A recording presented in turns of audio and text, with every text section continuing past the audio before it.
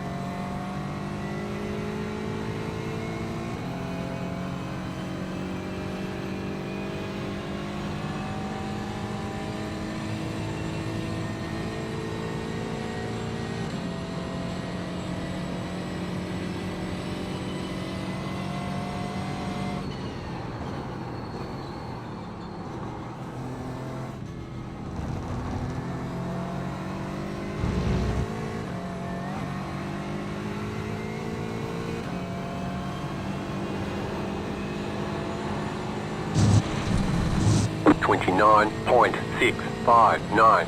New fastest lap for you.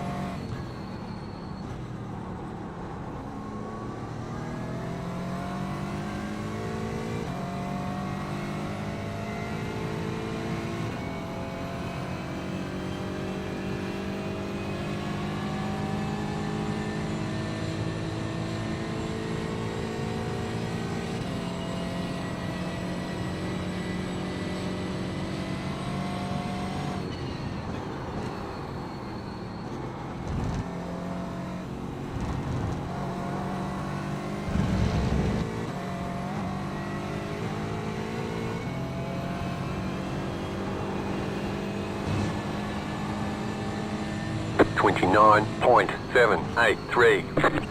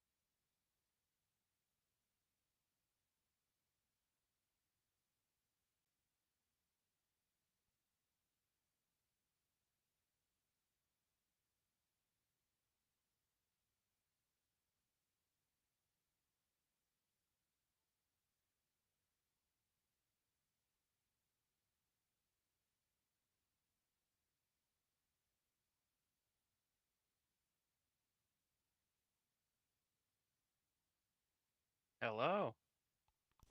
Hello, how's it going? Oh, well, who do I have the pleasure of talking with? It's Brandon.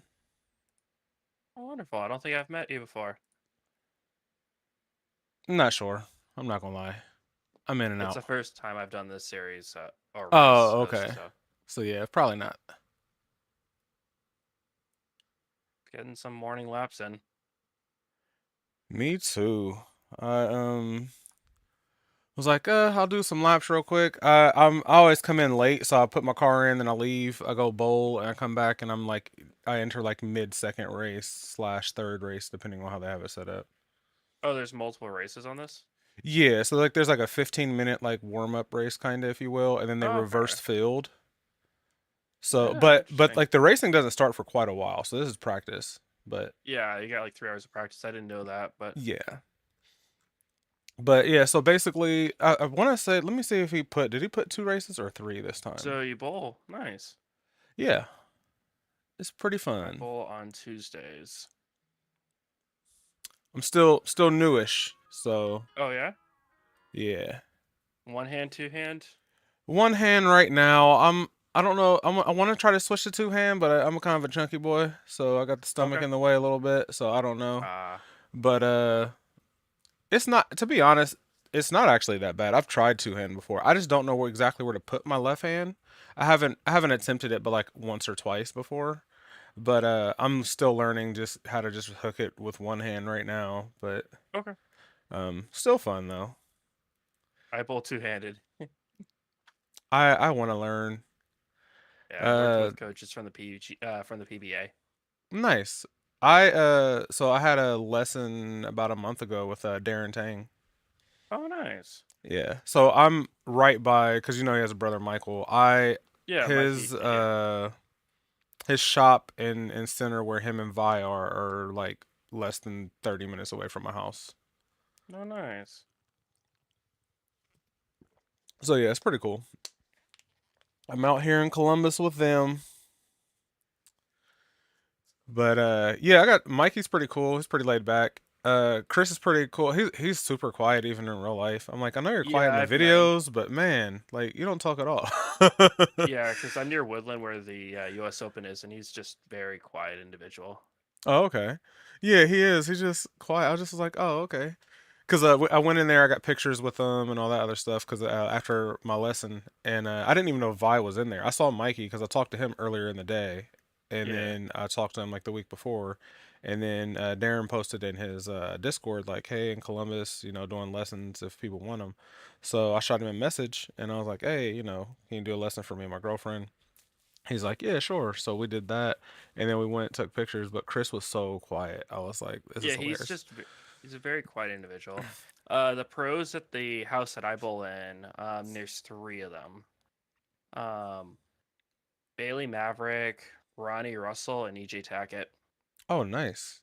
So I've worked with all of them. EJ's a fun guy to be around. He seems like he has some good energy. He's a fun guy. He's fun to play around with. Bailey's coming up on tour. Um, I've bowled up against Bailey and Ronnie. And then my coach was in the league a few times, Mike Devaney, who's won a couple titles on tour, but he's in the older league now, like the older The tour. 50 plus, yeah. Okay. Yeah, I wanna get my average up to like So, I want to try to hit 150s is what I'm aiming for right now. I want to average 150 first, then I'm gonna try to move it up to like 180, then 200. I'm just like taking oh yeah, steps. I'm averaging like 190 something. Last year, oh, thank you for the follow.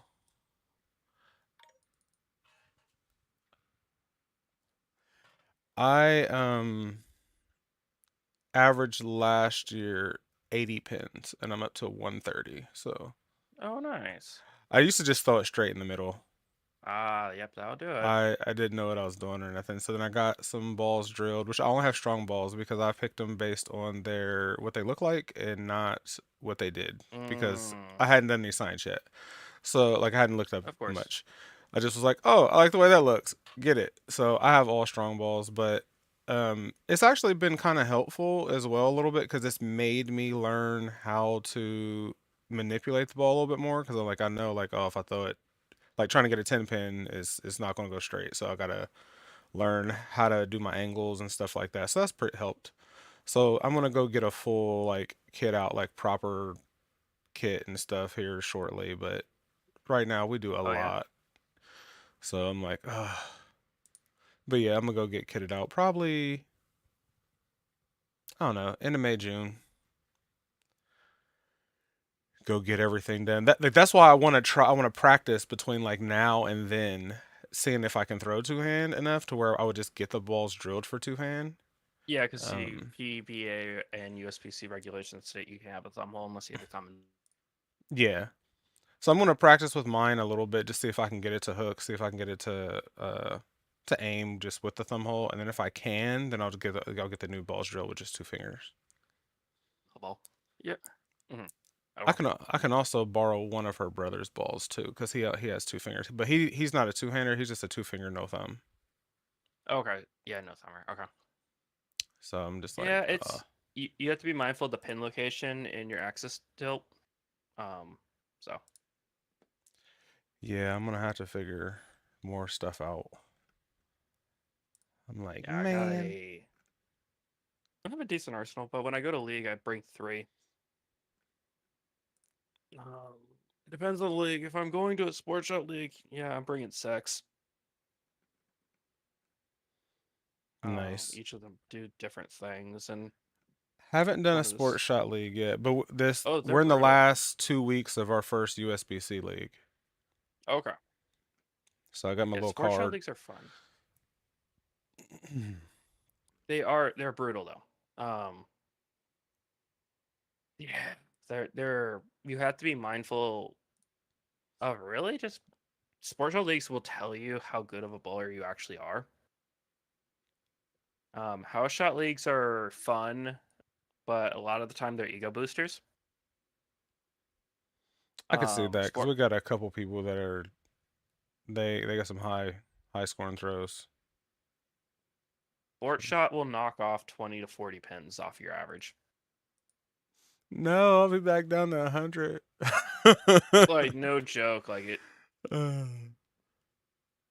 because you have to learn how to read the oil charts. If you want, like, for the most part, it comes down to how good are you at ball speak and aim control. It is up. So, and you just have to learn how to play nice with your stuff in general. Because different patterns will call for different things and they change very quickly. Some do, some don't. I've bowled on the shortest, I've bowled on the longest. How long you been bowling? I've been bowling for maybe like 4 years. Oh, nice. Okay. So I'm shooting like a 195 average right now. When you started up 4 years ago, did you start two hand like automatically? No. Funny enough, so there's a little bit of a story on that one.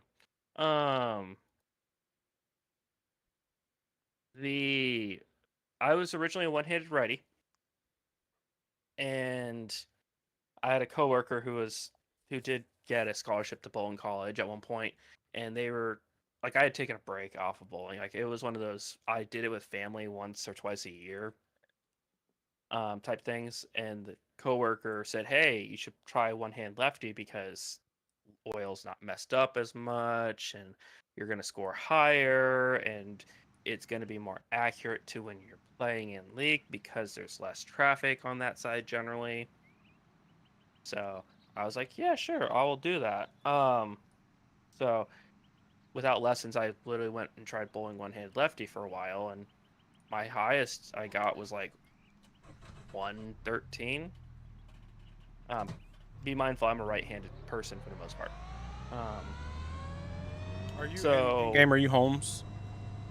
yeah, Oh, okay. So you're in the session. I was just gonna let you know the session was up if it wasn't you. yeah, I'm in there. You're about to hit first turn. Yeah. I got a map up of the track. I didn't put up which is nice. Being gentler in the corners honestly helps me this track a little bit. Big gentle. Versus overrunning the car like I used to a bit. So I literally would go to an alley and like I knew the staff well enough that they would give me like the veterans discount and the elders discount. Because I would go in not knowing much and just coming out of college, I was like, oh, I'm gonna I'm gonna get 15 or 20 games and not think after like not thinking after like 8 I would be shot. Yeah. And then like because I got them on discount, I couldn't get a refund on the games. Which I mean, it wasn't that much. 8.126. Like going out bowling the whole thing was important. Like I wanted to do that.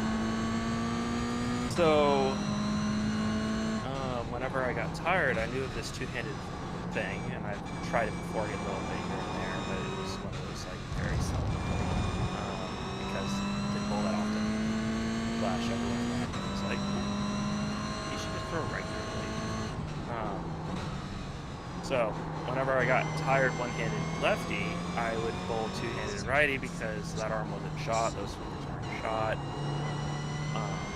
To finish out the rest of the games. And I consistently shot like 150 or higher. And I'm like, okay then. Maybe I should do this instead.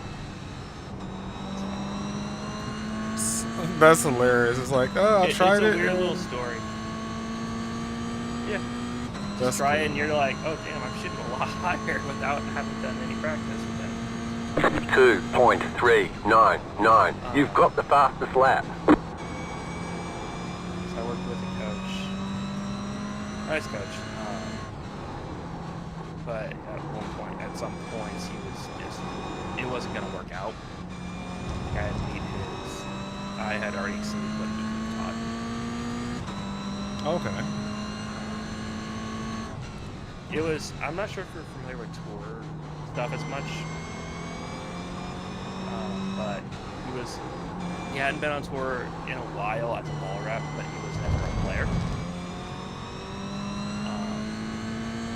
And he was just trying to go down avenues that it was like, that makes no sense. No one on tour does that. Okay. Like, to straighten out my spares, he was like, oh, we need to put a thumb hole into your ball so that you can throw straighter while two-handed. It's like, but all of my other gear is not. 0.501. You just hit the fastest lap. Alright, that 2 laps is gonna hold me over because I gotta get ready and put the stuff in the car. But yeah, it's I think it's gonna be pretty interesting when I try the two-hand. I really most exciting. And then change this to TV mixed. Yeah, it's one of those like it's funny because on my team that I'm in league right now with, like 2 out of 4 of us go to Vegas to bowl nationals. Oh, that's pretty cool. Yeah, one of like the captain on the team bowls two-handed as well. My bowling style for two-handed is closer to Anthony Simonson, where his style is more closer to Kyle Troop. Okay. So I get low. I get low to the ground, and my back gets fairly flat. I have to always remember myself to get low, because I'm like, dang it, I hate being... I'm not super tall, I'm 6'2", but I always got to remember to get low when I bowl. Everyone has a way of slowing down their ball speed. And I've coached up kids that were bowling in junior gold and were ranked within the top 3 or 2 in the state. My recommendation when I slow down, and I use this analogy in my head, I use the term quiet hands, soft feet. Oh, sorry, quiet feet, soft hands. Because you slow your feet down slowly and then you soften your hand up if you want to bowl slower. Okay. Yeah. I got that one. Doing my checklist before I leave the house since I don't have my backup. We're going to see the eclipse and stuff, like, I guess, later. And oh, yeah. So I got to get all the stuff pre-done so that I can get home, do a little bit of IROCC when I get home from the thing, and then head out to the campsite. All right, well, I will catch you later. Hopefully I'll just swing in like near the middle of the second one, but if they do only 2, then it'd be, I think, near the beginning of the second. But yeah, I will catch you later. I'll catch you later, man. Have fun. Good luck. Thank you.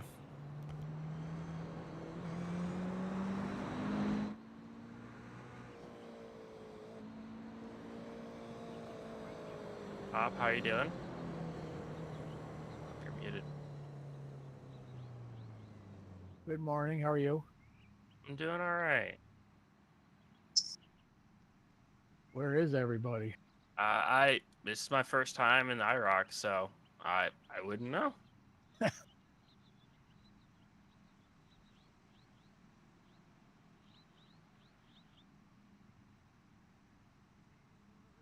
I thought practice was going to be like 30 minutes, and I counted on, and I'm like, oh, it's 3 hours. I'm like, oh, that's... Yeah, they do that because of everybody being scattered all over the world. Okay. So let's say that's new. Like, I put a little bit of practice in yesterday, but like... Yeah, I would think Ed would be in here, and I don't know if Greg's going to be here or not because he just got back from North Carolina yesterday. I don't know if he's going to make it or not. Does show he's online though. I would assume Ed's somewhere with the because the server's up and it's in his name. Yeah.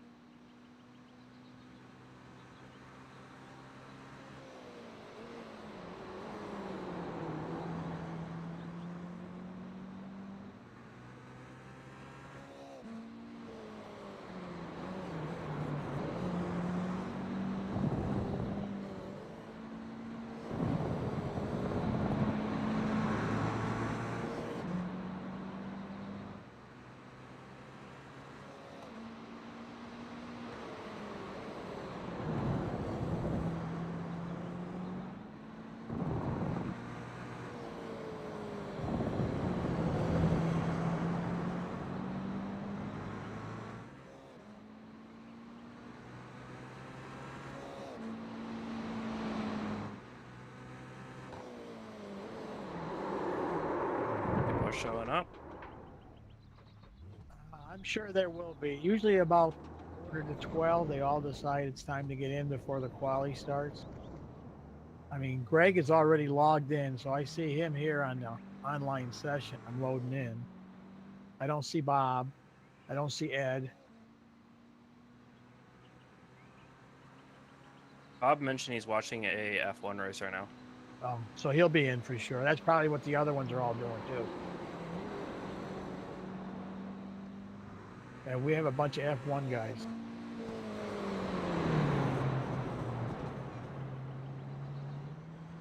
Yeah, I'm an indie guy.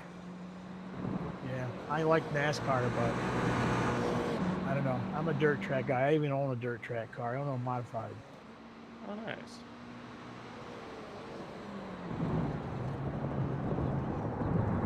there'll be more guys than this. I'm sure there'll be at least 10 or 12 guys by time quality starts. Oh yeah.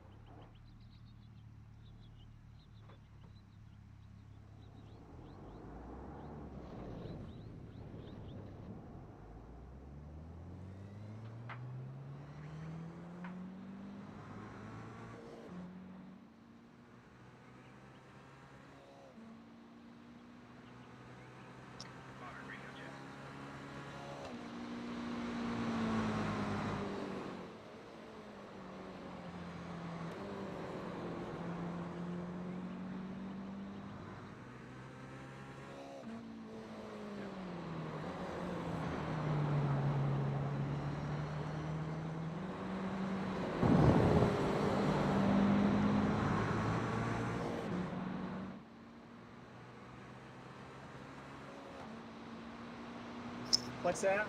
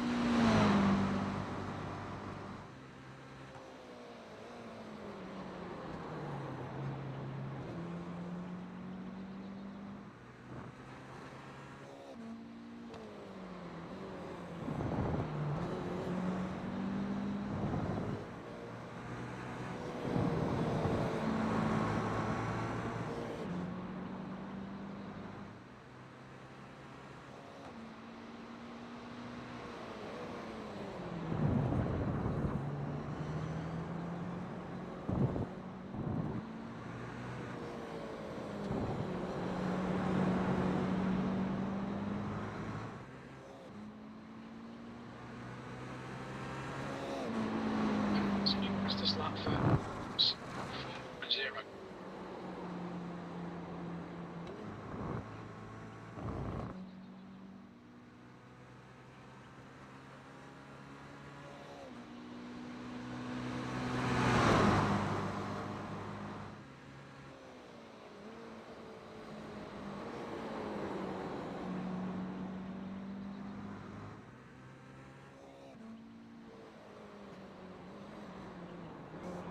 Pit lane speed limit is 60 meters per hour.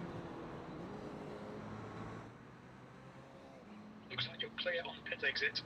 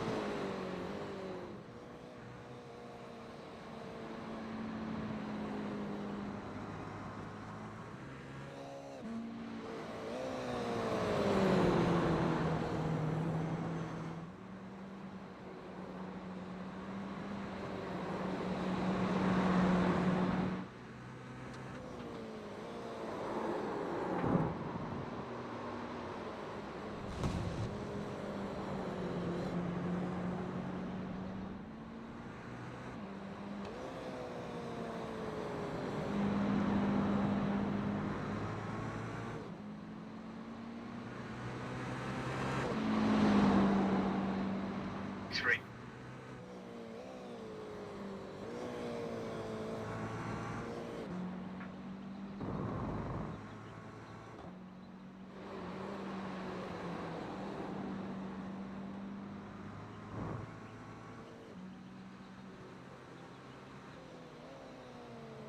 Sector 1 time's okay.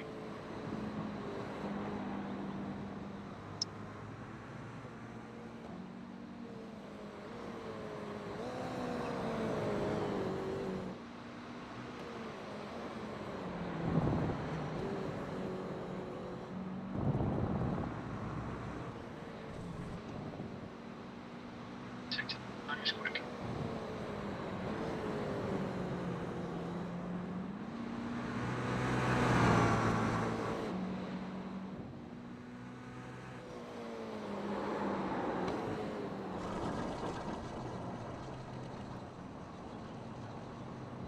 Two, lap time was at 1:02, retake.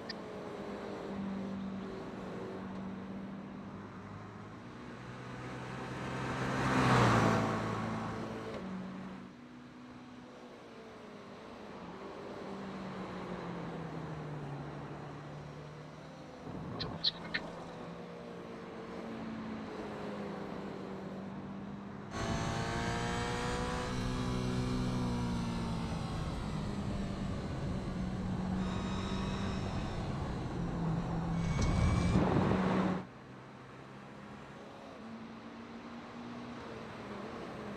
Hello. Sector 2 time is good.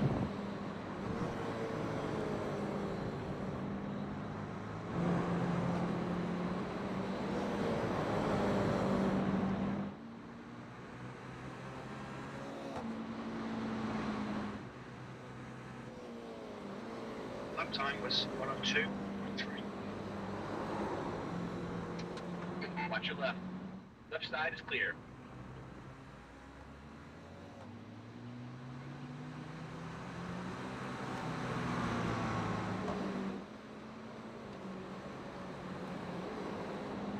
Sector 1 is 0.5 off the pace.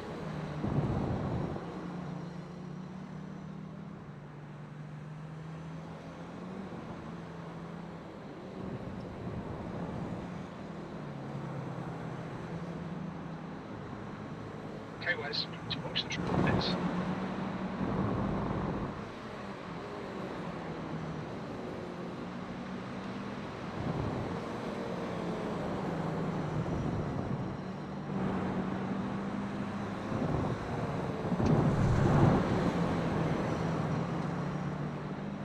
You passed this lap.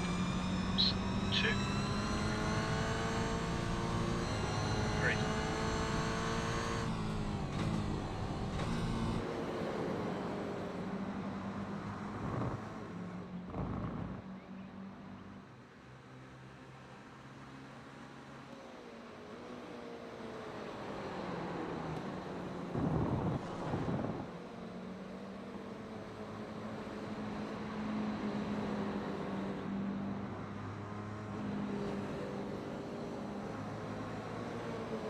Watch out on your left.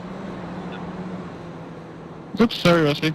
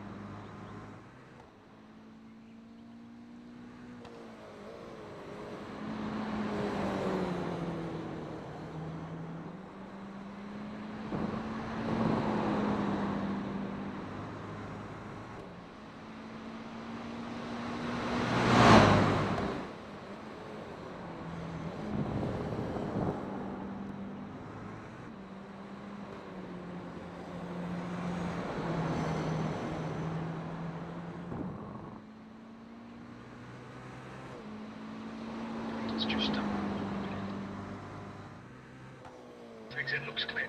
E4.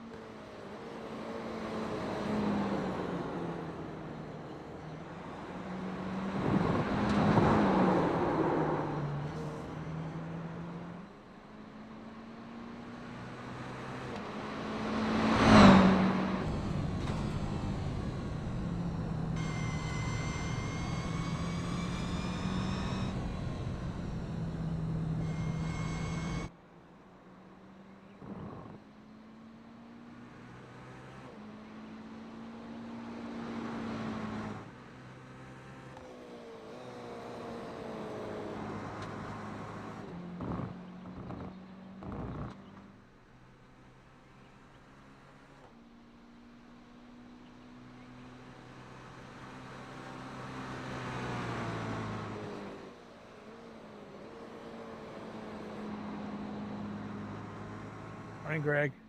Good morning, guys.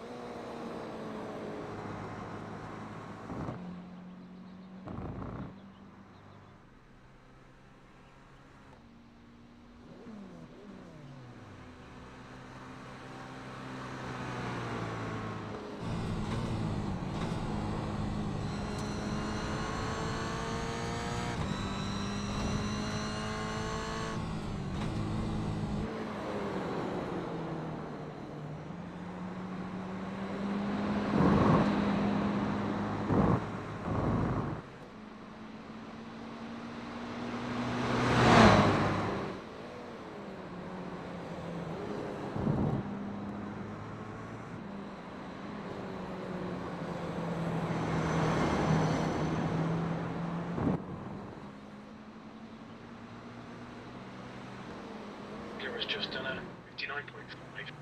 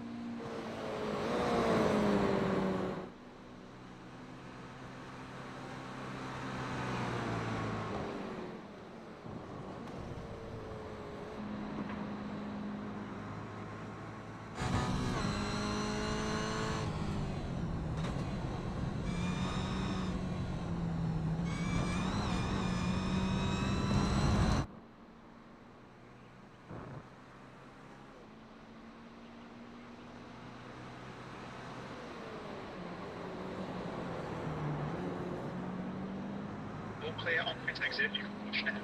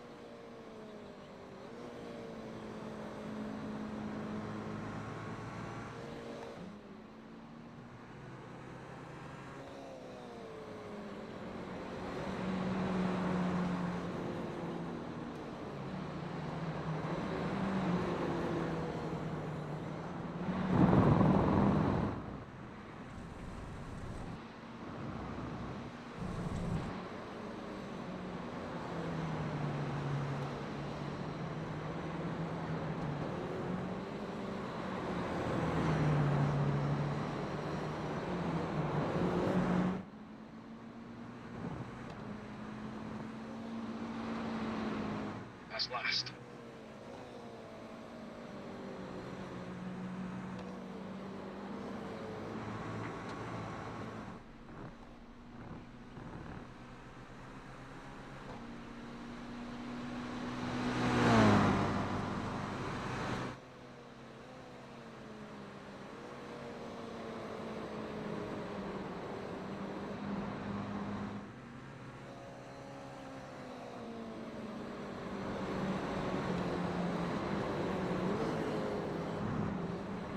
Final lap. Your lap is clear. We have completed most of the track limits.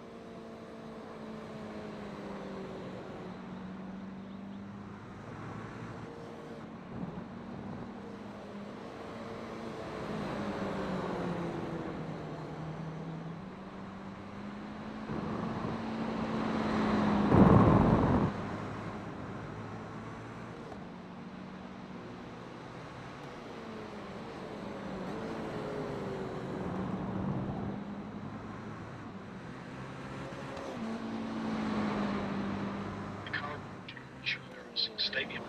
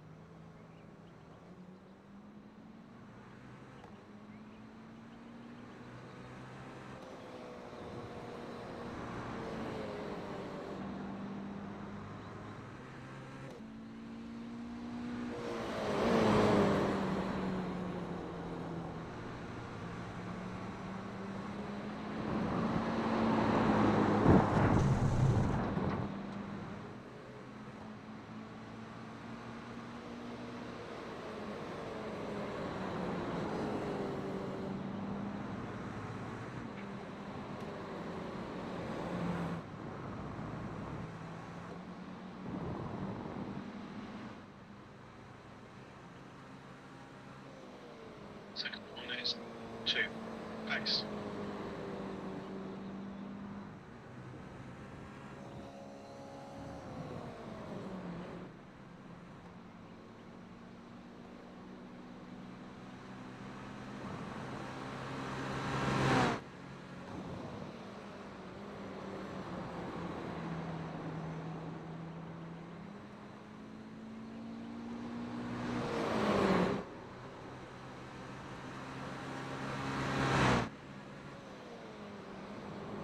Alright, guys, need to watch these track limits.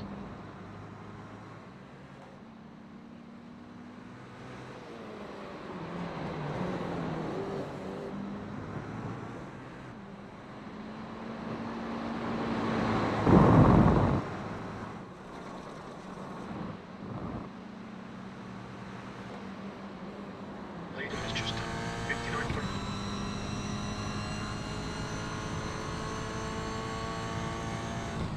Sector 1 is 2. The pace.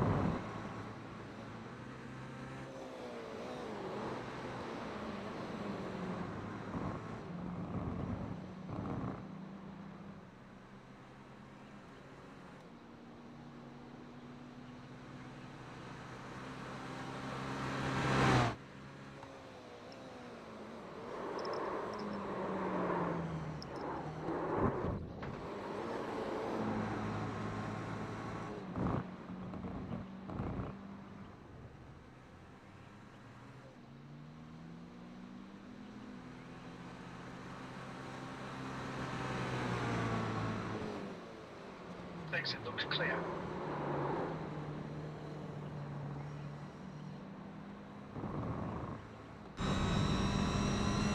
Right, going to enter service penalty.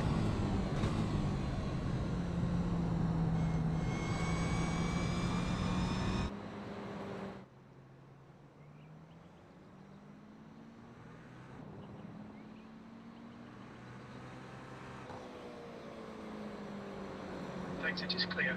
Don't cross the line.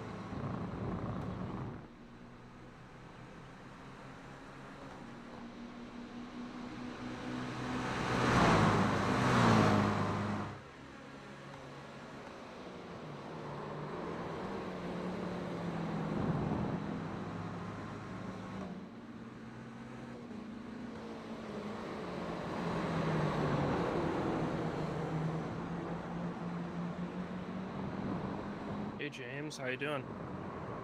Stuff. Good morning. Good morning.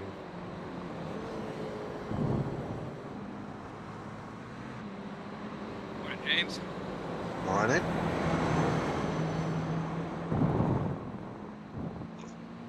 How's your afternoon been so far?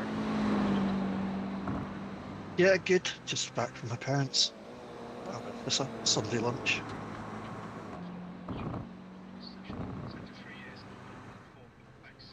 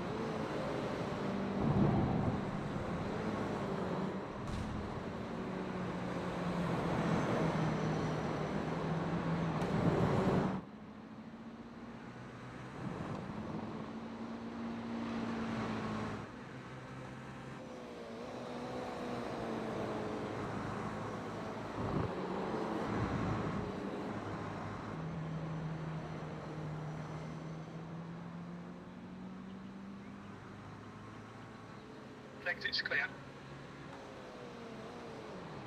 What setup are people using? What's up? What setup are people using? Oh, that would be crew chief. No, I mean like car setup. Oh, I have Fixed fixed. or Not sure what that was supposed to be using. I've just been screwing around, see what the different baseline type ones feel like. Haven't settled on anything yet. Nothing feels real good. But that's because it's a GR86, so it's never going to feel real good. yes, it does. Always feels good.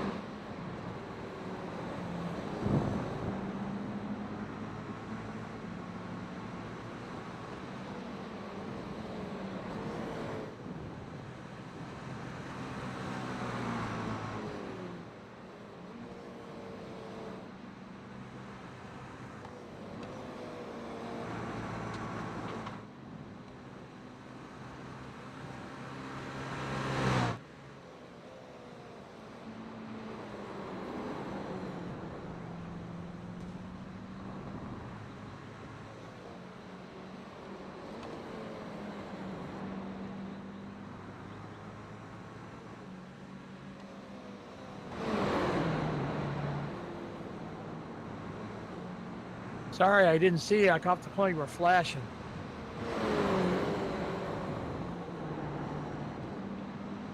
Viewers.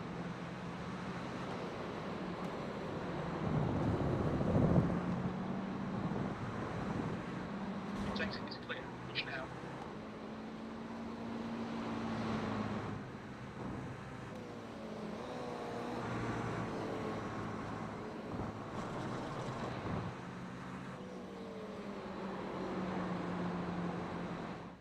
Leader is just done.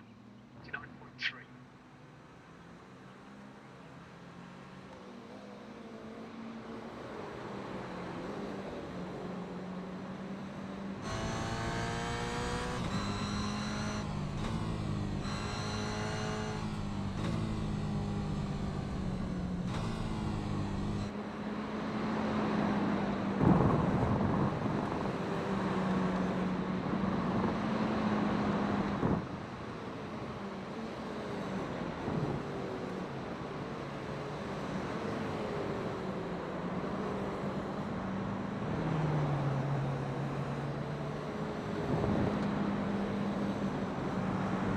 Guy ahead is just done.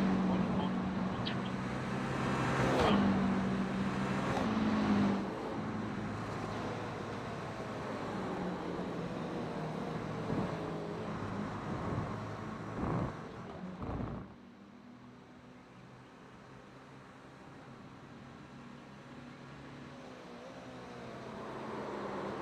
Sector 1 is 0.71 pace.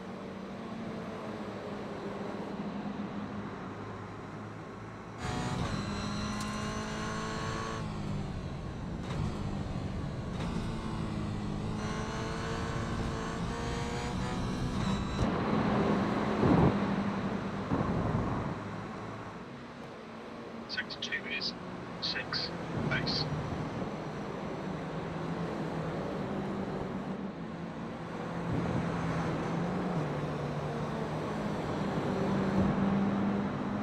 I hope you're not getting out of the way for me, Pops. I expected you to fight me here.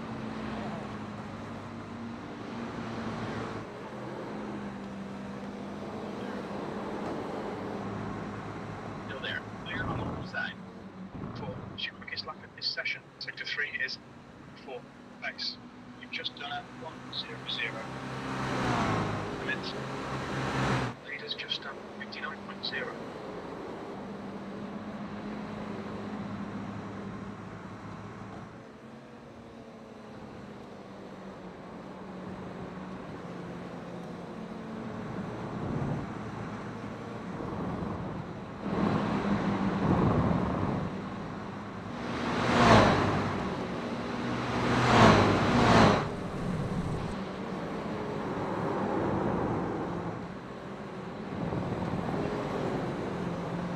That one looked violent. Yeah, I got that corner I got to figure out. Kind of a downhill offset bank.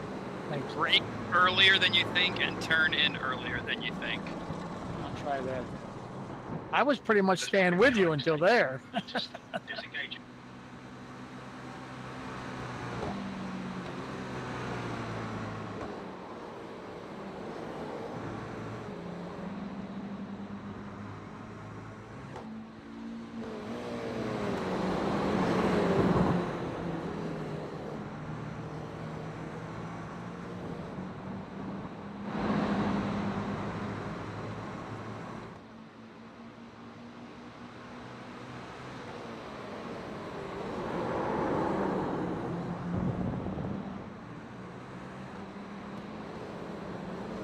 Setup feels a little bit better.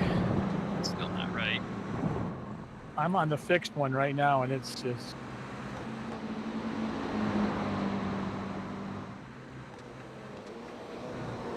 How'd you trip back? It was good. It was easy yesterday. We just kind of drove through. Yeah, No major incidents, and that's good. so So my computer randomly decided to restart, no, it's always fun. and it put me right on the race line. So I saw someone spin out. Sorry about that. I saw someone spin out, and literally my computer shut off. So I was like, oh.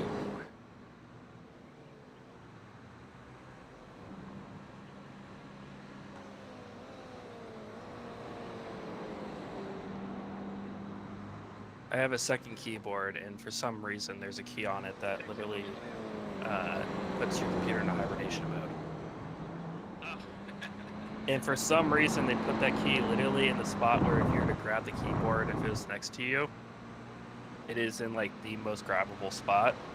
Sounds like you should pull the switch, and so there's no button there. I'm thinking about going in and remapping that if I can.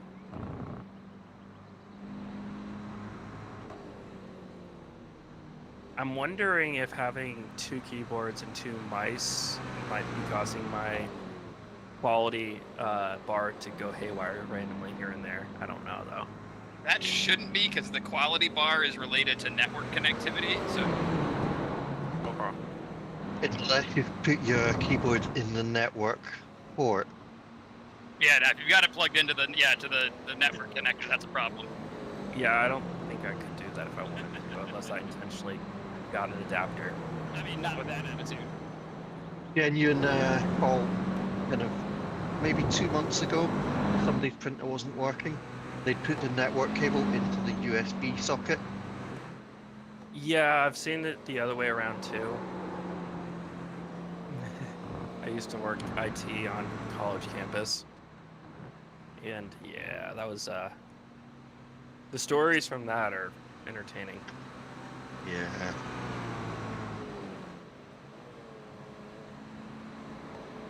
We had a person we had to replace someone's desktop because of water damage. So we go in to replace it. CD-ROM tray as a cup holder. No, worse. It was a lot worse. They had a potted plant on the desktop terminal, Nice. and they were like some ecological professor.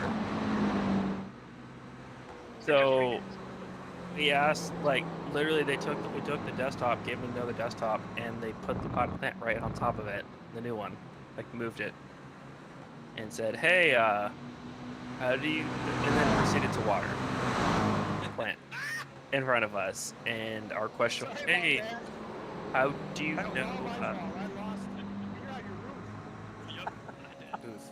How do you know, like, when you water it up? Oh, when water is seeping through the computer.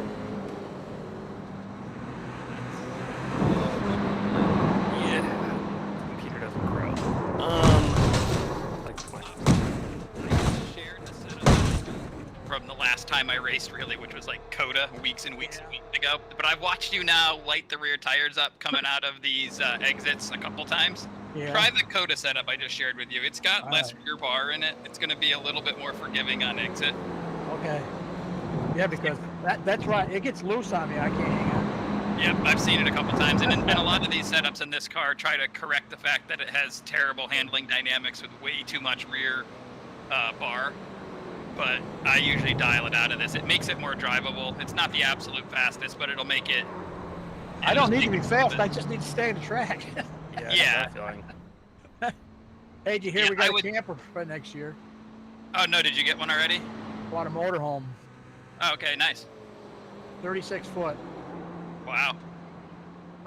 Bought it from an old couple, an elderly couple that bought a house in Florida. Gotcha. We haven't picked it up yet, but we're going to this week. Nice. But yeah, I would say the setup I just shared, looking at my optimals, it's about 4/10 off. Its optimals should run it in the high 58s, but you're really going to run it closer to the 59, mid 59s. So give that a shot, see how that feels. Okay, I got it out there now. Yeah, I keep losing it in the corners. Well, it's on exit, which looks to me like it's the rear ARB as it's starting to unload and you're bringing the throttle up. You're spinning it, so this has less rear ARB, which effectively acts like softer rear suspension. So under throttle, it should be a little bit more forgiving. Okay, thank you.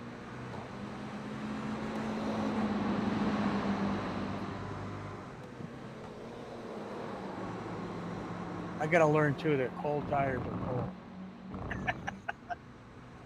Leaders just done a 59.0.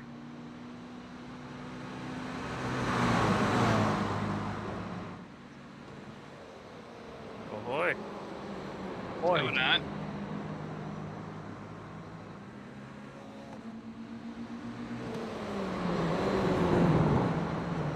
Oh, what's up, boys? Another day in paradise. Just getting our feet wet around Okayama.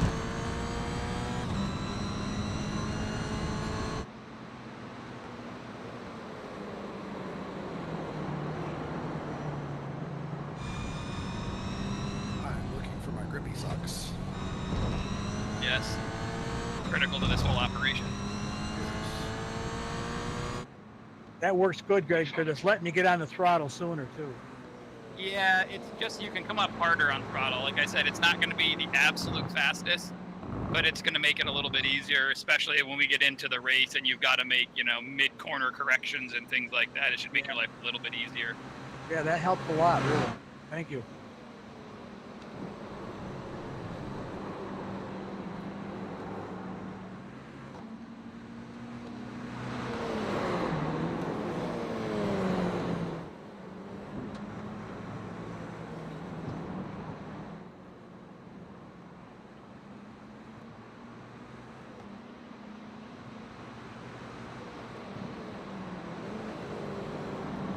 Exit's clear. Push.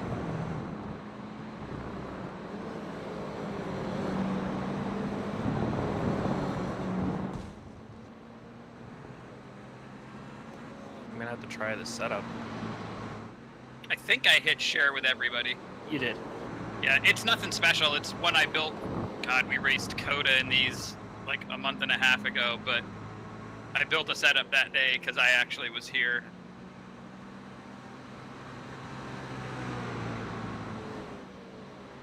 So, it's fine. It's not great.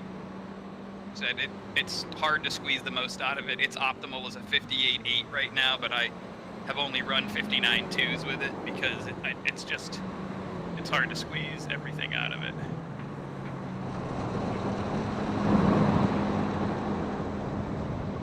By the way, I have missed a few weeks, so there's a few names in here I don't know, so I'm gonna real quick. Matt Holmes. Yep. What's up? Nothing, I just want to introduce myself. So I'm Greg, Johnny Utah. And then, is it Mikhail? Mikhail might not be in with us. I don't think he's on voice. I think he's Okay. on like in car. Gotcha. iRacing chat. Gotcha. Does anybody know how he found us? Sorry, I've been in the woods for 2 weeks straight, like just not using technology. So I think he might have come to us from Chris Ray, kind of advertising for the Lemons League. oh, okay, Because he's been doing a few races there. gotcha. Okay, so he's probably a bring over from like Ed or somebody else too that's in there as well. Well, I think you might have been Reddit. Yeah. Oh, okay, nice. Well, welcome guys. Glad to have you guys all part of ZFG. I guess I'm just talking to Matt, but hey, welcome Matt. Glad to have you part. Where did you find us? Lemons Bishop brought me over. Okay, cool, nice.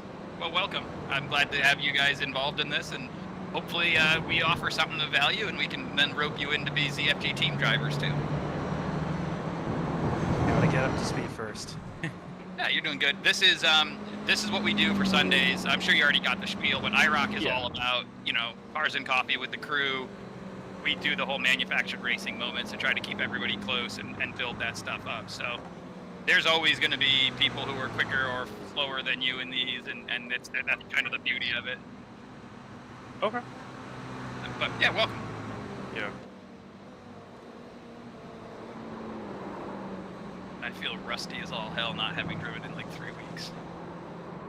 Exit's clear. Stay behind the line.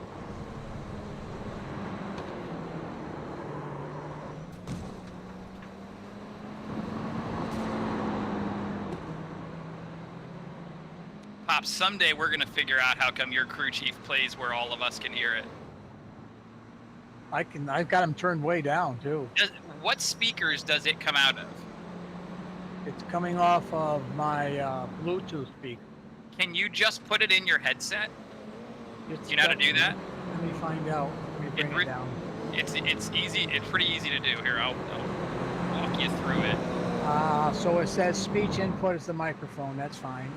And you want me to put it in my headset? Yeah, if you can for crew chief. Yeah, headphones, high definition audio. Let me try that. Let me turn it off and turn it back on, see what it does. Yeah, because then you'll hear him. You can hit the button that says whether it goes through. Did you get anything? I did not hear anything. Did he talk to you there? Then that fixed it. Cool. There you go. Then all good. Thank you. No problem. I know a couple weeks ago when I raced, it was a little bit confusing for Matt Tauger. I rewatched the Twitch stream, Yeah. and you guys are racing side by side, and you can hear your crew chief calling car left, car left, car left, but he's on your left, so his crew chief is calling car right, car right, car right, and you hear Cowger go, I don't know where anybody is! My fault. Tactical. Honestly, as a strategy, it worked brilliantly. Well, it wasn't a strategy because I didn't even know it was happening.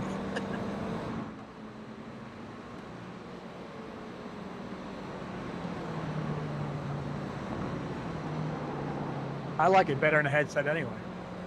That's how I keep mine. I have, I use the iRacing in-game spotter now. I stopped using Crew Chief when they improved it, but I have that piped into the headset, so it's like the crew is talking to you, you know, in your helmet. That's the only thing that comes through my headphones are you guys and the Crew Chief, and then everything else gets played either through a butt kicker or or the speakers hooked to the rig. Richie, give you any more details about damage?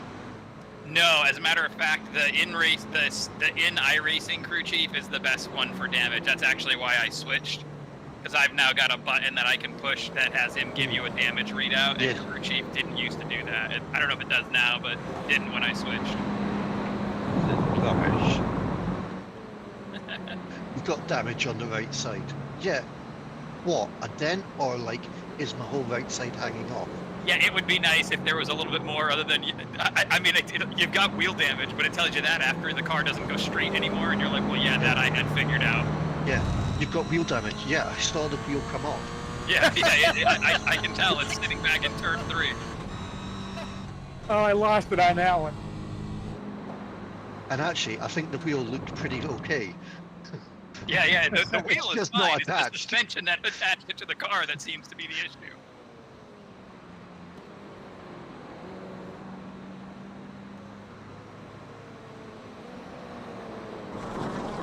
Am I right in thinking that wheels don't exist as such? That if you see like a wheel come off somebody else, you can't hit it? No, you can hit it for a certain amount of Really? time. There is damage is a physical thing. Yep. It's because I went through a wheel the other day and didn't hit it. It's not a Well- guarantee. There's something to do with how they calculate the net code, but there is a possibility if you hit large pieces of debris that you will actually take it damage as if you hit debris. Have people around me? It helps. Yeah. I mean, it's better for them than anything else, though. You really want to give them that sort of advantage of you driving predictably. Sleepy, leave me alone. The stupid Formula One races. Oh, I just watch them in the morning. I'm weird and I like really enjoy watching them live. Nope, that's not weird at all. I totally get that. If it wasn't at 2:30 in the morning kind of thing, then I would be watching them at the same time. Yeah, I was pretty upset. You know there's IndyCar, but we're on break right now from it. What's IndyCar? Oh, Okay. I got no hate for IndyCar. Hang on, movies. I got no hate for IndyCar, sports car, F1, any of those. But F1 is the one that I do regularly watch. I'm with you, Tucker, though. I would prefer to watch them live whenever possible. Also because it's almost impossible to exist and not have something spoiled for you just Right. because automatically push news stories or whatever. Yep, I just don't check my phone at all. I leave Yep. it on. That's what I had to do on these days like this where I know there was a race overnight. We got up, we made coffee, and we started the race, and the phones were never touched I because was yeah, about to say, have you watched it yet? I just finished it right before I got on. I A can't number of wait times for I've been it. like, I've forgotten and just like gone down to get a list of notifications and probably for like a WhatsApp message or whatever, and then it's just come up below. It's kind of Verstappen win. Oh, he doesn't Yep. know.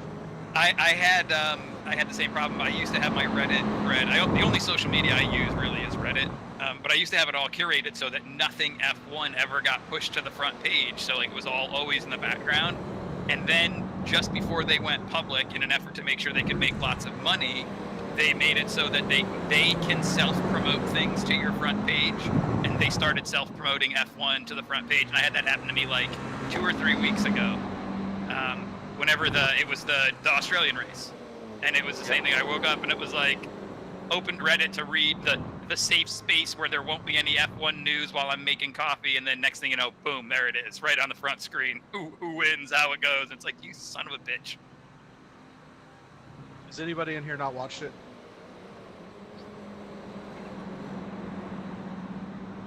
It sounds like everybody's seen it, at least everybody who's on mic. I can't wait for Bob to get in here so I can leave him shit about Mario. That was there was a lot of bad decisions made in that little burst there. Going to the inside of Ricardo was Stroll, right? That was a bad decision because he then hit the grass and comes back off the grass, freaks Ricardo out. Ricardo needs to know though, in that moment you can't react to that. You have to just hold line. So he makes a bad decision to make space, and then Albon, what are you doing on the outside there? I mean, there were quite a few passes through the S's on the outside. 2 wide, not 3 wide, though. I mean, it is lap 1 in Formula 1. Just expect somebody to be there. That's why I say I think all 3 of them showed that they all made huge mistakes there. I think all 3 of those guys did. Stroll, the fact that he got away from it and didn't get damage isn't fair. Like, all 3 of them should have been out, and then there should have been like a talking to in the garage afterwards about like, let me introduce you to the S's at Suzuka. These are 1, maybe 2 wide corners, and really the only pass you can make is on like the 4th S going up the hill, the left-hander. Like, that's where everybody made the passes. Yeah, the outside move. Yep. I've got to say though, points for Yuki. And Yuki made 2 very snazzy passes on the outside in turn 4. Yeah, I think Yuki drove well today. I think that that car was actually probably pretty good this week because, you know, you saw it in qualifying. He and Danny Rick were within, what, 5,000ths of each other, 500ths of each other. Yeah. So, like, I think that it's really a shame because I think both the cars probably had a shot. Well, but I think the second car would have had a shot without Danny Rick. I think next year Liam Lawson's going to get one of those 2 seats. And I think Lawson's going to get it next in China. You think so? I don't think they're going to go that quick. I mean, it is Red Bull. Yeah, that's true. Kind of their thing. Yeah, they do love to just completely screw things up. The only thing is, though, I would be surprised to see them make a move this early because they need to be thinking about who the Perez replacement is, too. Because replace Perez. Well, I don't think necessarily that they need to, but last year, remember, he started out after 4 races leading the championship. Right. So the fact that we're 4 races in and he hasn't detonated yet doesn't tell me anything, because last year he won a race and was leading the points at this point, and then by the end of the season had half the number of points of Max. So he finished 2nd, and I think that's all you need him to do. Right. Like 100%. Yeah, I'm not saying he could pass up. No, he really needed him to show up, and he did. Well, yeah, but as long as I know, you can look at an individual race and go, well, yeah, but over the season, it was the first 1-2 Red Bull had in the championship, so, and they've had 3 1-2s in the individual races this season. Oh, I'm with you. I don't think Sergio needs to be kicked out of that seat unless they're going to give it to Carlos. That's the only person right now, I think, on the grid who has earned the right to say, okay, move over, Sergio, it's my turn. But then, I agree with you. I think that the fact that they finished 1-2 in the points, the fact that, even though he didn't do all the things he quote unquote should have in Red Bull's eyes, I mean, he still beat absolutely everybody else. Yeah. And, like, obviously I think Sainz is a far better driver than Perez, but do you put Sainz in and change the dynamic of the team? Like, I don't necessarily think that's going to be a good idea. Yeah, because I wonder what happens if we go back to an era where Max has somebody else in the other car who is actually fighting with him. Do we create Nico Rosberg situation and then watch that, unravel over there, where now it's almost like Sergio has given up. Like, he doesn't even, he's like, yeah, I'm second. He's like Bottas was. Like, yeah, I'm P2. If I do everything right, I get P2. I don't get to win. Yeah. Because I think as long as Verstappen stays there, he is Red Bull. And the nature of how he drives, the car is always going to naturally come to him during a season. And so I think he will break any driver that goes and tries to go toe with him. I agree. So you need somebody who, not a Senna and Prost at McLaren, but Yeah, exactly. Someone who's just going to accept a Schumacher and Barrichello, or you're that going to kind of collect thing. a whole lot of trophies in your career being his number 2. Maybe Yeah. you'll get a few wins. Nobody else can make that offer for you because right now we're so much better than everybody else car-wise. So do you want to come and be a good number 2? And I don't think Sainz would want to do that. No, well, especially now that I think he did that at Ferrari. He kind of came in and said, hey, I'll be the number 2 and I'll build my place up in the team. And then as soon as he starts building his place up in the team, they replace him with somebody else. I think he's going to now go into any place he goes trying to win. And I think Max is a robot. I think we're going to find out that he was an AI test that was put into Formula One to see how they would do, because his lack of emotion and everything, as well as his unbelievable consistency, just tells me that he's probably a robot.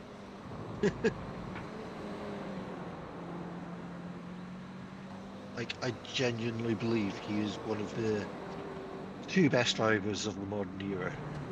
I agree, and I think I would put him as my number 1 in the modern era because of the fact that he started out such an aggressive, like, bad decision-making, inconsistent driver, and then has completely gone the other way. Like, I'm sure you guys remember, like, you used to see Max Verstappen on a track anywhere, and you were like, well, he's going to kill somebody today.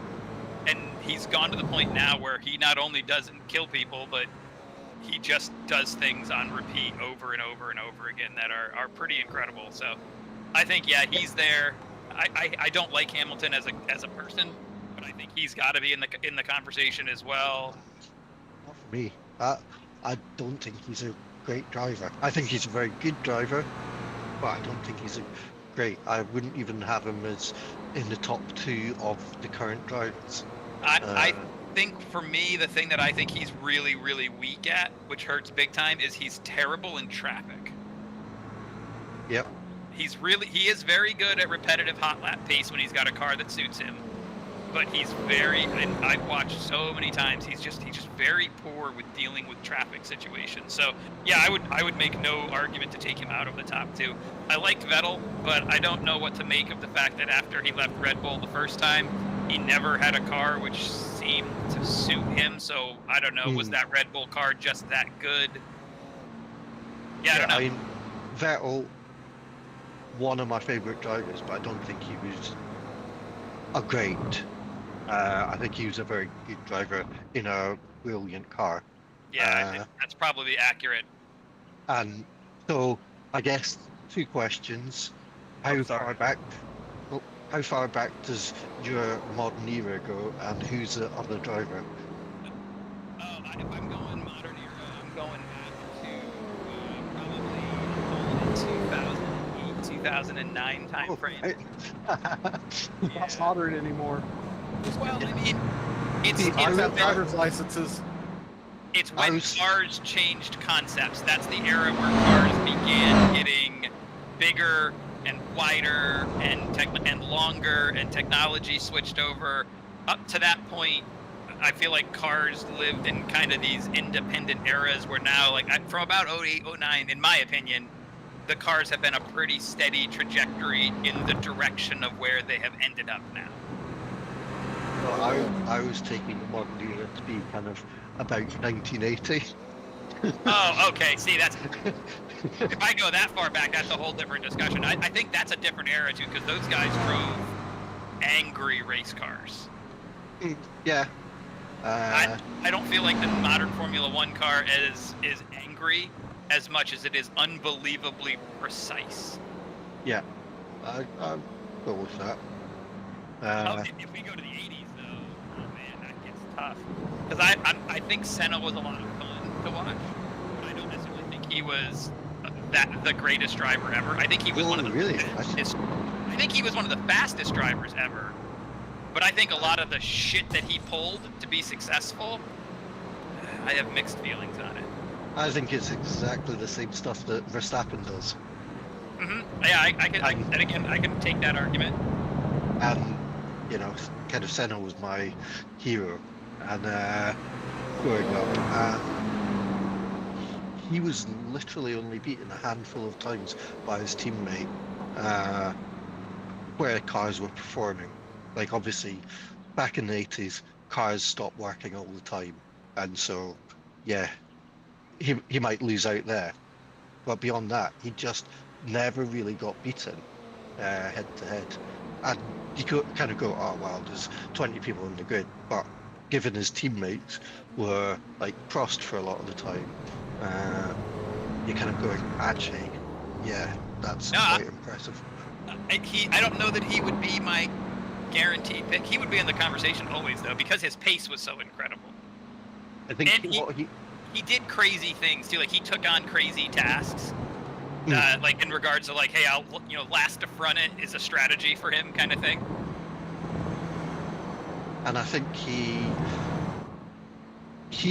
was kind of similar to Max early on, where he was very aggressive because he kind of almost felt this injustice, and then he was kind of almost had a vision, and it was the same kind of vision I thought that Max had against Hamilton in that 2021 season.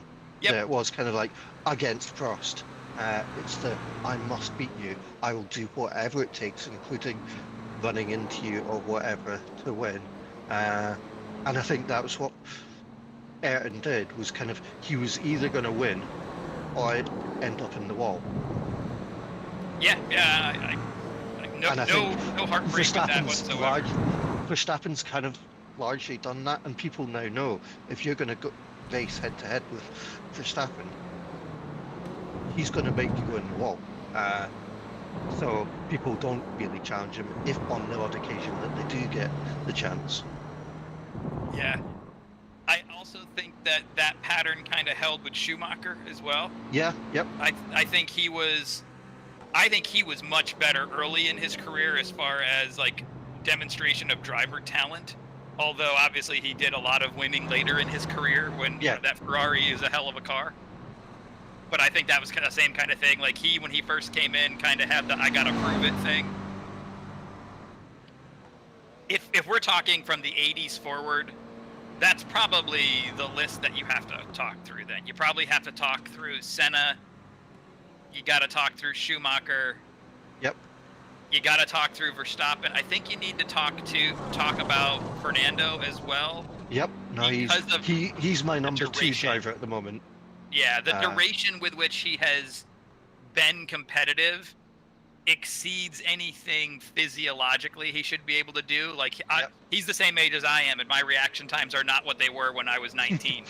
And yet he's doing things in the car that show he understands it so well and drives it so well that even as time begins to take away his physical advantages, he's still just baller AF. Yeah. I mean, yeah. He's 42. He's multiple podiums. He's always beating his teammate. Yeah, I got it. Lance Stroll. Understood.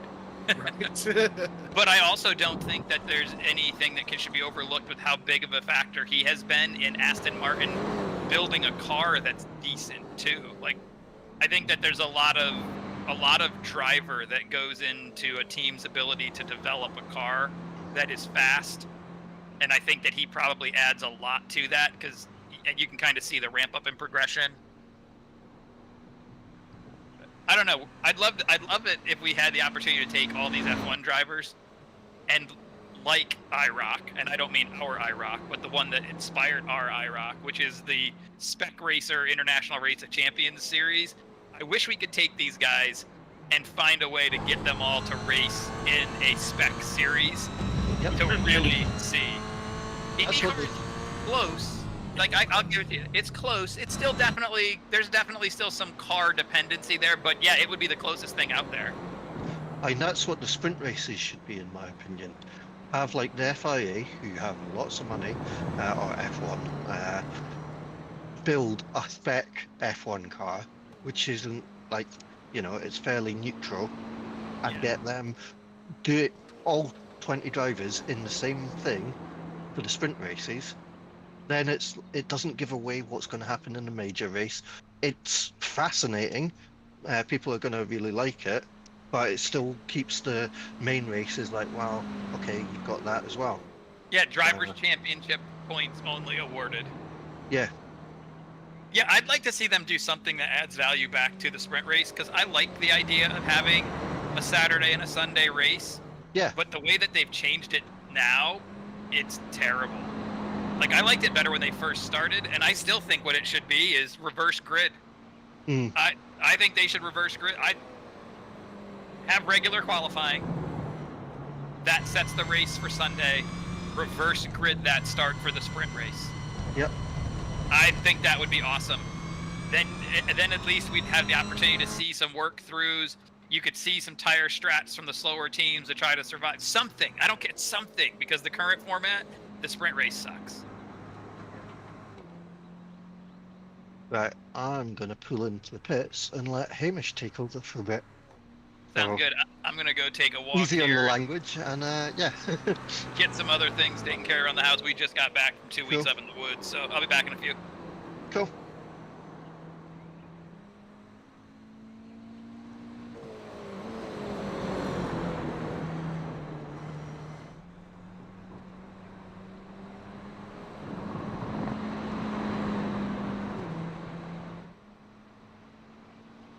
If I can drive this shared site.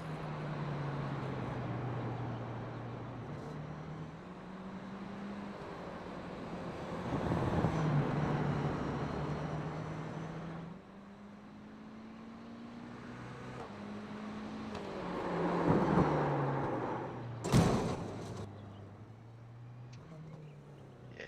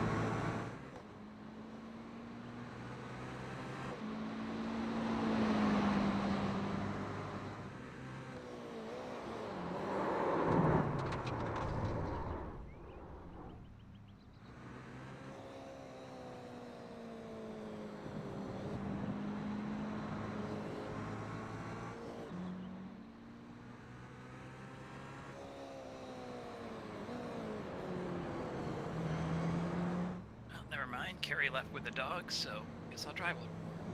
There you go. Probably should anyway, since I'm feeling quite rusty. It's amazing how much, like, taking a few weeks off, it's almost like stepping back into a weird world where now I have to get back to the physics, I can't feel them, yet I've been up in the mountains for the last couple of weeks driving my car where I have all the feedback. Yeah, but it's Yeah. feedback from places. Yeah, completely different to lose the seat of the field. There are some gorgeous ass roads up in North Carolina too. Oh yeah. Man, there's some good stuff to drive.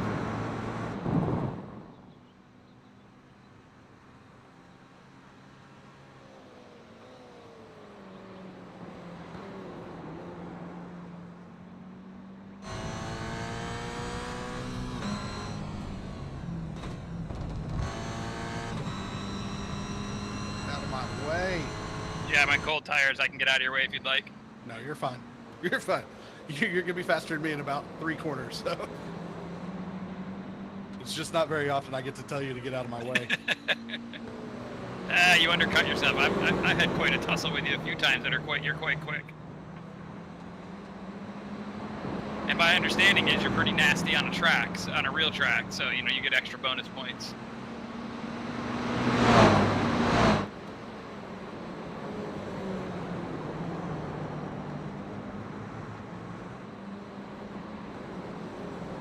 Speaking of a real track, I just put in my paperwork so that I can go do the new 911 GT3 RS track day. Yeah. Oh, I am very excited for that. $400,000 race car that I don't have to pay for if I break. I have a friend selling his GT3 Cup car. It's tagged and titled, and I am very, very, very tempted to buy it. That would be fun on the road. It'd be even more fun on the track, obviously. Right. Are you thinking about buying it to track it? Oh, it's Nice.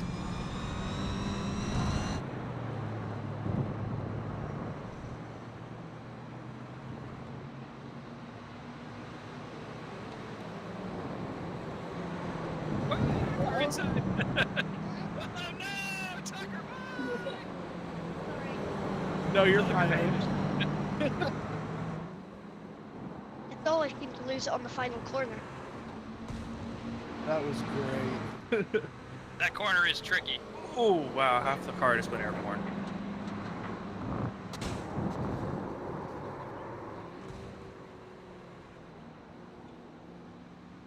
I'll come chase Hamish now.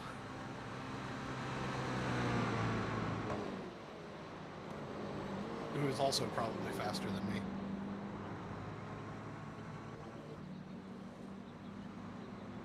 Because he's a kid, you can just blame it on his age. Like, oh, he's got natural reaction time advantage. Right. Get out of my way, Max!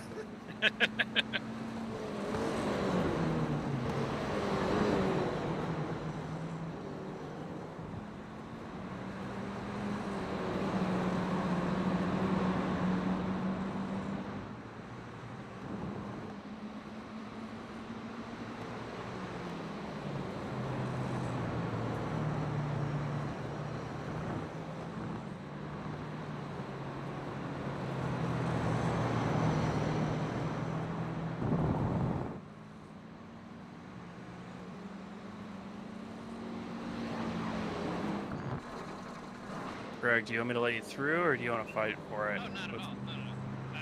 I got no need to be hot lapping. I'd rather race. Okay. It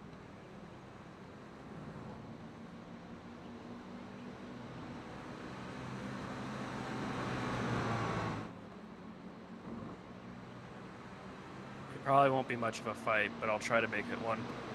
Just enjoy yourself. Both of these you can break and turn into earlier and chew lots of curb. Okay.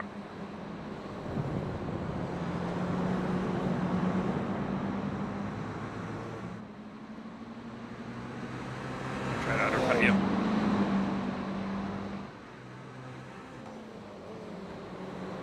It didn't work. Well.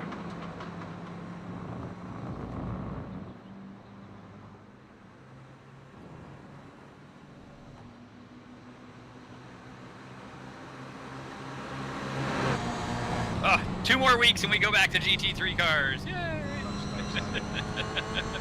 Yeah, the GR86 is nice, but when my daily is faster than our weekend race car, it's hard.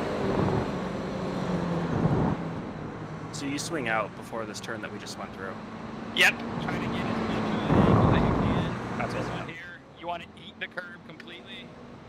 The next one, you're gonna hit the brakes hard. You're gonna try to get down way down in here. Matter of fact, if you want, I'll slow up a little bit, and you can just chase me, and I'll show you what my lines are.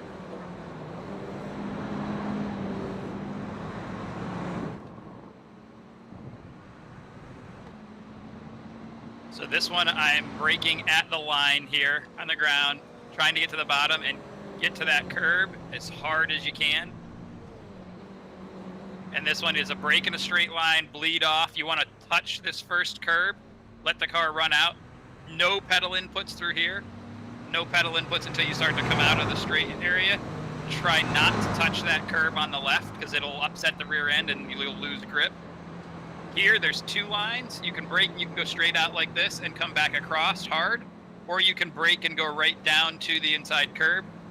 Either way, we want to be out here as far as we can, and as we turn in, I'm looking at first gear on the pull-out. And then here, it's eat this curb, like eat it. And then we brake down and then turn in, and the same thing, middle this curb so that you can be on throttle and let it run out. No problem. That double complex at the end there, if you get it right, looking at where you were at, it's probably worth 3/4 of a second to a half a second on your lap time.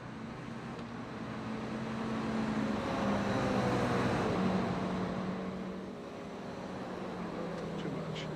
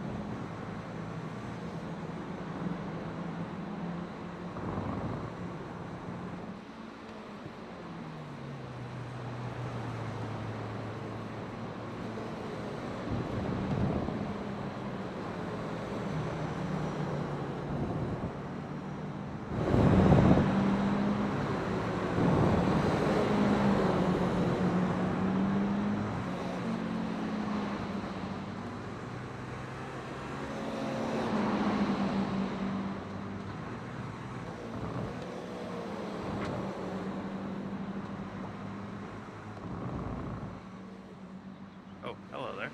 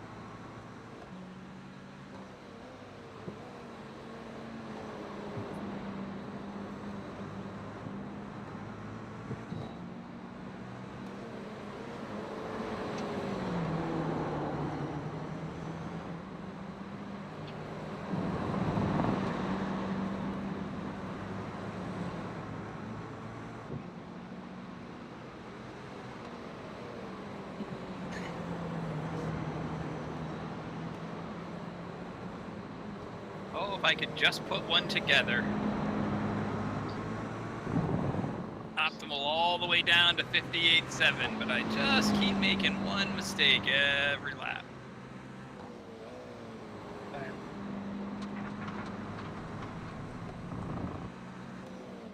It's funny, this is a track that when I first started iRacing got used all the time.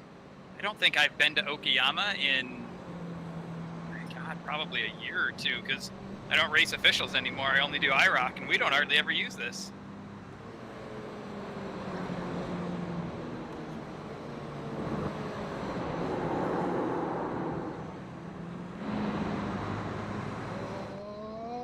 Hang on!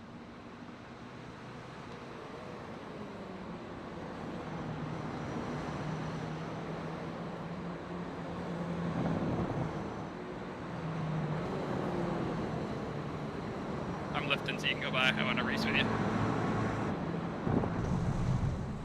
I suck at this. You do not.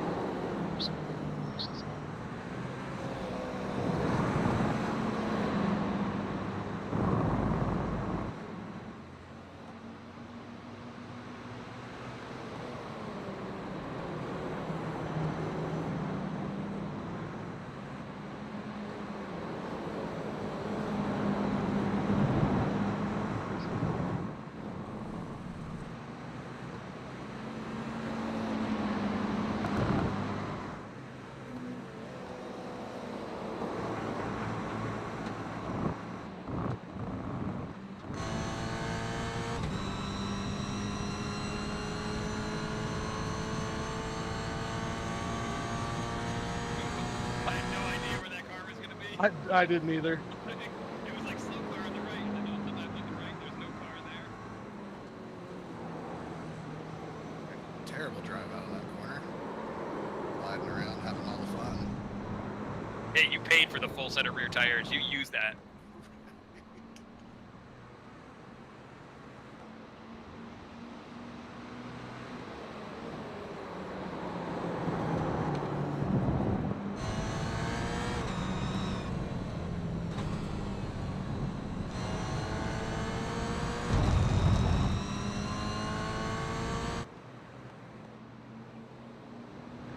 Oh, squirrely there, James. Done. Oh, sorry.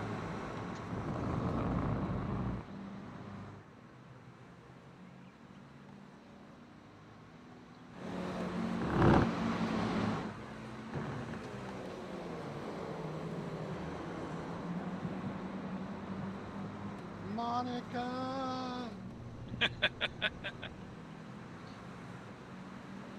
I was debating on starting the rewatch through of those because I haven't watched the last three. So I feel like the right way to watch the last three is to start from one and go back through the whole thing. Yeah. All 12 of them. Yeah. And the last one's number 10, but it's the 12th movie. Yes. I watched Kong vs. Godzilla last night. Yeah, the Corridor Crew guys that I watched said that they actually really liked that. Very, very good. They said that like even the special effects and everything were really well done. Yes.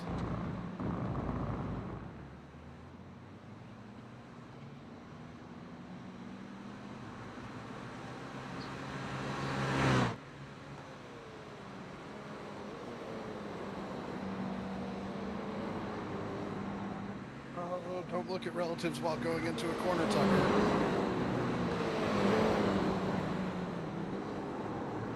Just making your life more difficult. It's just a guaranteed way to make the relatives bigger. Yep.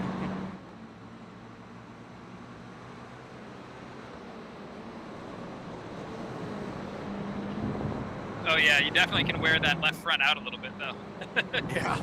I was like, how many laps can I just full yeet it into that last corner? About 3. Yeah, I'm on the 14th lap of this set of tires, and that was, they just kind of gave up a little bit.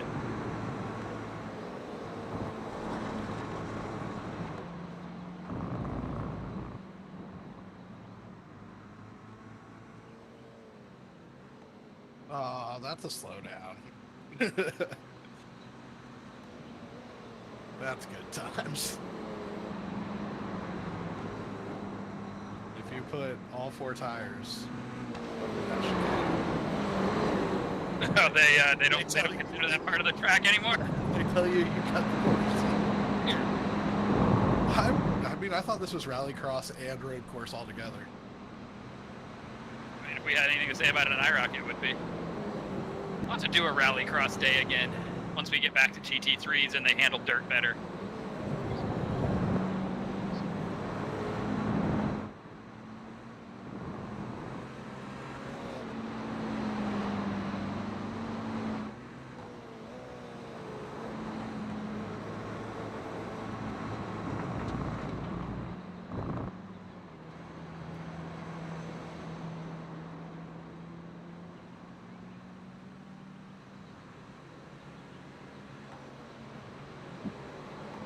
Hamish is catching me. That's here. Hey, that's good.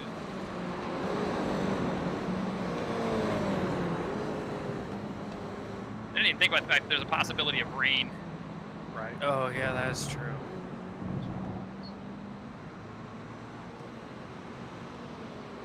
I don't think that's a possibility. I think it's going to happen. Yeah, we've discussed making one of the races in IROCC every week have rain, at least for a little while, so everybody gets proficient at it. I mean, this track will be fun in the rain. It'll be scary. Yeah, especially like this double right-hander up here that we have to do. That's going to be tricky. Yeah. Especially since, like, you were explaining about braking in a straight line, and I don't brake in a straight line there to upset the car to get it around that first chicane. Oh yeah, you're going to have to switch your style out for that car.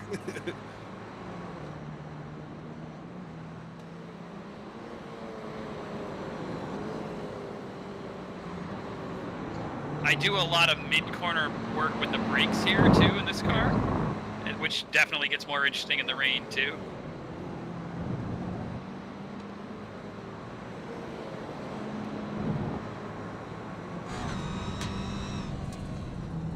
Oh, you could eat a lot of that and it not being off track. On the left side, the exit? Yeah. Yeah, probably more than you would ever want to use is legal. Oh yeah, my fronts are definitely starting to wear out. Yes. Yes.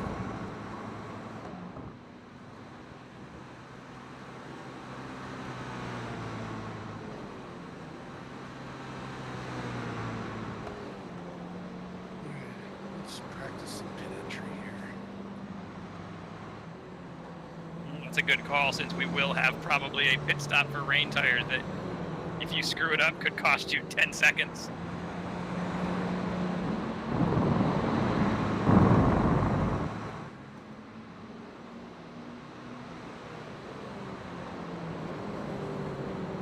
Okay.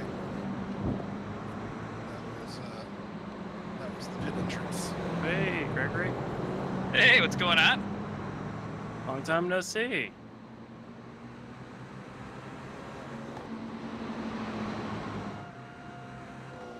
New phone, who dis? Old phone. Don't want to talk to you. Who dis?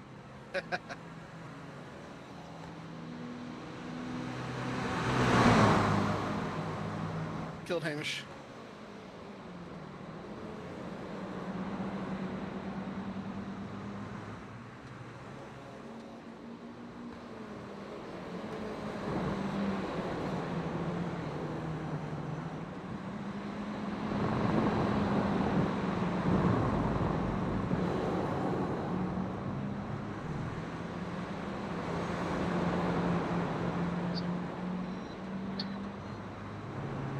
So did you drop down to second in the last turn, or did you keep it third?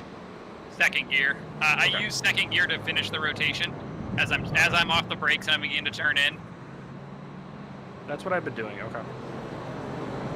And eat curbs here, like as much as you can eat. Every one of these opportunities where there's a curb on entry, eat lots of curb.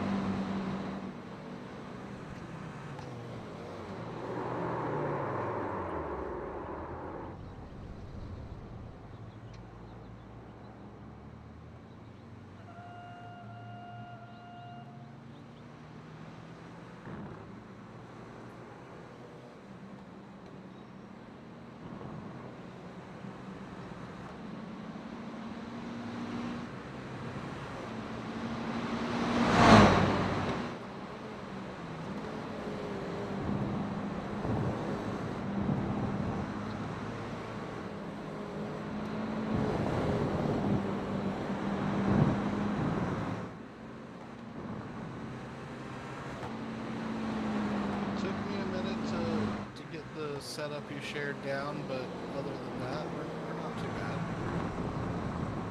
bad. I think your pace was fine.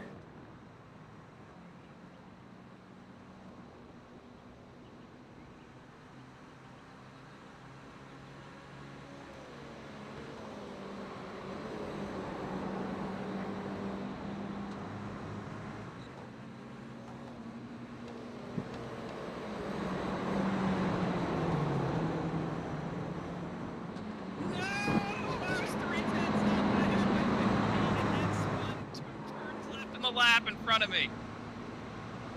Oh yeah, blame it on Ed. Always blame it on Ed. Ah, it's so Bob's not rough. here, so it's got to be blamed on Ed.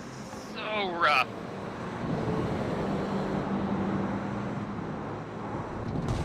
That was predicted at a 58.8. You've been gone for a while, so let me just remind you, it's gonna happen.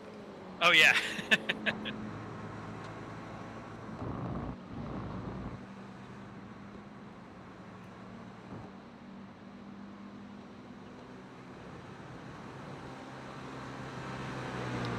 I know I'm not the quickest hot lap, so I don't usually end up at the top of the leaderboard for practice anyways. It was just one of those where it was like, oh, it finally put a good one together. And as we're coming out of the second to last corner, you lit him up, and I'm just like, oh god, no! I mean, you've already got a solid 8/10 on me. I know. I just wanted to make sure that nobody knew it's from outside the group gets to go be top of the leaderboard. And it would have been really great if I was doing it on 22 lap old tires, you know, just for funsies.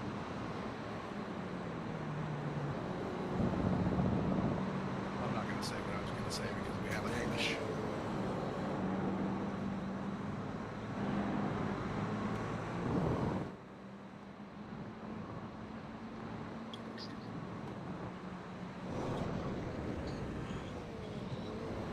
Actually, really like to ride this configuration in my car. Your real car? Yeah. Oh yeah, this is a fun ass track right here.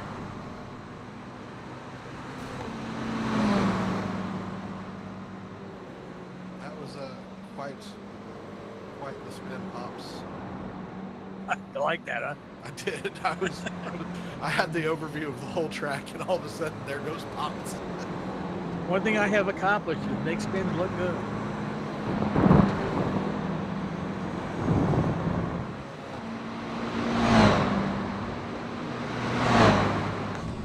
The other thing you have accomplished is, if I am near you, I know Pops is going to give me just enough space to not kill myself, and I'm going to kill myself. I have learned.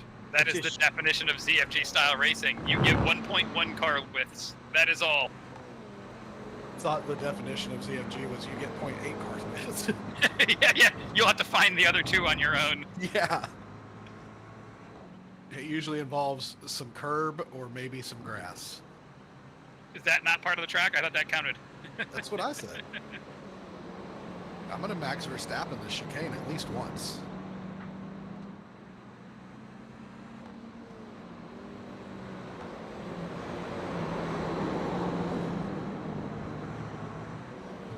Tires don't really seem to fall off much after the initial run. Like, they have that, like I said, I pointed out about 10 laps in, they felt like the left one started to go. But now 10 laps further into it, and I'm running 59 threes and 59 fours, so the car hasn't gotten that much slower. What I've learned on this track is if you cook the left front, it will fall off for a couple laps and then it comes back. Yeah, I think that's what I did. I pushed it a little too hard a couple of times through turn one, and I cooked that outside front, and then once I settled it back down, it came right back around. Yeah. Let's go see now what a fresh set of tires feels like.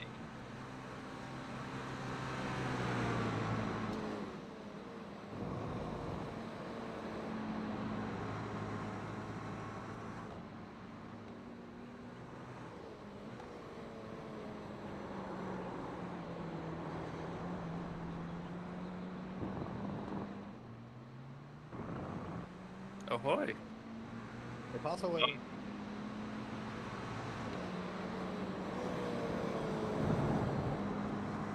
I do have $1 saying that Lawson starts in China, though. I mean, I would be surprised. That's a really early move, but like as you pointed out, it's Red Bull, so also, yeah, not that surprising. They start doing. I wouldn't be surprised to see them do like they're gonna start ride sharing it, like they alternate weeks. Right.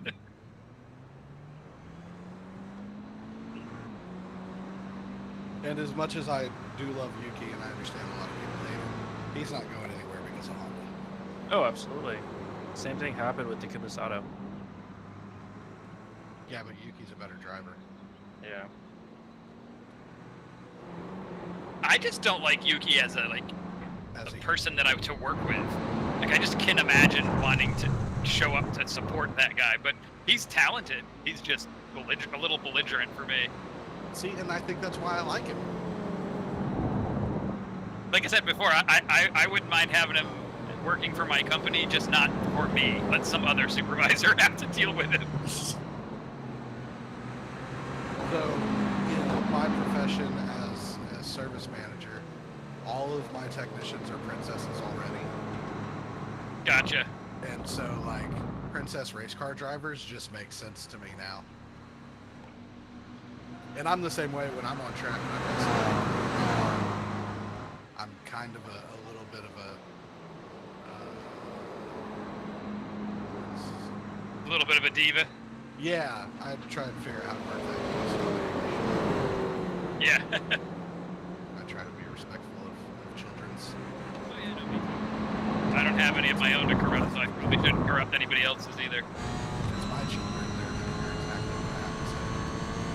Well, yeah, they're you go to you really, you probably need to be 18, and then they're that bad, but they'll still be your problem. I think I've so I got fired before last. And Say again? I got fired the week before last. Oh, I didn't know that. Sorry to hear that. And then they called me the next day and were like, "Do you want to take a position at another store just a service? Take some more vacation. I'll let you know." And so I did until I find something else. But I think now I've decided that when my kid turns 18, I am going to sell absolutely everything and just travel for I don't know how many years. No hate there. But we have spent a lot of our lives doing a lot of the same sorts of stuff when it comes to be focusing on not lifestyle creep, but being able to do and go wherever you want, whenever you want. I think that's more valuable than anything else. Yeah, so, I mean, really, my GX470 is set up to live out of indefinitely anyways. And I think I may just do that. Might even ship it overseas. Yeah, the only challenge you'll have overseas is legally staying anywhere. You have to change countries or unions Oh, like every 90 days or so. That's our EU visas, unless you have a resident card, is only worth 90 days in Europe. yeah, but I mean, it's you can in one day you can drive across Europe. Oh yeah.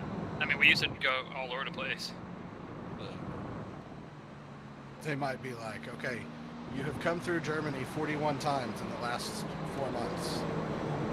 Well, I had so weird looks like that because I lived in Italy for 4 years. So it looked like I entered and then just kept coming back. And I had a couple times where I had to actually present my diplomatic passport and be like, I'm allowed to be here, because they're doing exactly that. They're like, you have crossed like 58 borders and whatnot in the last year. And oh, by the way, when we look into it, your visa says you should only be here for 90 days. Like, what gives? So lots of stamps they do question for certain. You can go around me, Pops. Thank you.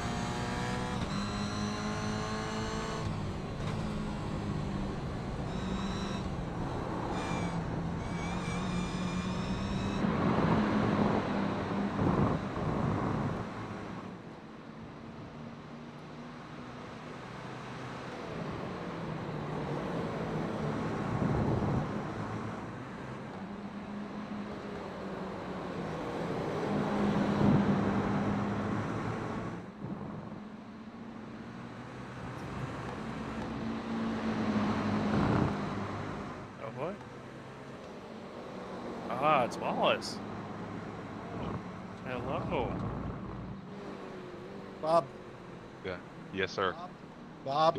Yeah. Hey, Bob. Have you watched it? I did. I told you he does not belong on the grid! I know. Yeah. The race was actually decent, though. mean, aspects of it. There was racing today, which A little bit. More more than yeah, usual. More mid-pack racing than usual. I didn't hate it, is the best way to put it. Ed, are you on, Mike? I just drug him around for a lap that I went faster, but I drug him all the way around in the tow, so he went faster as a result. I was gonna tell him to get out of my draft and stop cheating. This is gonna go. It is the way. Where are we at? Okayama. Didn't look like- Okay, yeah, I hate this track. that's what I said. Yeah, it's fun. My little aero car would love it.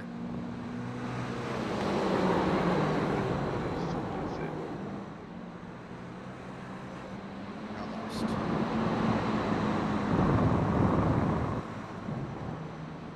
I think that's right. It is right. All right, good.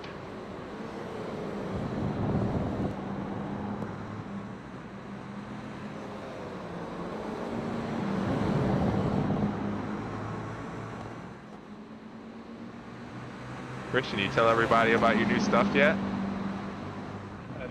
Not yet, but it's coming along, so I'm waiting on the case, and there's gonna be a new motherboard. Nice. Did you order it already? Do you know which one you're getting? Yeah, I went with the, what is it, ROG Yeah, 550. the 550F. Yeah, Nice. Yep. Good call. That's I got 2 of those, and they are good. They are good. nice. Yeah, I'm gonna start, once everything's here, I'm gonna start just checking connections, and I might ask you for things that I don't understand. What are your frame rates looking like now? Should be pretty dang good. Right now, I'm seeing 90s and up to like 100, and Perfect. A decent little upgrade there. yeah.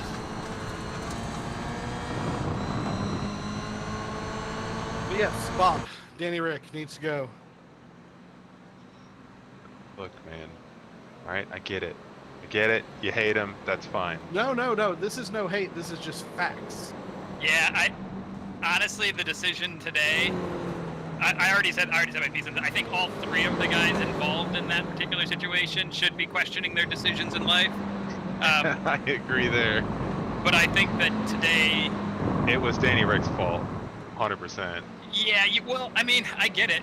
When you've got a Lance Stroll coming off of the grass right in your side, the immediate thought I have is self-preservation too. I'd be twitching to the right as well, but he did twitch to the right that caused that.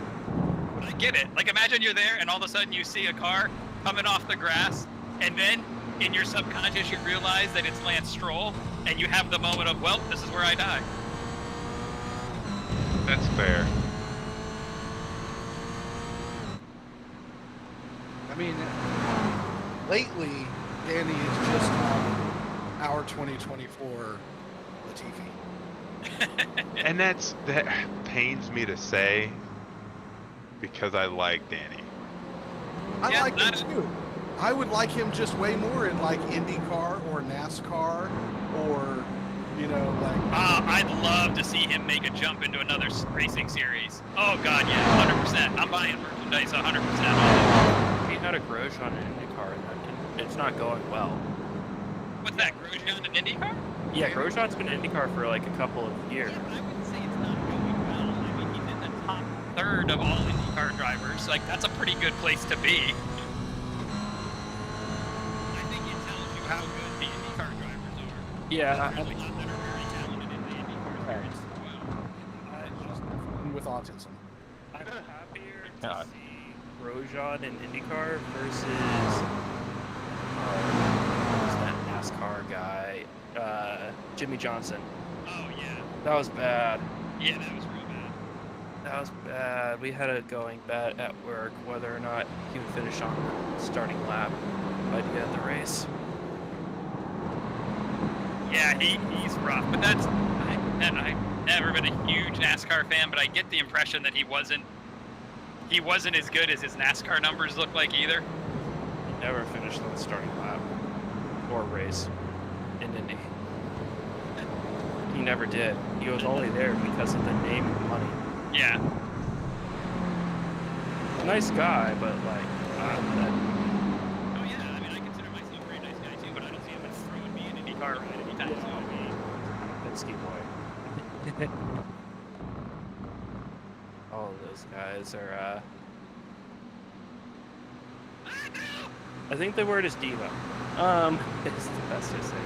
Andy Whine a lot. Spencer and I were talking about this today, and I was like, yo, they could pay me to drive around in a kick, Sauber, steak, FP, whatever car. You spend most of your time in the pits. I don't care. I'm in a car. Yeah, but that's just gonna be during one pit stop. Dude, they pit stopped so slowly today. It was hilarious. You could see them in the replay. Like, okay, guys, we have to get all four wheels off and then So, back on, no matter how Andy- long it takes. Andy was telling me if they take it off too long, it cross threads the, or too short, quickly, it cross threads the bolt. So they have to go slow. What does the heat have to do with just the way their spline is designed? I think it's the way they're splined, yeah. So they're doing, Hard, you bend the fins or something. yeah. So they're doing a whole developmental piece right now to try and fix that.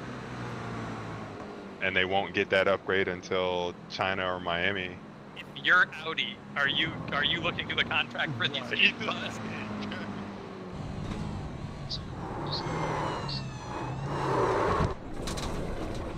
I wonder if Carlos will go there because of the Audi connection. Like, will they have enough draw to let him to come in? I can't imagine he would want to go there because they're going to be pretty bad to start, I think. I don't know, it's Audi. They're pretty good at everything they do. Yeah, but your first year in a new racing series is hard no matter who you are. That's fair. And it's not like they're coming into a team that's, like, you know, on top of things. I mean, if I was Carlos, I wouldn't go to Audi if I had any other option. I'll agree with that. Also, hi. Yeah, that was a lot of fun. The very first time we were together, I don't know if you know this or not because you weren't on microphone, but I was on like a 58.7 lap when you spun in the second to last corner right in front of me. Oh no! I was like, son of a bitch! Thank you for that. That was fun. I think it shows that everybody's paces are about where they need to be to have a really good race.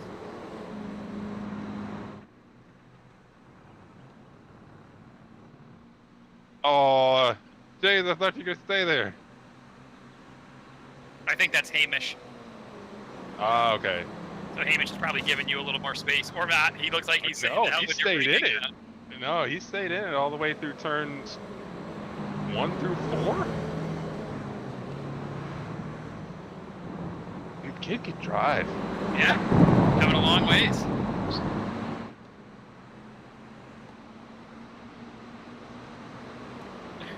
That was very nice. I wanted to go chase Bob down, and I knew if I got ahead way behind Hamish, we would have a lap, I would get a chance to. Decent time on the board yet, so. I don't have any idea what my time was, but I just basically ignored the entirety of the first right-hander at the top of the hill there.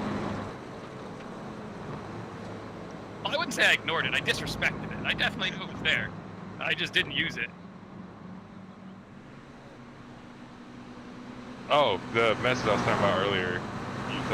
Spencer's over here. He was watching the race with us. Oh, And gotcha. he was looking at chairs because he's going to Turkey here in a little bit. So. Gotcha. I love it. Hamish It was is a expensive. beast.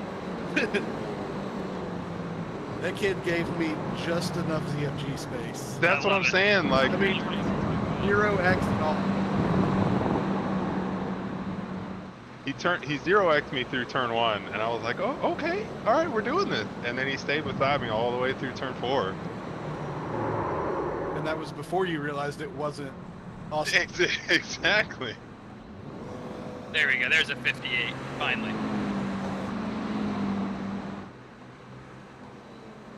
think I have the wrong setup on. Probably. That's definitely the answer.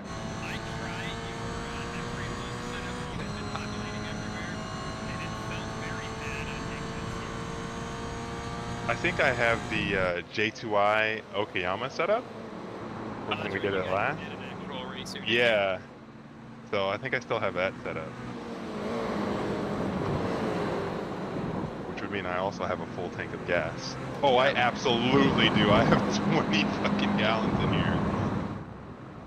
Just on general principle, I wouldn't use anything that J2I uses as a fixed setup.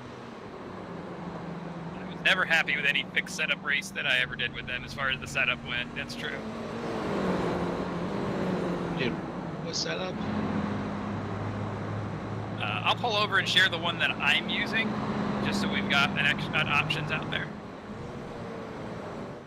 No, it's not allowed. Get out of here, Bob.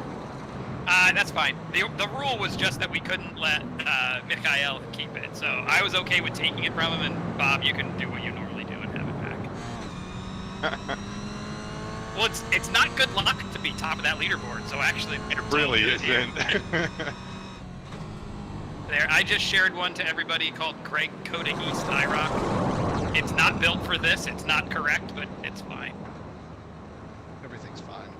Yeah, it's fine. Calm down. Set J2I went with the SF Lite because we had so much fun in this car in that race. Everyone had somebody to race side by side with for laps and laps and laps. Yeah, that works. And they went with the SF Lite. Yep. It's Awesome. they have a really hard time. Slow car on the right. It's Greg. Of course it's slow. Well, I'm on both tires, so I am a little bit slow. They have a hard time setting aside hot lapping for racing. Yeah. And the SF is not a bad car. Let me preface all of this by saying that. But Yeah, but the racing won't be anywhere near as good. it won't be, because you can door people in this car. You can actually race side by side for laps and laps and laps on end. And I just don't think it's going to be the same way in the SF. I think anything that's open, you're talking Super Formula, not Super Yeah, Formula, Super right? Formula. Yeah. Yeah. I think anything that's open wheel is going to be that way. You're just not ever going to get as good a racing when the smallest contact results in devastation. Yeah. Yeah, pretty much. Skippy's durable enough you can get away with it some, but still not as much. Yeah, and for some reason the Skippy tires don't climb each other as badly as some do. They don't have any grip. Yeah. Yeah, so they don't, there's no tack, so they don't stick to each other. Yeah, those are like 200 tread wear. Street tires. Here's They're straight up, you can 300. drive the Skippy from the track to get groceries afterwards.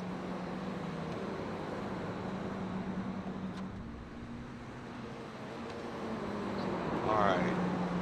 I am going to butcher this name. Davavar? Yeah, what's up?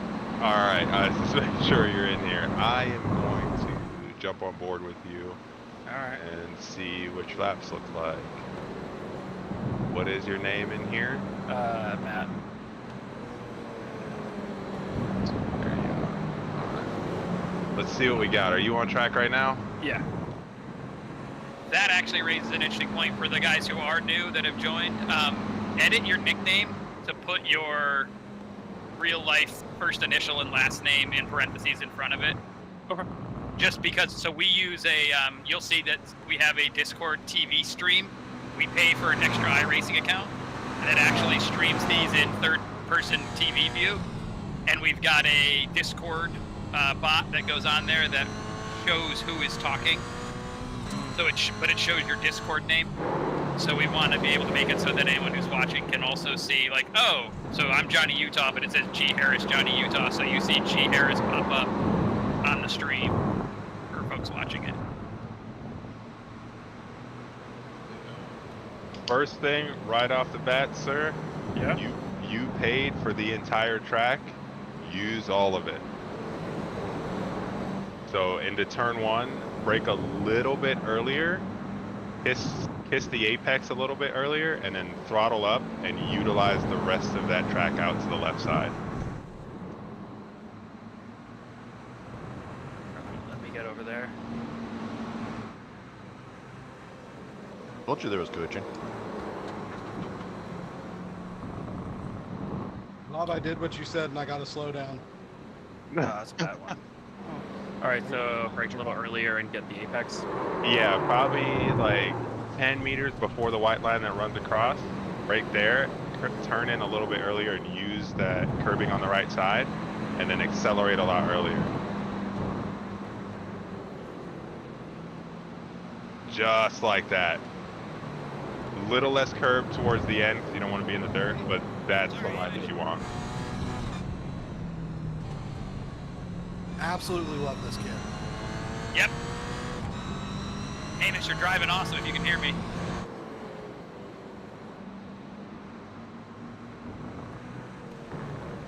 A little bit earlier on the brakes into that last corner, so before that 50-meter board. If you're doing it on the 50-meter board, I would only do that if you're like absolutely racing somebody. So just a little bit before that, cut those brakes, and then use a little bit more of the turn in. What I can do as well is I can jump in the car. If you want to jump out and then jump on board with me, I can kind of walk it through real quick. Sure, we can do that.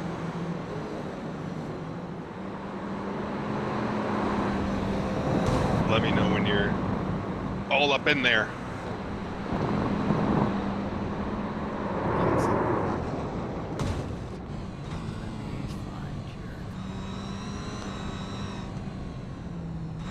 I'm Martin Wallace on here. Got it. Let me get to. Yeah, and then go make sure you're on live.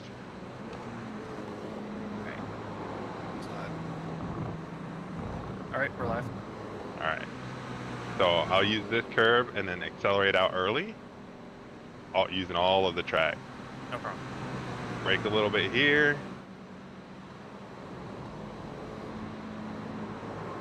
Cold tires be cold, yo. Yeah.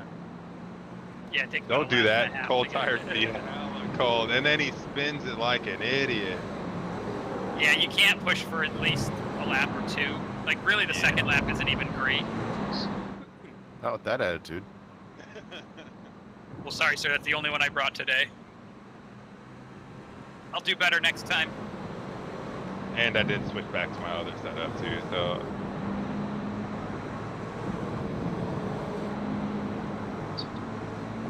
Dreaded Jackie Ding double upshift. And then no lift through here. Just eat a little bit of that curb. Right as it turns green, that's the braking point. And then one downshift. Some people can stay in third. I don't really like it because I want the pickup on the exit. You talk about the last corner? Yeah. I use second as well for the rotation. It helps you get the throttle sooner. Trail braking through. Okay. Well, trail braking early and then another steer after. Okay.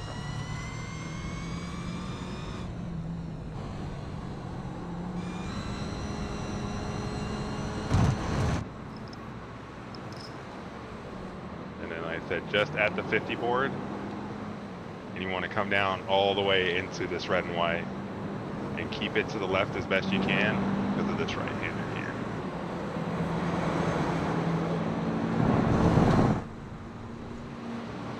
here. Using all of the track is a big thing. It's where you're going to pick up a lot of your time because you can carry a lot more speed through a lot of this.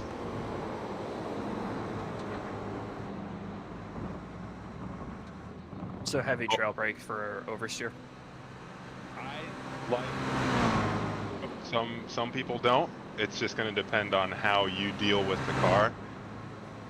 And this car especially kind of likes a little bit of a slip angle, not as much as like say a Skippy or something like that, but it does like to rotate the rear a little bit. Yeah, I was gonna say this car I've noticed more than any car that we've had in up the slow cars. If you mid-corner add more brake, you'll create oversteer. Yeah. As long as you don't go so far that you blow traction out on the front, the brakes will rotate this car a lot. It feels like the natural brake bias is pretty far rearward. It is. It's 50-50. Oh, okay. That Pretty explains it. upset to rear. Yeah. Brakes are like a Porsche. It's ridiculous. Well, yeah. The brakes are like a Porsche, but the Porsche puts the motor over the rear wheels to make that traction a little bit different. Yeah, that's why it's not a Porsche, but the brake bias. Yeah, but the brake bias is mid-engine brake bias on a front-engine car. Bob, So I like hopefully- this. Never mind. Go ahead. Hopefully, as you watch this, it kind of makes sense how I'm going around the track. It's more that I'm carrying too much entries, corner speed. Yeah, that's not What I saw.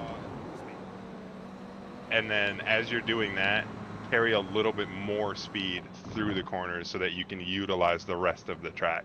Yeah. Yeah, as I say, a lot of these corners are get the car slowed, get it rotated, and then get the throttle early. If you're carrying too much entry speed, you'll just understeer through the point where you should be on throttle. Yeah. Which is Like I just did there going into turn 1 while I was talking. Perfect example of exactly what we're talking about. You're clear, Okay. JD. Come on. All right, Bob. All right, Spencer.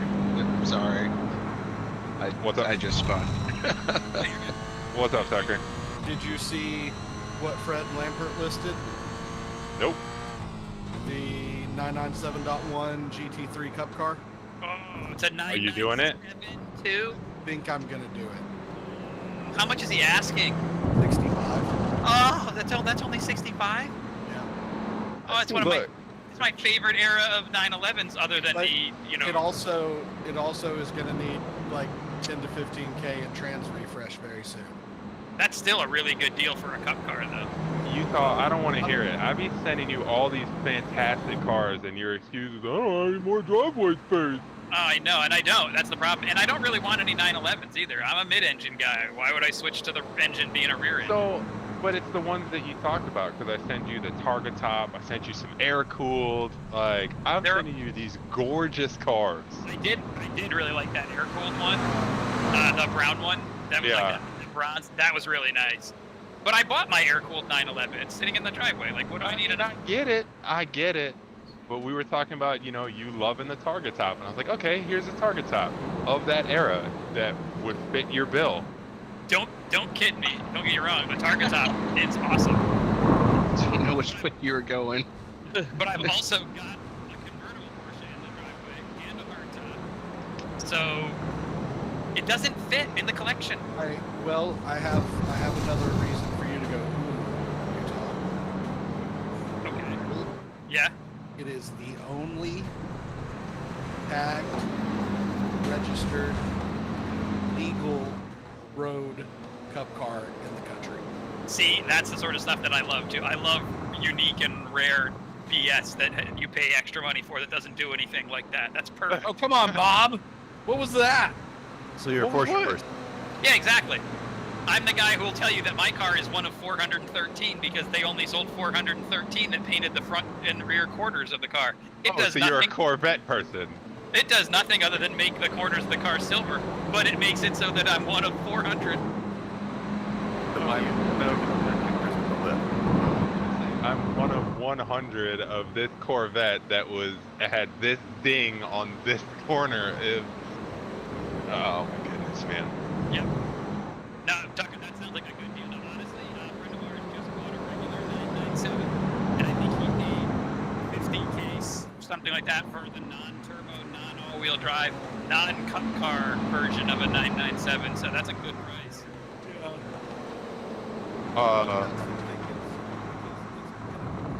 Street car. And So, Utah, can we talk about how much shade Carrie was throwing yesterday? I don't know if you read back through that. I didn't, because she told me what she was doing as she was doing it, and I was like, well, he has to learn one way or another. All of the it was perfect. Like, kudos to her, hats off. She's right. She owns a manual transmission flat 6 Porsche, and you don't. And he's wrong, and that's fine. Because like I said, everything needs boost, and everyone knows this. That's where we disagree. Anything that needs boost is because they inadequately sized the motor the first time. What they needed to do was make the motor bigger. Boost is an after the fact. Like, well, we've screwed up. So now how do we fix our mistake? You're absolutely wrong. And I will fight you to the grave. Boost is the replacement for displacement. Yeah. Yeah, because they thought it was forgot to revs. include enough displacement originally. No, so you had why, to add why do I need a big giant American motor? I have Yeah, a big I- giant German motor. Have you seen the horsepower output of like American engines? You're like, how can you get so little out of it? There is that. Again, I'm talking about the flat 6 German engine that I have. Get that out of makes here it- with your air-cooled 1600cc Porsche. Yeah, that one makes it. I can turbocharge that one. I tell you what, would that make you happy, Bob, if I turbocharge that one? Absolutely, that would bring me so much fucking joy. Because I'm not turbocharging the 3.7 flat 6 that's in the garage. That is getting nothing but free parts. I was talking to Cameron because mine's obviously up at APs right now, and he was like, "Oh, you're gonna turn down the boost and all this other stuff." I'm like, "No, why the fuck would I do that?" Like, yeah. Daily driving the Evo, I think it's perfectly reasonable to keep the boost through the roof on it. When you were using it to get to work, that was a little bit of a problem. Fair. That is absolutely fair. But he was talking about how much horsepower his Camaro is making, and I thought it was a lot higher, but he's only got 500 out of his ZL1. Or 550 out of his ZL1. And I was like, yeah. And I was like, yo, I'm disgusted that your big old honking V8 is only making 550. How big is that in the ZL1? 6.2. 6.2? See, again, Yeah, and he's only making 550 out of it. I don't have the numbers, but it dances damn close to 500 right now with the mods on the Cayman, and it's a 3.7. And there's no bottom end anything that's been done. I mean, I'm only at a measly 350 in mine, so, you know, there's that. I think mine's probably actually only, because it's a little bit older, it's probably only in like the 440 range, even though It's probably, you know, it's probably tired. It's probably lost a few. Yeah, it's probably lost a little bit, and you never get quite as much as the optimum numbers out of any tune kit. And I haven't had it dynoed because I don't need to know that number. Yeah. Yeah. I don't know how much horsepower it makes. I just know the sound that it makes when it takes a man's life. Is that the? You know, Like, that's the Wow, correct really line. going back to 1945, are we? That's a Tropic Thunder quote. Can't be that dark. Yeah, but when you're talking about Porsches, you're talking about Nazis. Yeah. No, get out of here. Out of here. Give me a tank. I love this all the time, you thought. She didn't even ask me. She just started going at you. He's like, what she's saying, and I'm like, well, those are all the right things. He doesn't have 3 pedals. Yours is non-turbo. Yeah, I guess you're doing all the right stuff here. And then the fact that she was like, "Oh, I'm driving a 6." I did not know that your Scooby. Yeah, you disappeared. You were linked off the track, and then for like a corner and a half before that. Yeah, my cube is randomly going orange and red at times. Austin, Yep. will you please shake Hamish's hand? Oh yeah, dude. It is awesome. Yeah, his driving was phenomenal. Okay. Yeah, Hamish, they're saying your driving was phenomenal. He battled right along with everybody, gave space, kept clean, decent pace. He's come a long ways even since we started running with him. Yeah. You out in your car? No, he was kicking ass. I think it's time that you buy him a rig and let him race IROCC with us. Don't say that, because then he's gonna hear that shit over the speakers. That's yeah, and I don't know. Have headphone you only. met Tucker? He's purposely trying to fuck with you because that's CFG, buddy. Yeah. Spend the dollars. Yeah. To your last Yeah, statement, Bob, too. The one of the reasons that I was okay with after all the cars we looked at choosing the Outback that she chose is the XT in that version. Yeah, it's like a 3.5 liter flat 6 turbo car. Flat 6, man, that's pretty awesome. Yeah, dude. Almost 400 horsepower. It is faster in 0 to 60 than the WRX. Yeah, I did not know it was a flat 6. Like, that was very surprising. And like I said, It's it is- basically a Porsche. It's in it's the a reg- fucking in flat the six, regular dude. one, it is. The XT is that's their power version. Yeah, it used to be the power version just got the WRX drivetrain. That's what made it the power version. Yeah, I think it's a 3. I have to look at the exact number, but I think it's a 3.4 turbocharged. I think it comes at, like I said, over 400 horsepower or right around 400 horsepower. And it's a big fucking station wagon that it's throwing around. So Sure, but put it in reverse and it's a Porsche. yeah, there you go. So Bob, here's my predicament on the Cup car. I can buy a Cup car right now. I can But they're- wait.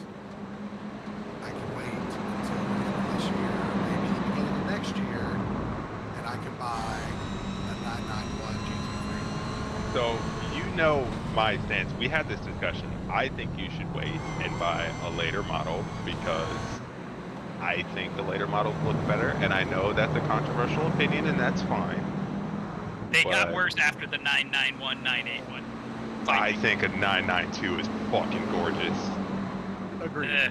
It's okay. It's a nice looking car, but it's not better Man. looking. It is better looking though. It is. The 997 era. No way. Look, the ass end of a 992 is gorgeous. It looks like it was designed by the same guy who made the Honda Civic back end. Okay, I don't like how you're coming at me. I don't like your tone. I don't like anything about this right now. Curves. Everything is square. It's not. Are we thinking about the same car? The whole back end is one big flat square panel, like that faces it backward. Not the hips. The hips it'll always have hips. It's a Porsche. Right. So I think you need to like stop I like it, microdosing. but it's not better than the 997. I think you need to stop microdosing and understand what shapes are, because there's about that. Oh, I just love the rear end of the 992. I think it's perfect. I It's can't where it afford a should be. 992, Bob. I You got him mean, angry about Porsches and he killed me. not with that attitude. I can afford like a Carrera. Hey, ramen noodles goes a long way, my man. Well, and honestly, so what are you gonna buy one and track it? I'm gonna buy one, and it's gonna be a street car that sees some track use. Then buy a new. If you like the 992 better, buy a 992 at a lower edition. Like you're not gonna use. Absolutely not. You got to have the top end one. It's got to. Well, ideally, I would buy a GT2. Well, yeah. Enjoy Ideally. However, or a GT3 RS. However, the way my bank account's set up, it's kind of like Bob's. Yeah, you got checking in a savings We're- account, and there isn't we're- enough money in either one of them to pay for the 992 GT2. We're we are rich, but we are only rich in life. James, I'm rich for a poor person. Exactly. That's not how I feel. am the richest poor person I know. Yeah. That was fun, James. The only reason I say so is there is so much car in those GT3s and GT4s without even getting to an RS, which I can't wait till I get in an RS. That's going to be a ton of fun.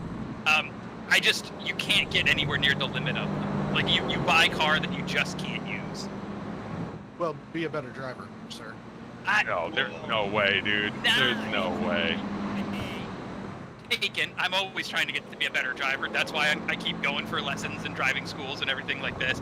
But there's just a realization that unless you're willing to total the car, you just can't use it all. Like there's just the grip is just infinite. That's the only thing this guy just infinite. It just goes forever. I will give you one instance where you can do that and not worry about totaling your car. iRacing? Autocross. We have dudes jumping curbs out here totally fucking cars. That was him being an idiot. No, but then all the stuff you're paying for to GT3, like you're not getting the speed to use the stuff that makes the GT3 good at it. Like it's not. I don't know the numbers, but I would be willing to bet you can probably match it at an autocross track with even. I bet a regular Carrera 4S would probably outdo it at an autocross track. You might not even get out of first gear on an autocross track. Fucking $9,000. But You all that being said, street legal race car. if you buy a GT3 and you're looking for someone to come and sit second seat, like you just give me the word, I'll come and drive your car on the absolute limit. That's what Yeah. what the insurance is for. Yeah. I mean, if you're gonna let me drive your GT2 around Hallett, I best believe I'll be there. Bob, you can drive anything I own. Yeah, I like that. Thanks, man.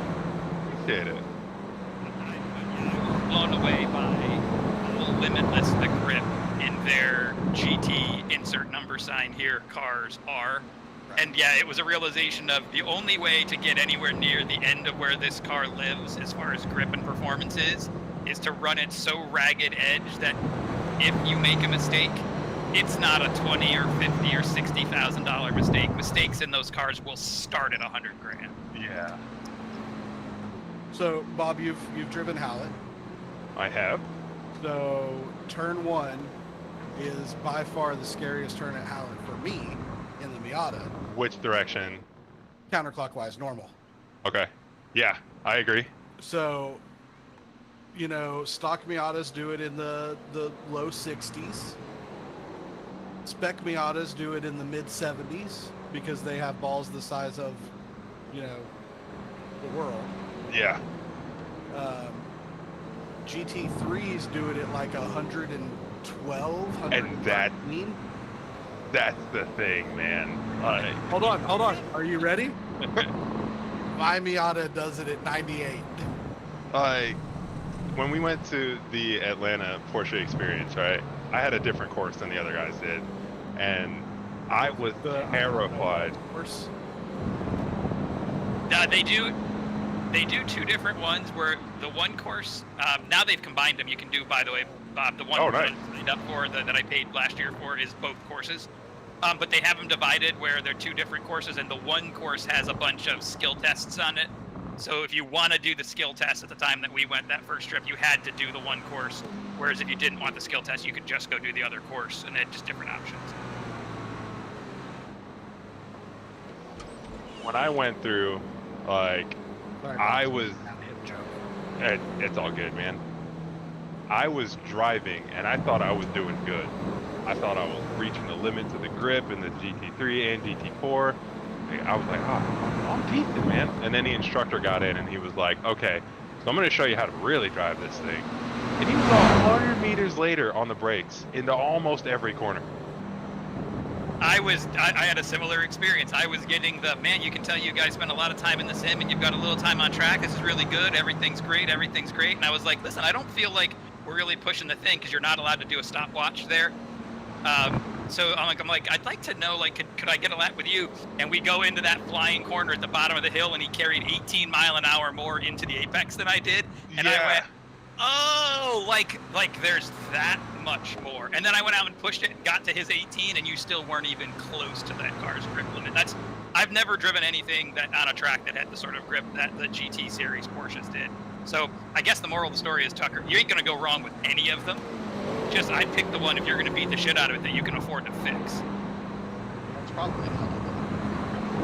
The Cup car, in your experience in building, you know, doing mechanic work, probably you could deal with most of it. Well, see, that's the thing, is I pay people to work on my cars. Me too. I don't work on my cars. Yep, I like to drive my cars too much to work on them. I just hate cars, to be honest. Fair. After working in the automotive industry as long as I have, I absolutely hate cars. Nope, I did that completely. If you want to go drive my Evo when Anil's done with it, you can be the first one to go drive it, make sure it's good. I would absolutely do that. What are you having him do, Bob? Just the bottom end, refresh and tune? Oh, he's going to have to figure out all kinds of stuff. He's going to have to figure out which bearing is fun, whether it's a rod or a main. And then after that, he's going to have to figure out where the hell the oil's going, because it's not on the ground.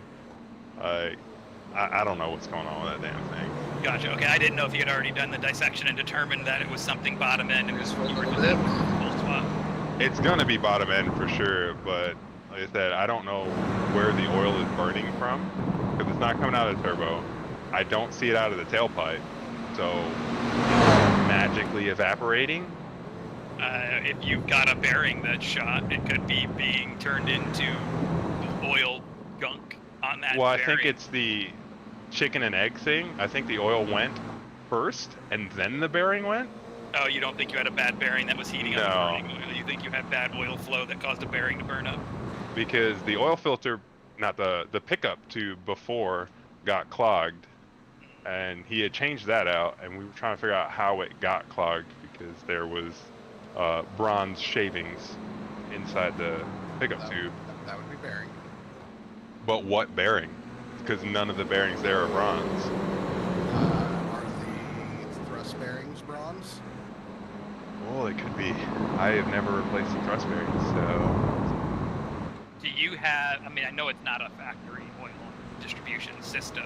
What kind of oil system? It is absolutely a factory oil distribution system. Oh shit! With the amount of power that you're running, there was no need to upgrade it because Mitsubishi actually got that portion right. I think they got right on the 4th. Yeah, they actually got that right. I'm surprised. I was gonna say because you got to have a whole lot of oil moving. I thought about going dry sump for a really long time, but starting at $15,000 for a dry sump system just hurt my soul. I love your Evo, but your Evo is literally the classroom lesson for throwing good money after bad at this stage. Got it, man. Leave me alone. He's already had enough problems with me sending him pictures of coworkers Dodge Caliber. Listen, you don't have it. That's an investment rule. Don't ever throw good money after bad when you're investing something that you want to make money on. It's also a race car, which by default means you're not going to make money. I am definitely not making money on this thing. So there's no question that you're there. I just think it's a perfect case study of, well, I had fun. And here's my wallet. Let me know when I can go. Have our own expensive hobby. I have to stop acquiring expensive hobbies. I'm down to one. Well, two. Sim racing is that, but I put it under the racing umbrella. Sim racing is pretty cheap once you've made the asinine investments. Once you spend a whole bunch of money on us. Yeah. What you spend on it. Yeah, Although, it really isn't. I mean, yeah, it really, let's be honest. Even if you go to, I'm probably sitting on 15 or 18 grand worth of stuff. That's still cheaper than a lot of, my mountain bike was 10 grand. You know, so, yeah. Sim racing's not too bad. Yeah, so I'm really down to just one ridiculously expensive hobby, and it's just racing. So I'm going to continue to throw this really good money after a really bad car. But no, not a bad car. No, Bad money. it's fine. It's Meaning fine. that No, the money, it's a bad the car. money is not getting you. I wouldn't call it a bad car. I mean, it's a race car. They break. It's a How broken often car. is the question though? Yeah. I mean, Justin Tucker caught a bad car because he got in one that he was about to buy and was like, no, just no. It would never come up on my list of cars to buy and build ever. But that's because it's not a, like, if I'm gonna buy a Japanese-based rally-type car from that era, it's gonna be the other bad decision from Japan, the Subaru. Fair enough. You could be absolutely that bad at decision making. Because that's the car that, for me, of that era was the poster. The biggest difference, like they both blow motors up, obviously. Both have other issues. The Subaru is built to be worked on, and all the sheet metal has rolled edges. Mitsubishi typically is very, very sharp. Like that's an anthem for the shop. You reach into the end, you pull out a bleeding lump of fluid. And we said, no more. It's about the same price as with the Miata I just bought. Yeah, but you don't have to fuel your wheelbase. Well, I mean, the Miata, I daily drive a WRX, and the Miata fuel is laughably. The 911 FIE VW Beetle, it was less expensive than the steering wheel on my racing rig. Dude, we're not going to talk about this anymore. We have moved past the cost of the steering wheel, right? I love it. Every time I get into moved it, it's past like, oh, this is so ridiculous, and I love it. It's me. I leave it hooked to my rig now. I used to not leave a wheel hooked to my rig. I leave it hooked to my rig just so I can walk by it and go, yep, that was a dumb decision, and I love it. This is fucking glorious. Yeah. But I had that moment too when I bought the converted Beetle, then drove it home, and I went, that was less than the wheel.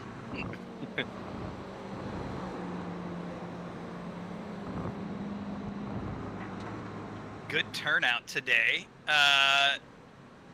So do we know where Mikhail, who invited him, and can we get him into the IROCC Discord chat? I don't know who he is. Yeah, so Mikhail is, he showed up in 24 Hours of Lemons, and Christian and I grabbed him and brought him in because he's awesome. We've had a bunch of really close racing with him with 0 contact issues, and when there's been contact that was questionable fault or his fault, he's immediately apologized, so he, fit all those bills fantastically. Justin Riley, who also disconnected, is Sector from J2I. I was just going to say that's Sector, right? Yeah. What's going on, man? Awesome. Yeah. Welcome. I was able to get into the chat, and Mikhail was in here earlier running some laps, but he wasn't in Discord chat, and I didn't realize until the very end that he was only in The other the game chat. So I just want to make sure we can. Yeah, there he is. Perfect. Hello. Hello, Mikhail. We were just talking about you. We wanted to make sure you saw that we had a Discord chat for everybody to join. So welcome and welcome back. Thank you very much. Yeah, I saw it. Figured I'd jump right in here. Cool. Well, we're excited to have you part of IROCC, and excited to have you into ZFG Sector. Same with you. A little less excited because I know how quick you are, and I've run with you before. I'm not very. I run the touring cars all the time, so this car should be right up my alley. Yeah, it looked like you're right in the front group of pace here, so I think that there'll be no problem with that. This is your first week doing IROCC? Yeah, that's right. Yep. Cool. Well, welcome. As I imagine the guys explained to you a little bit, and I'll let Ed do a little more explaining, that this is a little bit of a weird race series in that we don't care where you finish. We don't care about blue flags. We don't care about incident count. I mean, don't cut the course all over the place. But the idea that we do here is, try to create racing moments to help develop and have good fun. So glad to have you on board. And I'll leave Ed to, as we've made him the champion of IROCC, to give you any additional rules, readouts, or anything that should be unique that you guys might want to know. Oh, good, man. Thanks. Oh, well. And then I'm going to step away for a minute and let everybody else know we have 20-something minutes, 23 minutes until quali, so if you've got anything you need to do. There's also the rule of, if it comes to Bob, kill Bob. I mean, that's a pretty loose rule. It's a pretty loose one, but Also coming from Lemons, obviously Lemons, we have the crash at the end. We don't do that yet. yeah. Oh yeah, please don't do that. Yeah. Don't do that. Break my hand. Yeah. That's one of the few major please don'ts, because the sim rigs here vary from 2.5 Newton meters to like 30 or something. So yeah, none of that. Don't make people into T-Rexes. Exactly. Yeah, I had one time years ago that I got my thumb caught, and it was only on the 10 Newton meter wheel, and it was enough that made me realize never ever do that. Now it ripped my hand off. Hey, remember that one time when I got fucking absolutely slaughtered at Daytona? Pepperidge Farm remembers. Yeah, I do.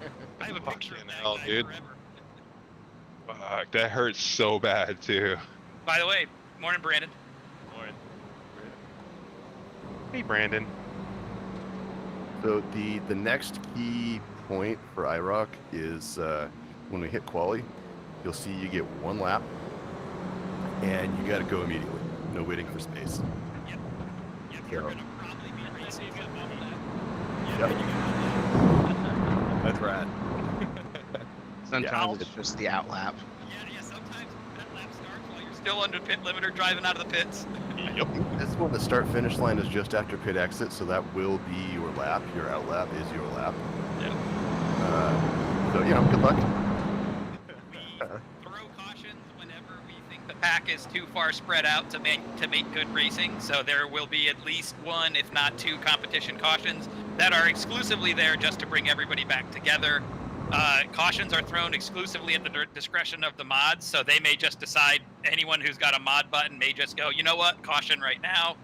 I'm going to go ahead and say I am the person that does that randomly. Yep, I'll just be talking to my stream and just be like, you know what, now seems good. You have a button in your wheel? we all have buttons. I love that. Yeah, so you guys took inspiration from NASCAR's phantom debris cautions. Basically, yeah. I have actually debris to throw out the window, and I have a button for caution about the debris I threw out the window. So it's. We invert the results of everything, so qualifying is about going out and getting a great lap, so you can brag about how you got the great lap, and then you get to start last. Okay.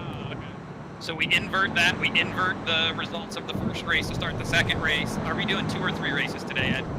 This is 2 races. The second one should be a damp track drying out while we're doing it. We'll see how that goes. iRacing rain has turned out to be a lot like rain in real life, where you never really know what the fuck's going to happen. So. Blue flags do not matter. If you are on track and near somebody, they are your race, because we don't keep track of results. So if you're 10 laps down and the leader comes up on you and you want to play defense, play defense. Like everybody's here to race. Yeah, it's basically all about the racing.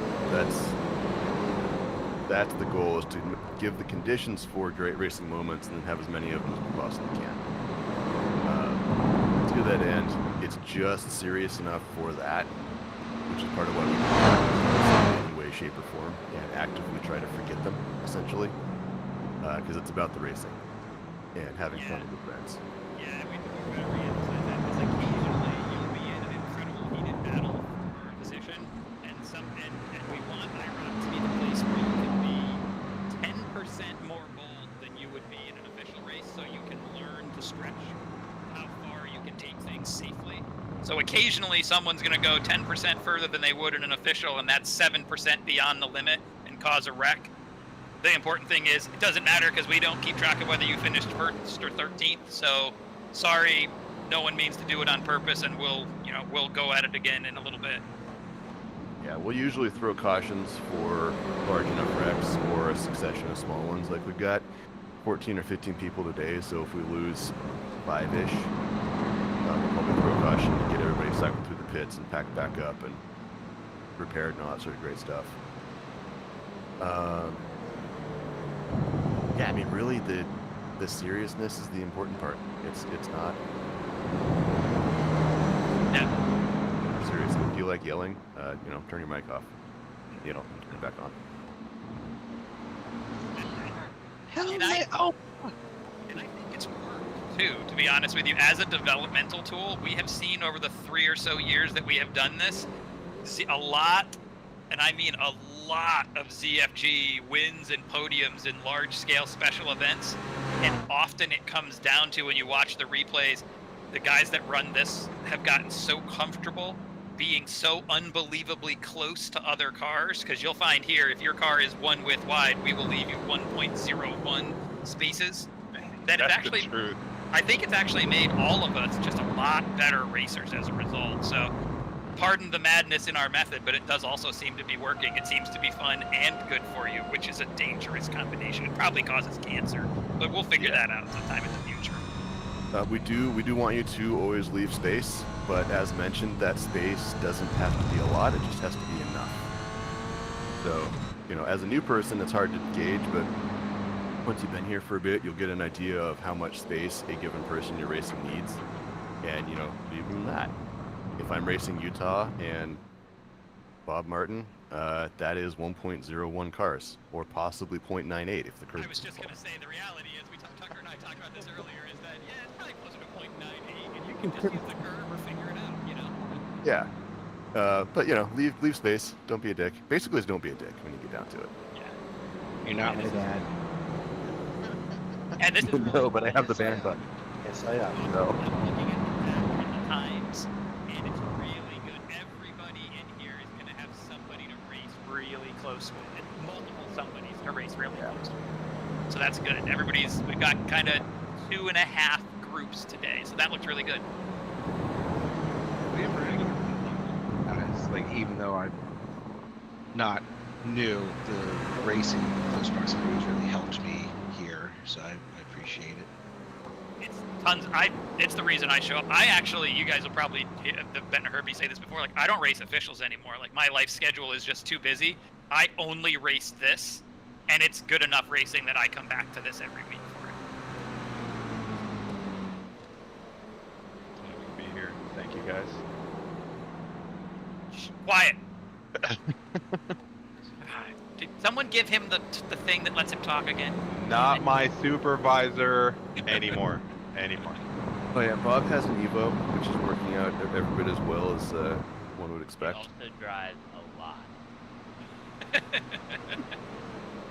It has been on the road every day for the last 6 months. That road is my driveway, and it has not moved from that spot, but that's fine. It's only a road if it's maintained by the state. If you have to shovel it, it's not a road. It moved yesterday or day before yesterday. It absolutely did. Is that road?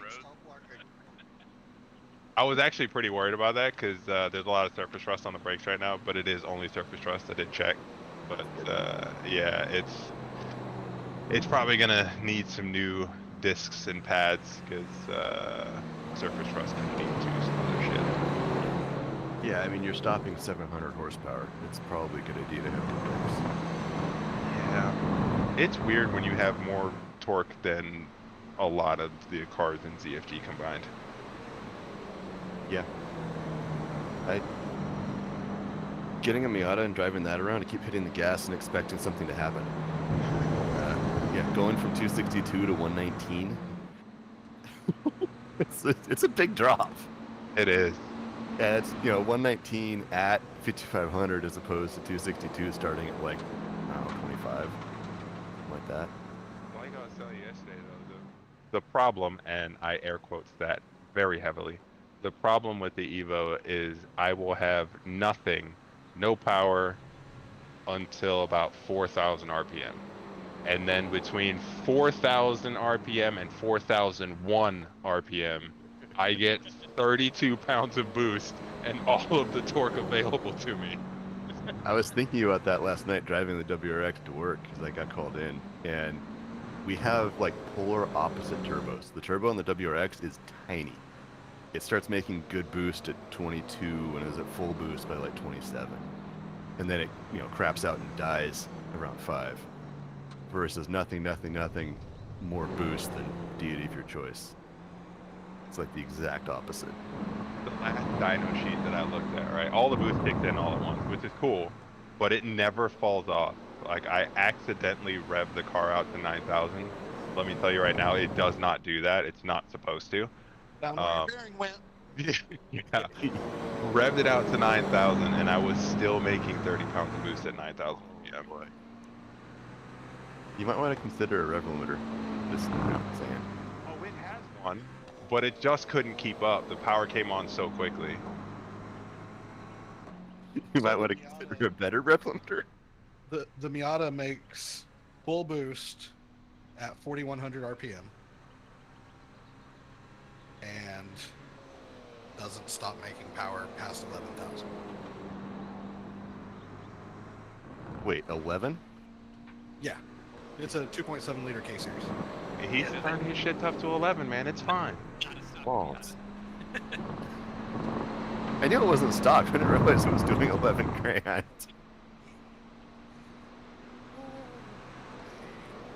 Like 784 on engine dyno at 11,000 RPM. And still climbing. Well, Sector's got one up on us here because he owns this car. Oh. Basically. End of the line penalty it is. Yeah. Donut penalty. So he knows exactly what this car does. Yeah, I don't know if I like this. Hey, Bob. Well, on the flip side, today? or possibly another benefit, this track doesn't have any hedges near it, so that shouldn't be a problem. There. I'm not doing a donut today. I don't want to. Well, What change your wheel wheel. are you using? None of your damn business. That's which one. We're doing donuts. I got it. Understood. All right, fine. So for those who don't know what we're talking about, for the mod team, the rule is if the car has a round wheel, and you own a round wheel and you opt not to use it, you have to do a donut under green flag conditions at some point in time. And since Bob and I both spent way too much on a wheel that is not round, I think we both tend to use this one for everything now. Yup. Which is I kind of a paid shame. the money. I'm gonna fucking use it. Because I've got a really nice round wheel that literally just sits there. Same. I have another Porsche wheel that is round that I just don't use because I have this Porsche wheel. 10 minutes to call range. You're a fanboy. I'm not a fanboy. You're a fanboy. Fanboys. Nope, no shame. Don't judge me. I do what I want. Everyone's got a brand. There's nothing wrong with being a fanboy. As much as I occasionally give you grief about it, I actually really enjoyed your Porsche options esoterica dive. Like, Everyone has a brand. It just so happens that mine is better than yours, and that's fine. Wow. Mitsubishi. Spoken like a true Porsche fan. Humble. You can tell he joined the BCA because that seems to be the motto on the sign. Let me say it correctly for you though. That's a true Porsche fan. Thank you. I appreciate it. It's pronounced Porsche, you uncultured swine. I love you put that with Porsche drivers. Do you want to hear the actual pronunciation?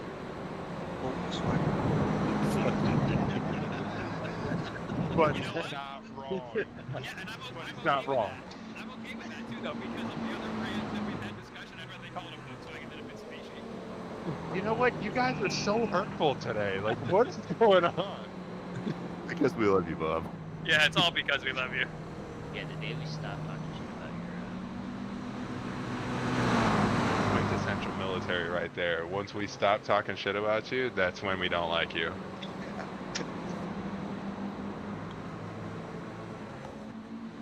Means we've given up on you. Like, well, Wait a second. We like Bob? that's right. I don't think that they do. Fucker's not military. He just doesn't like you. Fair enough. Talking shit is going to like you. Talking shit, talk shit. Side note, we are live on stream. Just wanted to go ahead and put that out for the universe. I did wait until after all that happened, but you know, we're live now. Bob didn't even wait to even know me before talking shit about me. Actual factual. I did start talking shit while he was on the track in the car, unable to defend himself. So, I mean, that's Well, I was defending myself with quicker times than him. also true. Also true. But different cars, you know. Miata weighs 7 pounds soaking wet with Tucker inside it, and Evo 3,600 pounds.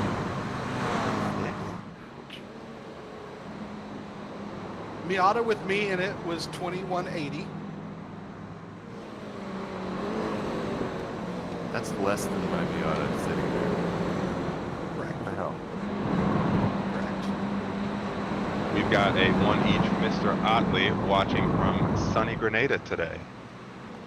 Well, Grenada. Yeah, that's where he is from. He currently resides in the UK somewhere. I saw it. I have his address. I looked at it the other day. And sent him something.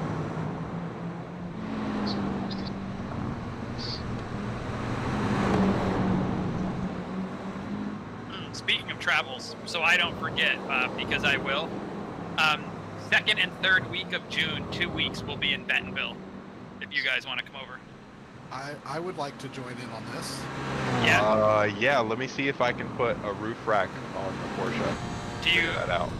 Yeah, I mean, we're going to be doing a bunch of riding, but if anybody doesn't want to ride but does want to meet up and they're in that general vicinity, let me know. We're going to be there, I think, the 11th through the 23rd or 24th to do some mountain biking. You're gonna be in the Subaru, though, right? I will be bringing the Subaru, yeah. We're Okay, gonna be I won't bring the Porsche down then. Yeah, it'll be us, the two dogs, and big mountain bikes. Are these mountain bike trails big enough for a Lexus? Because I will send it. I mean, there might be. We can find out. Bob, I will come get you in the Lexus. But yeah, I just want to get you a heads up that that's our plan. We altered our. We're not going to go as far west. We're just going to spend a couple weeks.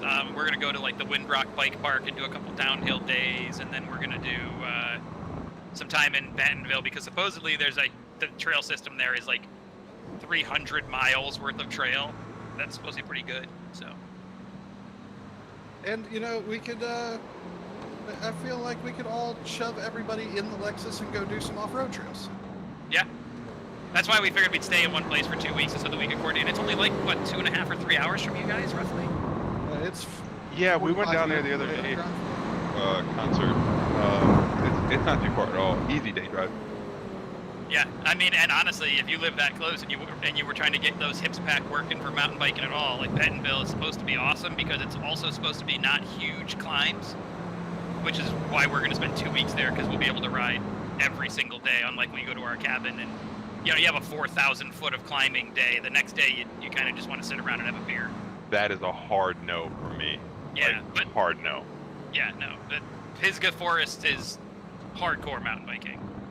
It's Alps level mountain biking. But Bentonville is supposed to be really, really good trails, just with nowhere near the pain. And there's a greenway that goes through the whole city. So like we can roll right out of our hotel, ride 2 or 3 miles on a greenway, and then right up into the trails. I told you what my riding is like, and you already know this. Give me a lift. Give me a lift to the top, and let gravity do the rest of it. Well, we're going to do, I think, 2 days at Windrock Bike Park, which is the UCI downhill course. And so we're going to do 2 days of lift work on the way over, where we'll just pay somebody to take us to the top, and we'll just bomb huge descents. I wonder if Bentonville has a lift. They don't have any lifts that I know of, because they don't have anything that would need it. Like, they only have like 500 feet of elevation change, but they in the city itself. But they use it really well. And then Mount Nebo is out there, which is a little bit bigger, but I think that's only like 1,000 feet. Bob, I will be your lift. Does anybody have a setup? I don't know if this one's any good, but I just shared one. The Great Coda East. Correct. Okay. Did you hear me, Bob? I did hear you, and I'm okay with that. I am okay, although I really do need to get back on the mountain bike. Oh, what is this? What is this? There's rain. There is rain happening right now. Oh, good. I needed a few minutes. With 2 minutes to go. Why is it raining? Bob, if you live 2.5 or 3 hours from Bentonville and you don't get on a mountain bike again, you're missing out on a huge window, because it's the perfect way to get the body back in shape for it without being too brutal. When we went down there to do the concert thing, just driving through the area, it was quite amazing. Because you can see a lot of the mountain bike trails, and they have like the sidewalk and then trails beside the sidewalk, because that's how a lot of people get to work.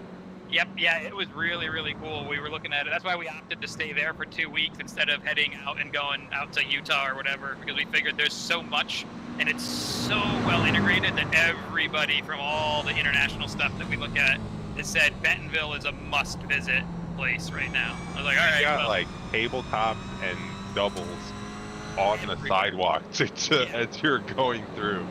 I'm so excited too, because that new bike I bought is so awesome for jumps. Yeah, I'm with it. They declared it wet? Cool. I mean, mine's awesome for jumps too. Yeah, your D8 bike would be good. I was gonna say, they've got to be like 100-foot drops, Red Bull Rampage type shit. No, honestly, mountain bikes have come so far. My trail bike has almost the same amount of travel as your DH bike does now. No, there's no freaking way, dude. The rake on the front end of that demo, there's no way. 67-degree head angle and 180 mil of travel on the front of my trail bike now. Jeez, bikes have come a long way. Yep, they have changed a lot. That's why we bought them. I don't ride them in Florida. We leave them in North Carolina, but they are full-fledged. Like, they're what we would have called DH bikes 4 or 5 years ago, is what a trail bike is now. Oh yeah, Quali's also wet because they enjoy chaos. Oh, time to put on some wet tires. This track got really wet, really. Yeah, it's really wet. There's Yeah, it feels very slippery. There's like 4 hours of sim time between this and the first session though, so it should be fully dry for the first race. Maybe. All five. I don't know that I would. Should. I'm not sure that I would go to wets yet, though, for this. It's pretty much there. Yeah. Yeah, you definitely are going to want wets.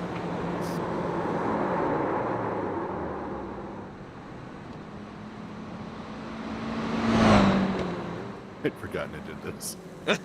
It's kind of cool. It was my first time in the wet in the GR86 though. So.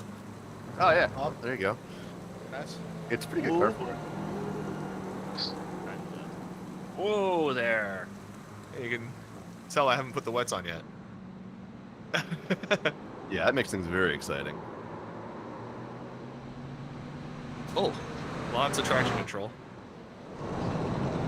Yeah, that I turn off. Remember the rule. Everyone out immediately. That's how it works here. Make sure you've got wets on to start, though, just so you're tracking that. What just happened? Or don't. That's your choice. You said do run wets? I sure would. And yeah, your outlap is your quality lap. Flat on? Oh man. Yeah. Can't walk that. Thought I had wets on from yeah, I'm not gonna tire first. I think I paused now. I pressed ready to race, thinking I was gonna start qualifying. Been time lost. Sorry. Oh yeah. Well, actually, I'm stuck behind someone who didn't put on wets. Oh wow, it is really coming down. Bob forgot he did this, huh? Yeah. Oh dear. I set most of the session up the week before, so I've got a chance to forget about it. Can you truly not make it random, or is it never when it's random? It's always like you can see what the forecast is even when it's on random. Oh, I see. Okay. How is it? Yeah. And I don't want to do the entire race wet, so. And I'm still experimenting with it because obviously, weather is very new. Oh, there's a man here. Where'd you come from? Session is over. Yep. Your outlap is your lap. And it doesn't count. Oh, geez. The start finish is apparently inside pit lane. My computer just locked up too. No.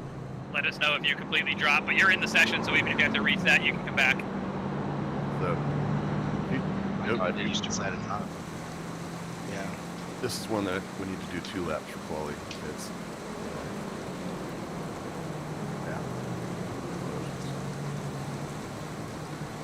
I turned okay. off. It'll now just be random for the start. Yeah, I think it's inverted because it's inverted. I think it runs by IR. Yeah, will do. Wait, why? You don't think that you got quali laps in? No. No one got any in. It didn't count. Mine locked right up. I didn't make a lap. It's one of the ones like some of the short dirt ovals where start finish is too soon, so you have to have 2 laps of quality to get a lap. Gotcha. I just saw mine show up as the number 2. I thought because it got Yeah, no, nobody's. Yeah, as I look at iOverlay right now, no one has a time on the board, which, you know what? That's perfect, and we love that. Yep. Chaos is what chaos does. Here at IROCC, qualifying doesn't matter. Yep. It really doesn't care. Pops, you still there? Yeah, I'm here, but it's dead. I mean, Yeah, completely you're gonna dead. have to. Yeah, you have to rejoin. You got dropped from the session, so you'll have to just rejoin the session. Yours did this with rain last time, didn't it? Yeah, we turned down some of the graphics. And it still Yeah, didn't help. this is telling me that you may have a driver issue or something like that, because it seemed to kick you out immediately. So I practiced in the rain with no issue. I don't know why then. Yeah, I had to do it. Like I told you guys, I had to do a driver reset, and so did Christian as well. So it may be just something going on with maybe the latest driver package, or I don't know. If you don't occasionally do a completely fresh install, and I don't mean like choose custom installation and delete, I mean go download like DDU uninstall or DD uninstall or DDU. It's out there.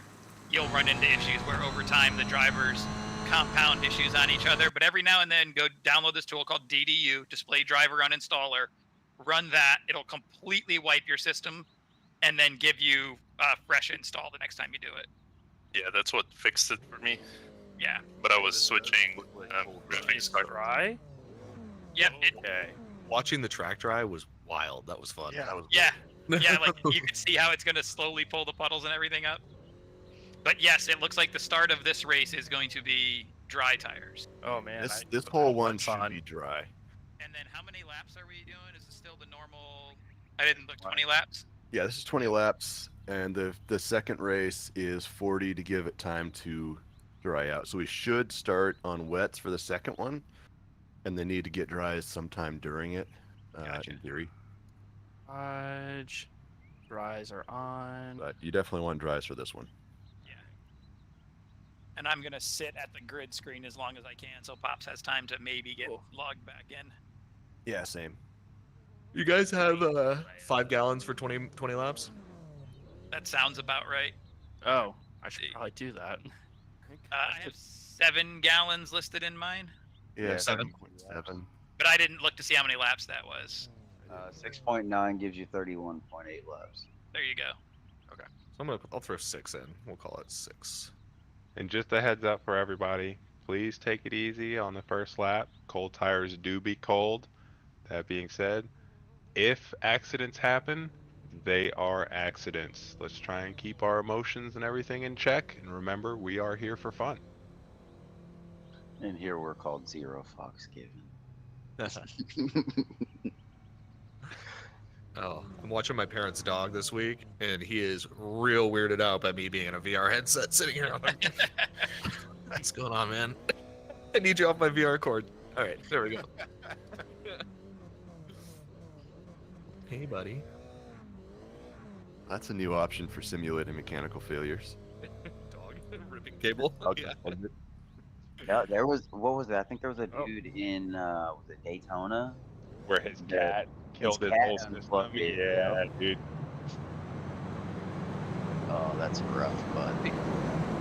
Your head out of the way. I need that. Jeez, this is gonna be an adventure, man. All right. He's feeling needy right now. At the race start. His head is under my armpit. Get out of here. We are going on green. On green. Yeah, going on green for all starts. Cold tires are cool. This is new territory.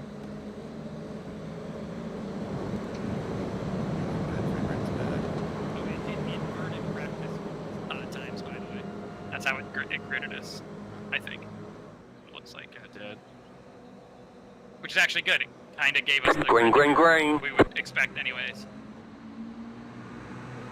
So, truce for lap 1 or 2 here, guys?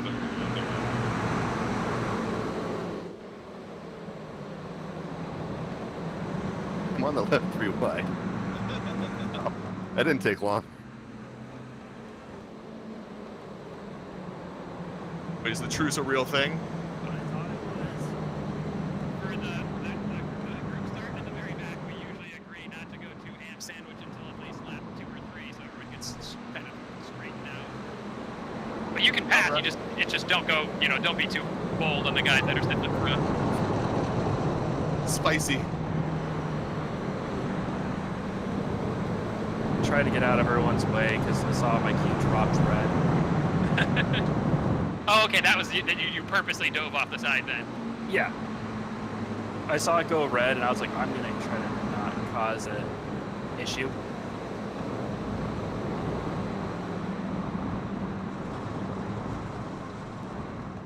Mr. Hughes. Okay. This is safe. 4 wide into turn 1. Here. I'm backing out of this.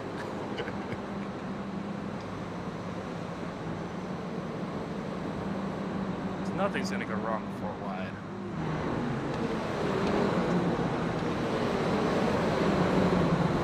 Sorry, Brandon. That guy wants to be in front of you.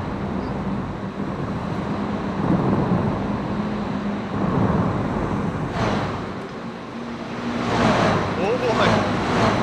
Yep, that was a moment.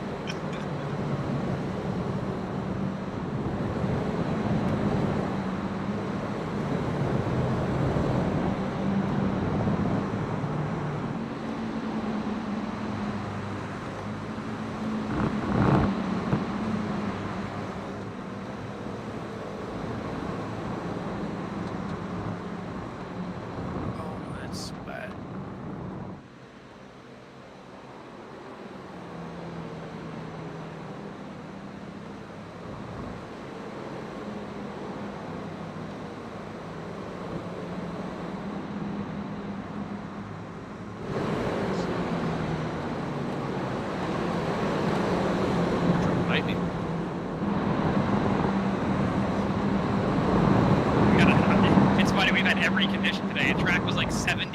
95 during practice, then it rained. Now it's 97-degree track temp. Like, I'm sure that means something in Celsius too, but I don't know what it is. 36 Celsius. Yeah.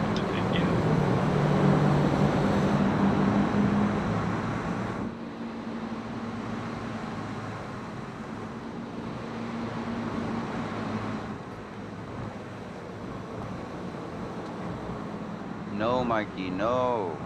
Yeah, you two need to fight a little more up there.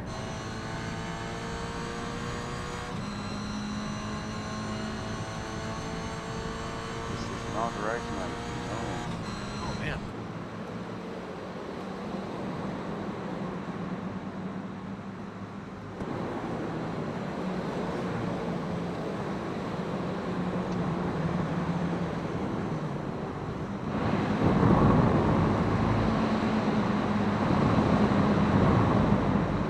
God damn it, Brandon, go away.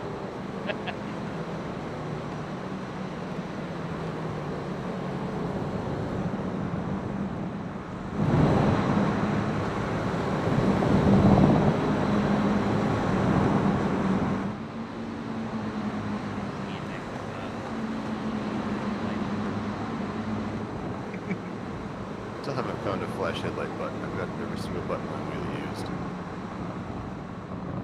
Correctly, imagine. I said they that's all.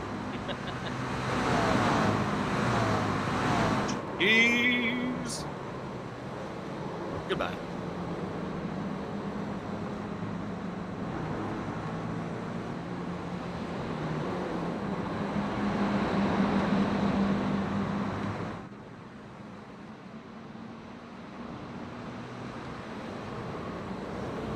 That Pop's coming back? Well, Discord's up. Everything else is taking forever. There's something wrong with it. It dropped from like 75 frames per second to 42 and it shut right off.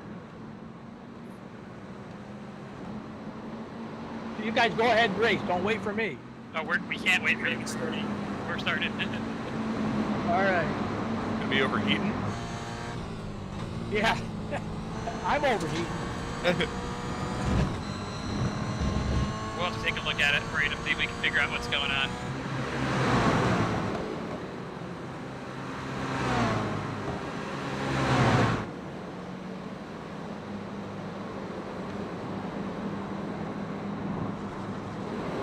Back. Oh, I looked down at the black box and I'm falling apart. Uh-oh.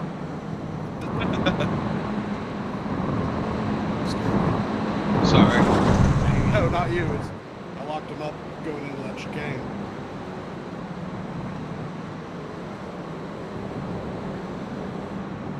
Get out of here, Bob. No plus. Hi. Is this on ZFG TV? I don't think we're on ZFG TV today. Okay, because I see it's on, but it's not. Nobody's on. Yeah, Skylar is at Sonoma, I think. Gotcha. Oh, I thought you were going to give me a little bump. Brandon, that started for me. Force you offline and turn on.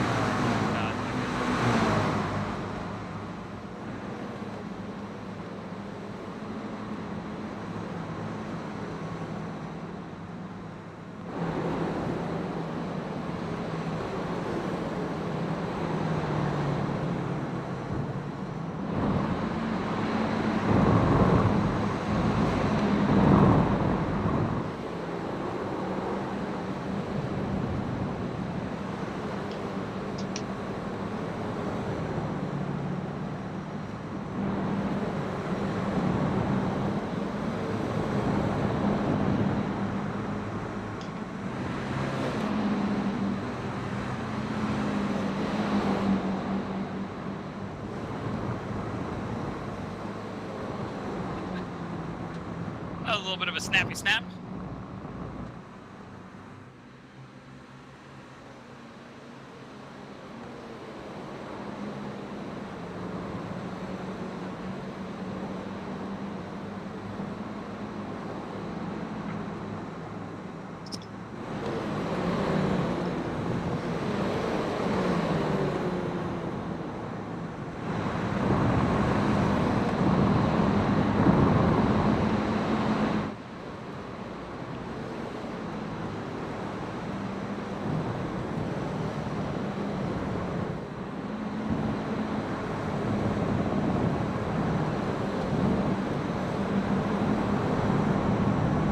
I see now. Okay. Well, I mean, I knew you were going there. You didn't. What you should have probably done is cross me back over. I couldn't. I got the call for side by side, so if I'd moved, I think I would have hit you. Gotcha. Still should have done.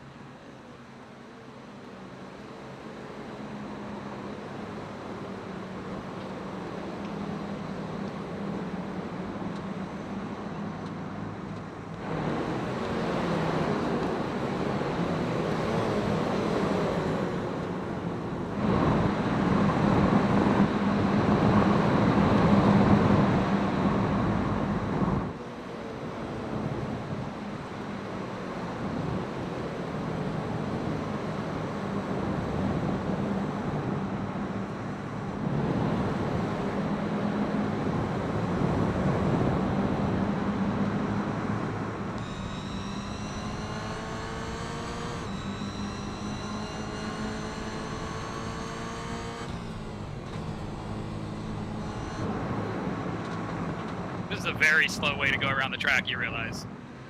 I am very aware because he caught on too.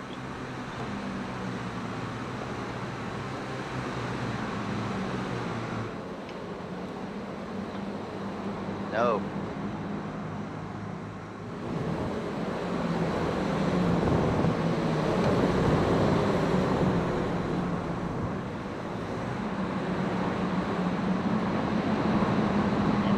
Pick it up, then we wouldn't have this issue. The guy that I just deal with you pretty regularly being, you know, irritating. What you guys are talking about? It's very peaceful out here.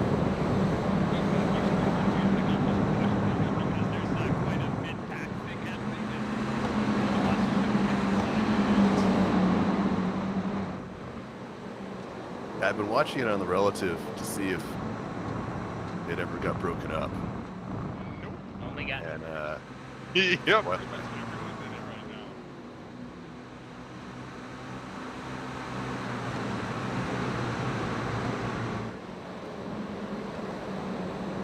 kind of don't want to disturb it. Just because so much racing's happening.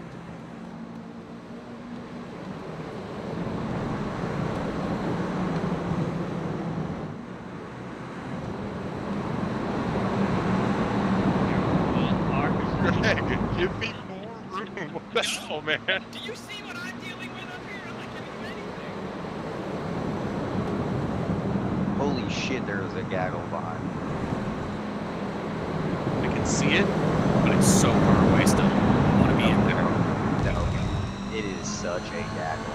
Holy shit. This is, I think, the closest I've seen. Caution, yellow flag. Oh.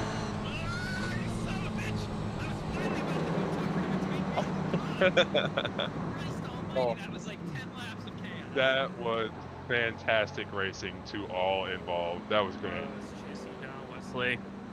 That was really good. That was P what? 5 through, or no, 3. By the time that we were at the end here, it was P2. 2 through 9 were all clustered together. Nice. Oh my. So we're trying something else that I forgot about, but I'm still interested in trying. For the restart, going to be lead lap cars on the right and lapped cars on the left, stacked up to the front. So Oh, the lap cars interesting. have a real good chance of getting their lap back instead of being shuffled all the way to the ass end of the field every time. Like old NASCAR. I think everyone's on. Yeah. I think everyone's on lead lap except for maybe West. Yeah. Yeah, because he had to come back late. Up front. Yo, you style like early 2000s NASCAR. Utah, you have to give me more room going into what is it, 2? The double Like, right? yeah, you have to give me more room. Why do we have to give you more room? I'm already Got to 2 leave in it the in faith. grass. Like I'm 2 in the grass trying to get into that corner, already beside you. Corner anyways. Not with that fucking attitude, it's not. Well, then, except that I'm not going to give you more space and don't go there. There were multiple in the times grass. where Well, you've got 4 top wheels. speed on the inside. Kyle. Yeah, like I was beside him before we got to the corner, right? If I don't back out of that, we both die. Yeah, and the last time when you called it, I was also on the inside of Tucker. I didn't see the inside of Tucker, so yeah, that was fair.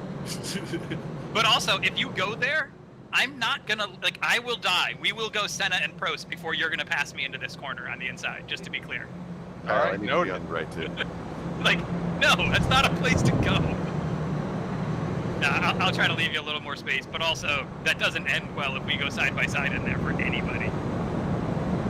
Me and Christian did it 3 times. We're fine. Yeah, it might work out for you guys. So are we going? We're going single file for the restart, right? Looks like it. Yep, just follow your instructions. So everybody on the lead lap is on the left line, and Pop is the only lap down car, so on the right line.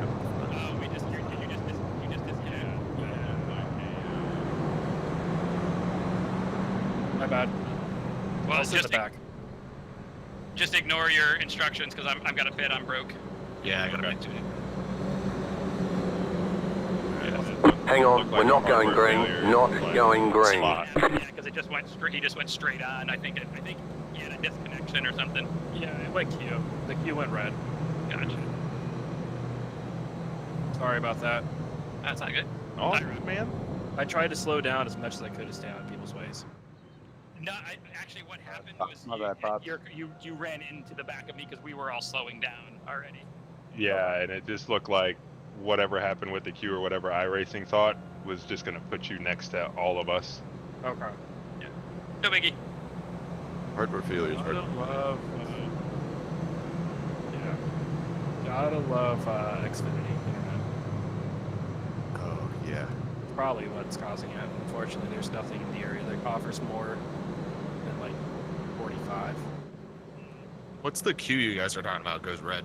Quality. Oh, got it. Yeah. Ideally, it should be 100, 100. I got you. Yeah, Drotch package essentially. Oh, my queue It should work. You have no Oh quality. yeah, you're using the bars. I have mine. So quality down is good. Well, No. you not having anything there is good. Is good. Yeah, as long as it's not red. Yeah, blank with 100. Extending the caution, by the way. You guys didn't have to do that.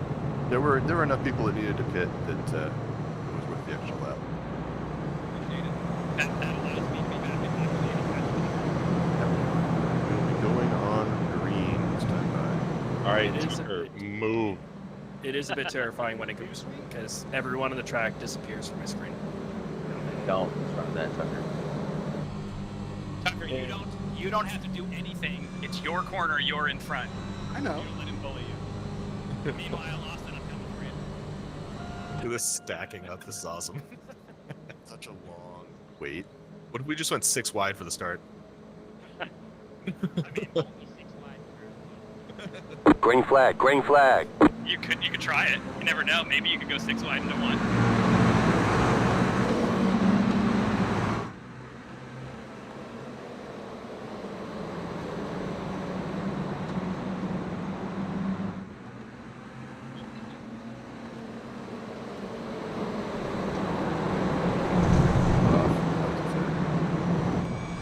Tell me what to do, Bob.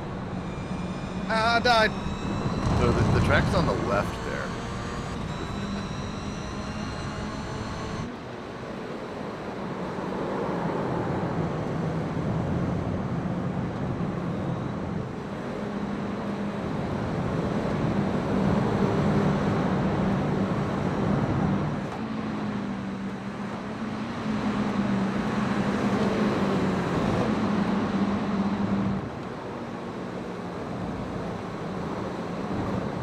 JD, I think I gave you millimeters when I came over, man, and I'm sorry.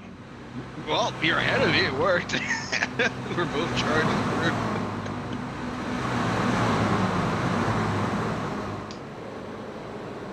And I charged it into turn 1 3 wide. Yeah, I saw that. Did we just split a man left and right? That's fucking cool. Oh, we got 1 down. And just 1. One. Looked like this one, yeah.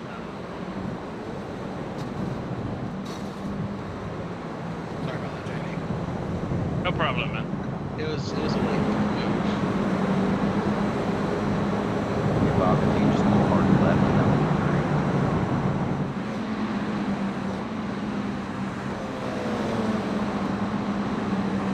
I'll make a left up here at like turn 4.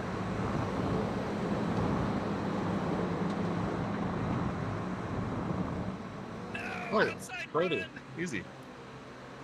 Tiny one. I'm trying to get as much side drift as I can come up with.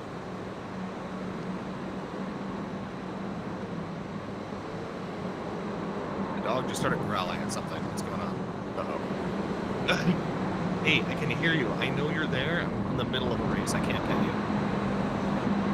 A lot cooler if you did.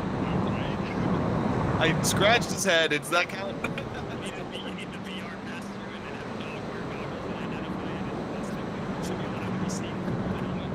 It's in the passenger seat. What do you want? Did you turn on that? Love you too.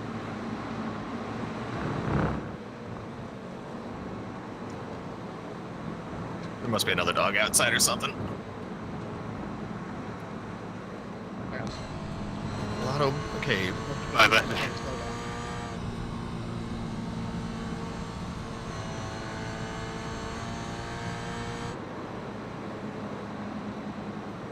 Whoa.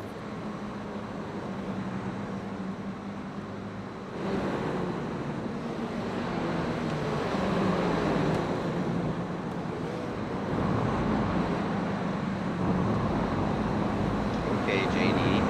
Okay. Are you still burning off a slowdown, Tucker? Was. Brown pants moment. I come out of that corner, I finally got around sector, and then all of a sudden, you were like in the road, stopped. The good old pick. It was well executed. I thought you got it all lit off the straightaway. No, that was just a good move, Martin. I mean, got you ahead of me, and now look at the gap. So.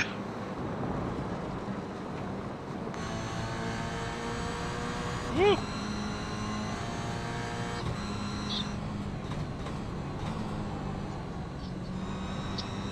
Coming down the middle. Here we go.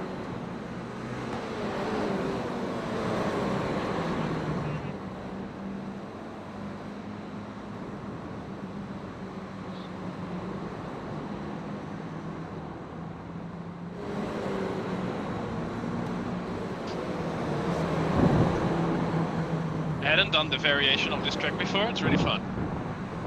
It's a good one. I like it better than the full track. For the Me- slower me too, cars, for too. sure. I never really liked the full track, but this one is fun. Full track's good for faster cars, I think. It's got some good qualities. Yeah, faster downforce stuff. Where you can go a gazillion miles an hour, then you can just stand on the brakes. For the Formula 1600 in the wet, it is not a good track.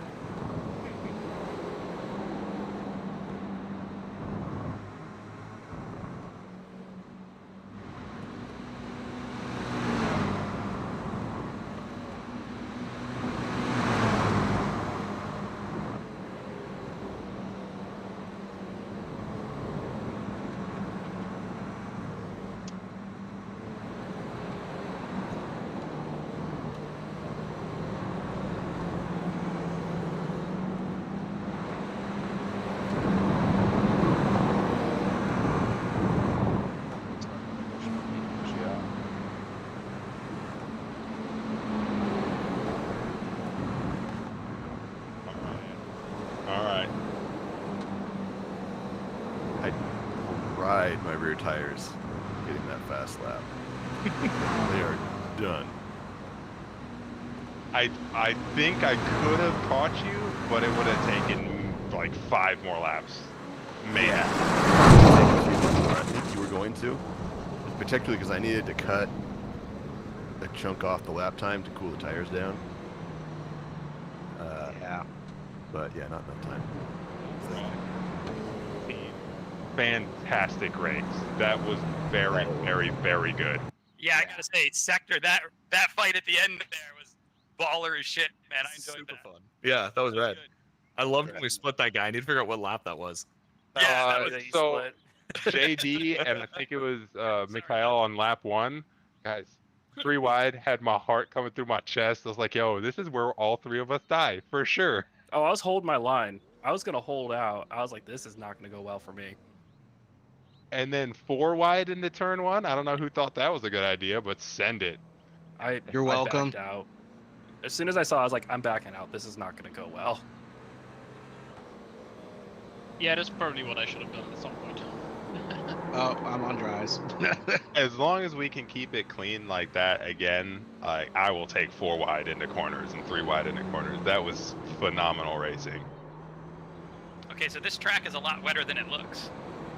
Yeah, it's wetter than I expected it to be, but the temperature is also cranked up to hot, and we should have like 25 miles an hour wind, so the 10-minute warm-up, and then there's it is wet.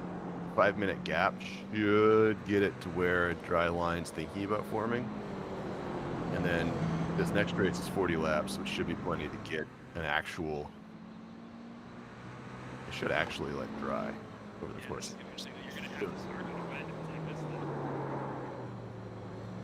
So I'm going to stress this again, just like I stressed it in Monza. Wet lines and wet racing is new to a lot of people. Mistakes are going to be made. Again, try not to yell at your fellow competitor and racer and teammate. Just take a step back and realize we're all learning. We're all here to have fun, eh? Yes, please. This is going to be this is going to be a tough one because it's so many momentum corners where like you have to touch the racing line. Yep. It's also the cut through doesn't have the rubber laid down because it's not used very often. Yeah. That's good though, right? It makes it a little more grippy. Yeah, so the cut through will have grip, and then you'll get back to the normal racing line and have none. On your way out of the cut through, you cross over the shiny stuff. Oh yeah, okay. And it gets interesting. Oh my god, yeah, it's so cool feeling the steering wheel go light when you hit the rubber. Like they did a really good job on that. Oh yeah, no grip at all on the last S's. No, it's wetter than I was aiming for, so I'm hoping it dries out here. Slicks are not the play, if you guys were curious.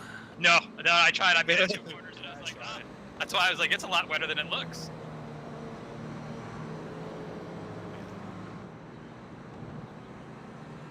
Drifty in the last corner there. It's so much fun.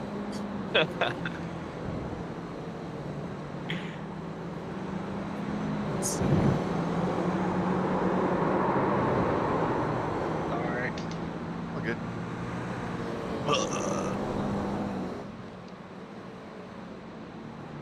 At least on the wet, this has enough power to do a flick turn.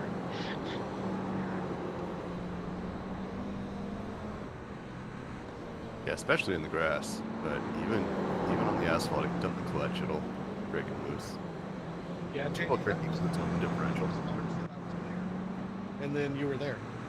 Yeah, I mean, it's fine. I mean, it was definitely a late and aggressive move on my part, trying to follow Martin through. Yeah. So we didn't die. We didn't die. Why are my blue traction control lights stuck on? Is there a wet mode in these? I think that's just an indicator to tell you that the session's declared wet. Oh, okay. I've been wondering about that too, but it seems to be track state that turns them on and off. Okay. Like some of the GT3 cars have a little thing in the upper right of the dash where it says wet or dry. I think it's the equivalent of I that. think that's just tires, right? GT3. Whether you're on dry tires or wet tires? That's also possible.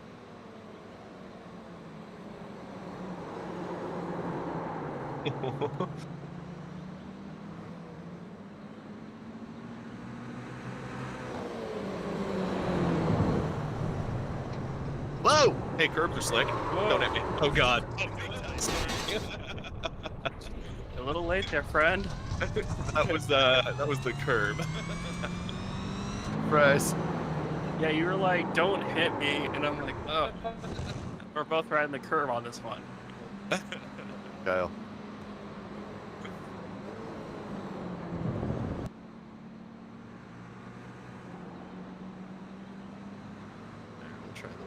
Let's see. There.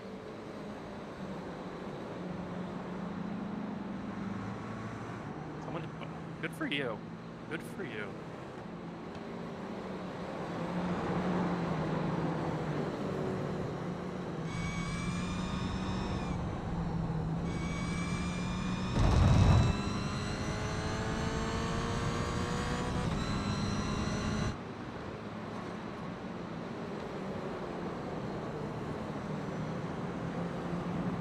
First corner might be death. Let's see. With a pack. Whoever's on the rubber is gonna. Yeah, that'll be exciting for the outside line there. Hitting the curbing on the inside of the second to last corner is also not a good idea, I've discovered. It's gonna be rough. This one is definitely a little bit more tricky than Barcelona was in the wet. You're constantly cutting them. Yeah, Barcelona, you could kind of stay off of it. Yeah, there's a number of corners here where you really can't. No, you're just kind of going to have to live with the fact that there's no grip.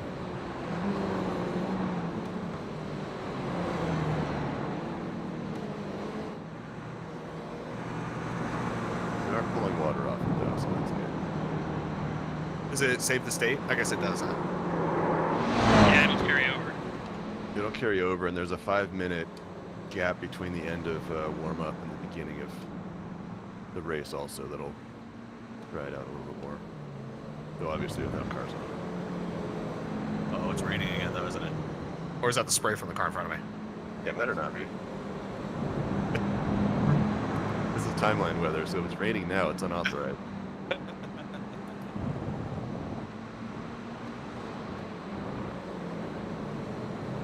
It's weird, but I think the racing line, like the normal racing line, is still faster through most of this track. It's an odd track like that, yeah. That's what I'm finding too.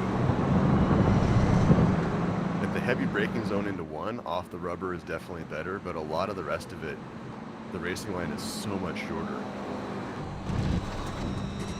Yeah, that's the thing, is that the way these corners are shaped, if you get off the racing line, you're driving forever in the wrong distance, and you can't carry any momentum because you have to cross the rubber at some point. Pulling the exit tighter to get the inside tires at least off the rubber seems to be helpful. There's almost not enough horsepower to spin them. You know what I mean? Like, you can really roll the throttle on these things. Even on the... Get on it pretty hard. Yeah, they drift really nicely too. It doesn't just go whoop, gone.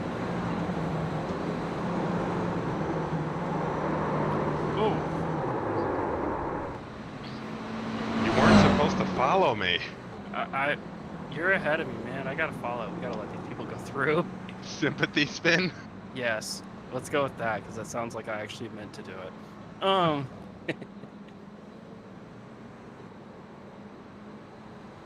more. Alright. Can't park there. I'll park wherever I want. I pay for the whole damn track. This is free. Get my $15 worth. This is free. I forgot this is a free track. Yeah. Has it always been free? I feel like I paid for this track.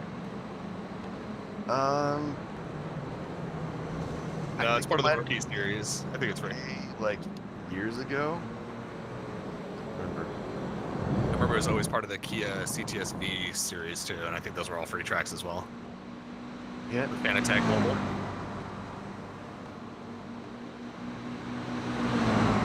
How long was the sessions for? 40 seconds.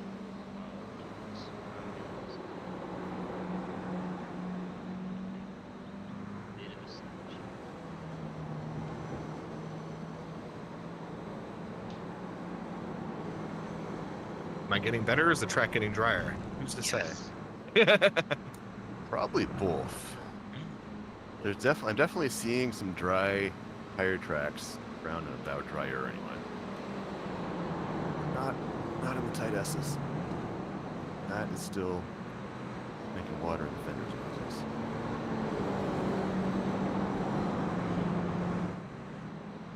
But hey, it looks a little bit of lock to lock between friends.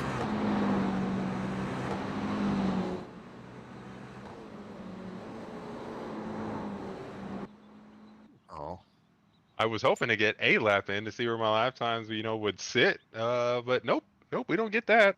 Nope. I was in the middle of a sweet drift through the last corner. Oh no, not this again.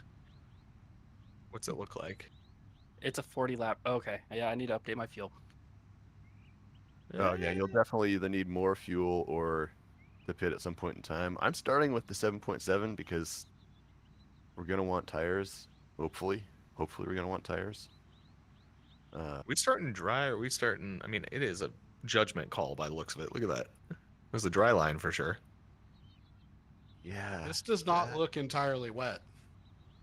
Off the rubber, it might be dry. I don't know. I'm gritting on wets. Where's my Ferrari engineer when I need him? Right? It's dry. We're starting on extreme wets. Let's go, boys.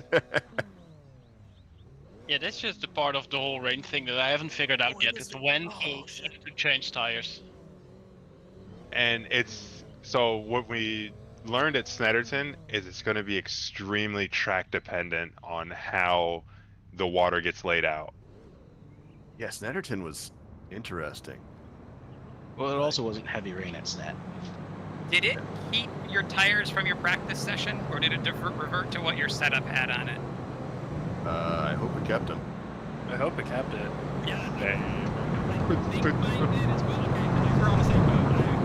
Didn't have time to go check to see, and I was like, oh, I'm not really sure if I have wets or not. I do not need to be here.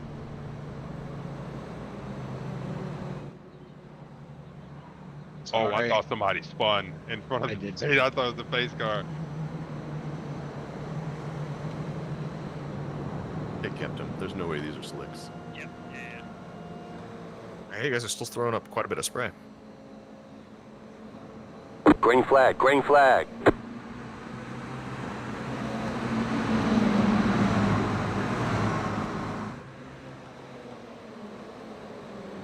Oh dear.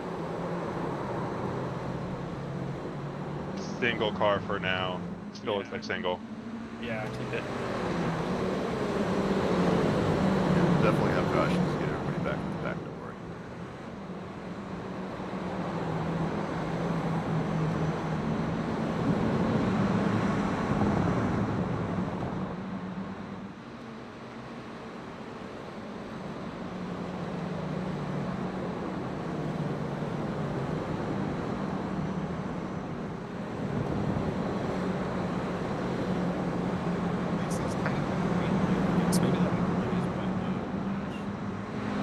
But it might just automatically turn on.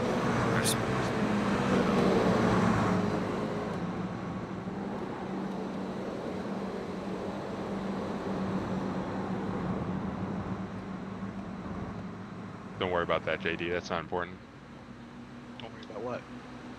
The little scooch I did there on the end. That's right. I mean, I had a skill issue. That's for green. That was spicy. Oh, press button. Okay, watch out. Exit out of the infield, blocking track.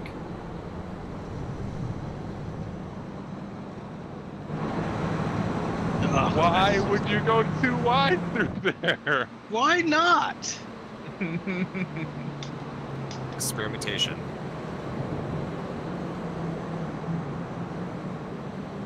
We went motor racing.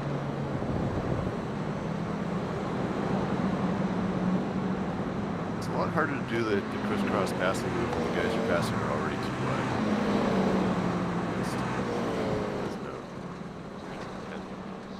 Ignore that. Up the track, the other one, things left. Don't worry about that end. Oh. Don't worry about that. So, too wide through that corner does not work. I don't know. I got the spot, didn't I? Okay, fair. Didn't work for me. There we go.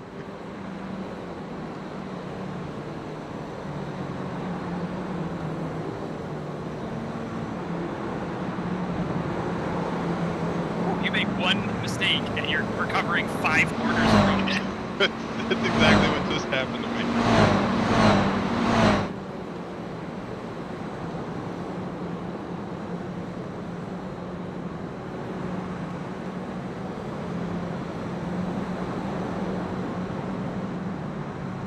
I was doing fine until JD wanted to send it too wide for an entire lap.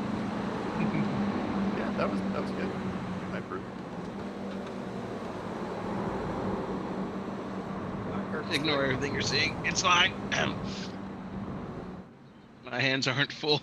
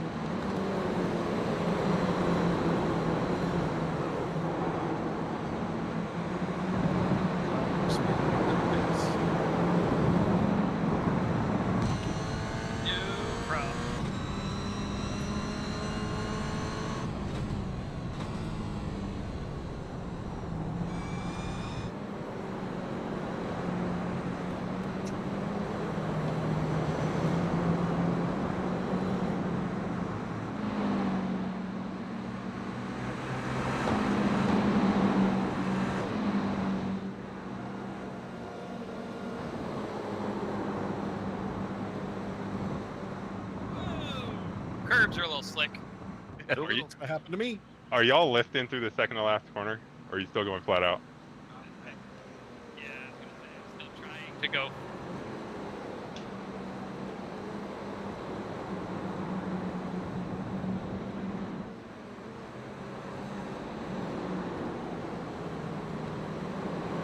I'll warn you boys, I'm not quick in the wet, but I am an obstinate motherfucker. Who noticed? So, Okay. That's a word choice. obstinate? It's I fancy. thought you said. Pain in the ass. No, I thought you said abstinent. Might be slow, but I'm not having sex. Those don't seem related, but maybe they are. Every race car driver on the planet wants to tell themselves that those two things are true. I don't understand it. She doesn't understand how high my I rating is.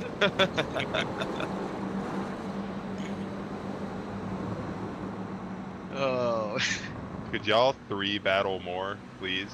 Not really. There's a battle. I am battling with myself. Thank you. This has nothing to do with anybody else. I'm just trying not to die and not kill anybody. I don't think JD and I could battle more.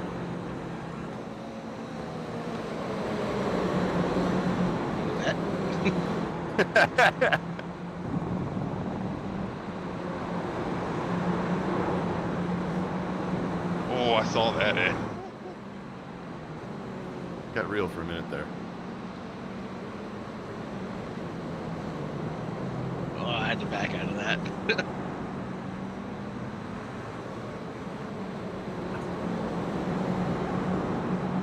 Loadster.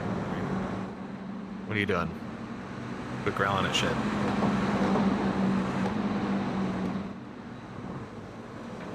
It's not real anymore. It's just reaching into space trying to find the dog. There it is. Oh, that's your butt. Get out of here.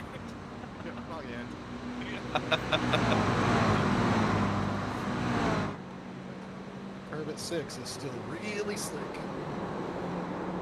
Noted.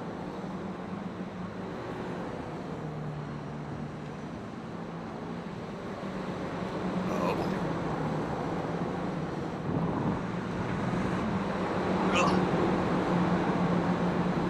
Man, if I could find some grip on exit. If you do, let me know where it is.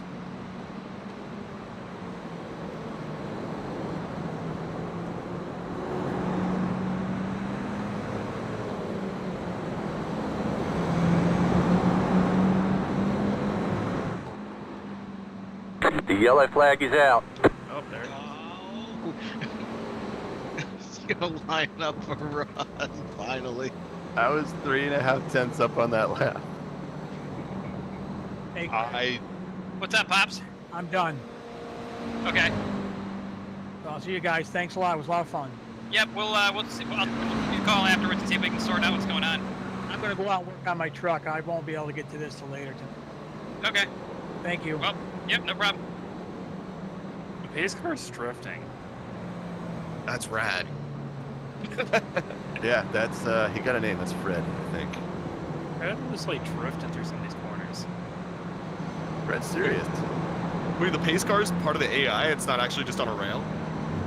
It's like kind of on a rail, but they Out of the pits and like clean dry lap did the first turn. I'm like, what the hell? it's on a rail, except the car dynamics have physics. Like, you get super sideways because, you know, it's wet. So it's just, yeah, but he's not able to actually leave the line because... Oh, am I supposed to run around? Yeah. Oh, so he's Bert Mylander then. Heck yeah. I just wanted to let everybody know I did not converse with any of the other mods before throwing that flag. I just did it because I felt like it. Oh yeah, we had no idea. Yeah, no, I was setting up for a run on one of the mods. I was gonna say, honestly, you probably did it in a really awkward time for all of us because the battle was getting very intense. Yep. Yep. It worked out nicely. Oh yeah, we were like nose to tail, maybe 5 feet between like, each car. And as it was, Mikhail had a little bit of pace on me, and then when I had to start dealing with JD behind me, that was it. He was gone. Yeah, so, you know, good throw. Yeah. It would be nice to get back to some dry. I see, because I'm a lot quicker in the dry. Well, I'm wondering, if, like, do you guys think it's already time for dries or no? No. I haven't done much racing in the dry. I usually run TCR cars and there's no rain yet, so yeah. I mean, for you, if you want to switch to the dries, absolutely, let's do it. Yeah, Let's do it. I'm just gonna wait until you guys do anything. This is only my second day no idea. in the wet, and but it does still feel too wet compared to what Barcelona was when we finally crossed over.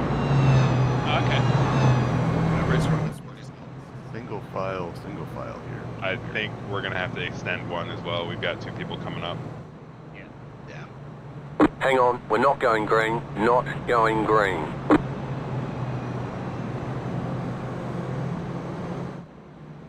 It's weird, it did the double file lapped inside on the first race. But this one. I think in wet, it's single file, period. There's no one lap.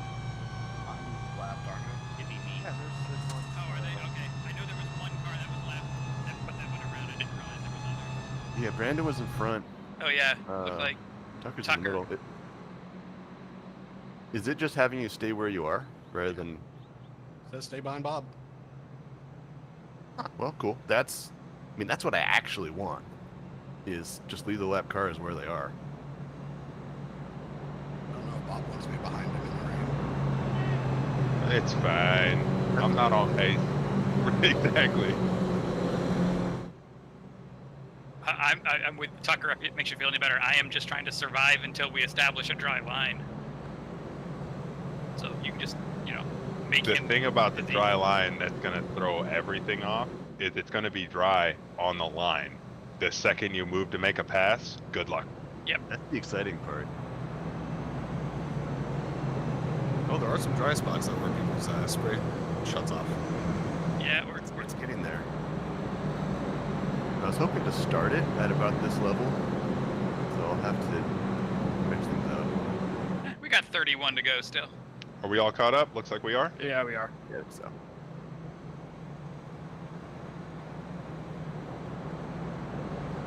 We'll see. We might just do like dry night, dry next weekend too. Show back up. 2 weeks. Sorry. It's Toto. I wondered if that's who it was. Is it all Toto? Hey Brandon, go ahead. You gotta catch to the front. You're going on green. We'll clear the black flags. Don't worry about it. Everyone stay where we are.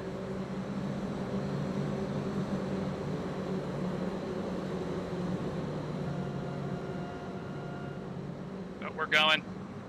Yeah. Green flag, green flag. Green lights actually throw. Oh, I'm sorry about that. Oh, good. No worries. First week. Yeah, now I know. Yep. No biggie. Don't worry, there's going to be another caution anyways. Yep, there'll be at least one more. Yeah, I'll probably not be in front by then. I don't know. If I'm the guy that's behind you, you got pace on me in the wet. especially when I light them up out of the corner like that.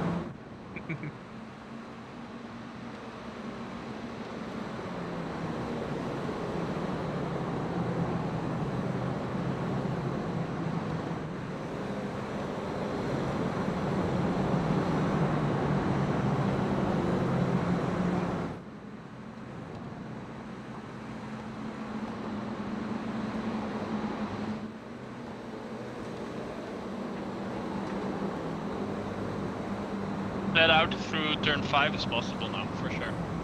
Yep. I think we're just starting to get dry. Not dry tire yet, but we're getting there. Spray makes it not feel like it. That's so cool. Hardly can see down the back straight. Yeah, but or the front straight, I guess.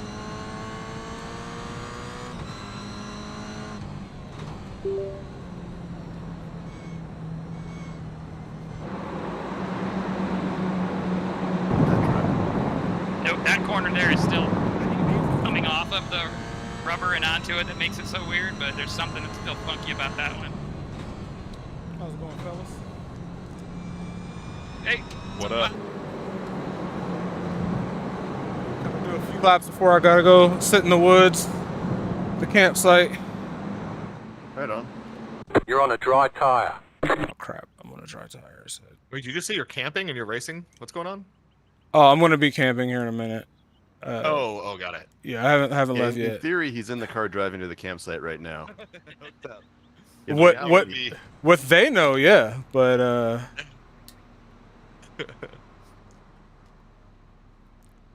I won't be surprised if I all of a sudden in my stream see Barb like, I thought you're supposed to be picking stuff up and heading this way.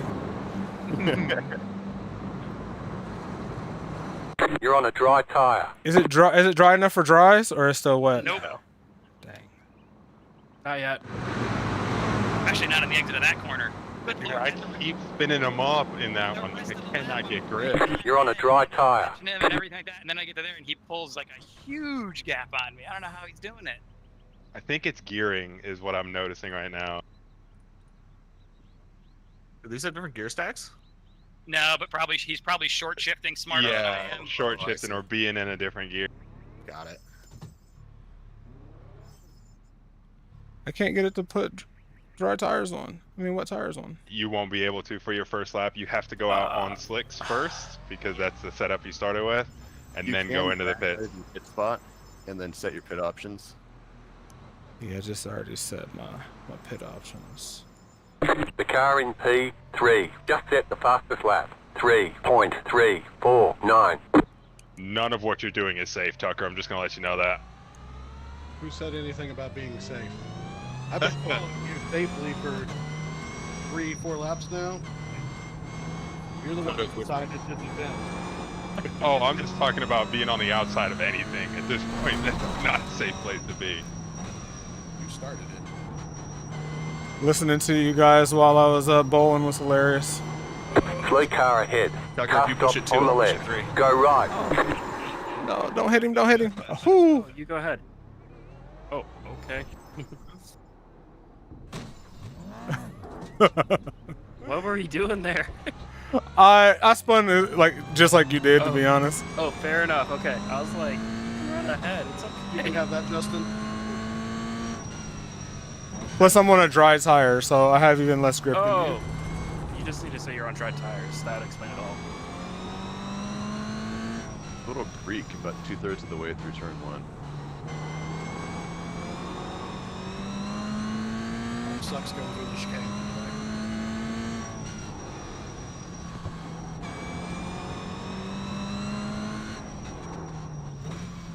Every single corner or every lap that corner is the only one. How do I fix it? Help me, Tom Cruise. I'm a Tom Cruise.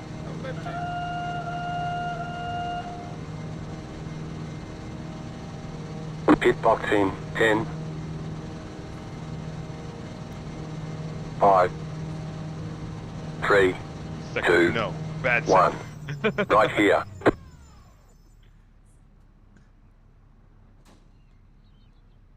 Woo! That was little spicier of a corner than I wanted it. They're all so spicy for me right now. Like Esau said, I'm fighting myself.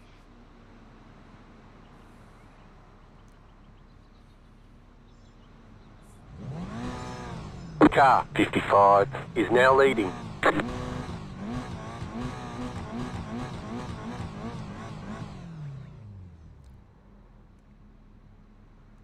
it changing? Okay, go. Okay, there we go. Car right. Clear on the right.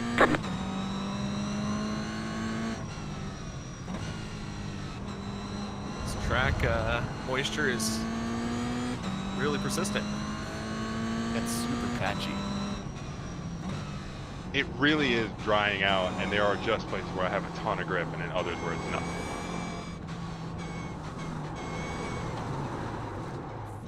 I think the last corner is starting to feel pretty good. Yeah, I say that and drift. Until you touch the curb, and then Yeah. just lose all of your momentum.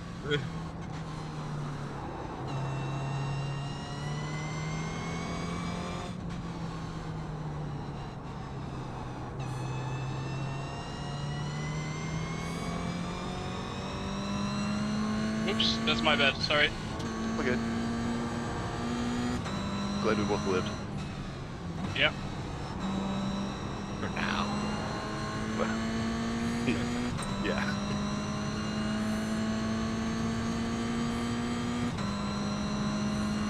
Thanks, James.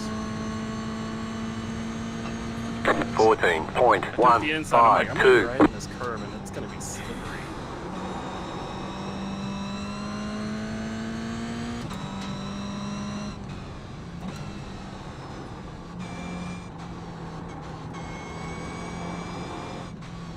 Lost sight of the apex on that.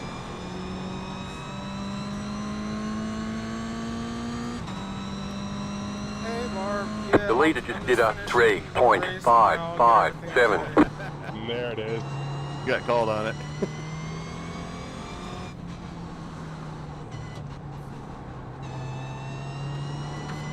Just send me a checklist. I know you kind of already did, but I'll forget again. A man that knows himself. Like, look, I'm just gonna forget again. You know, help me out. Help me help you.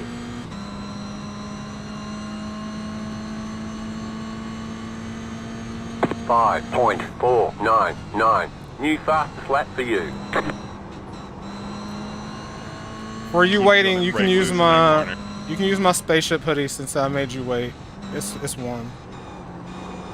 It's warm. She steals all my stuff anyway. Oh, this is your hoodie? It's my hoodie. Our hoodie. Exactly.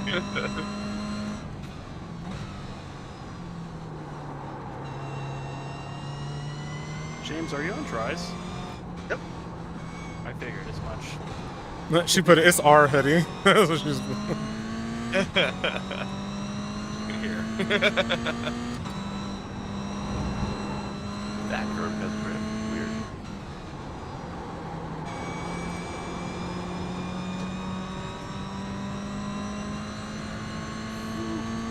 Car looks fine. No damage to report.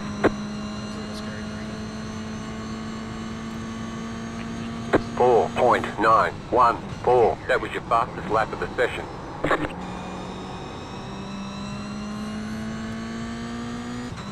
Definitely sharing is caring.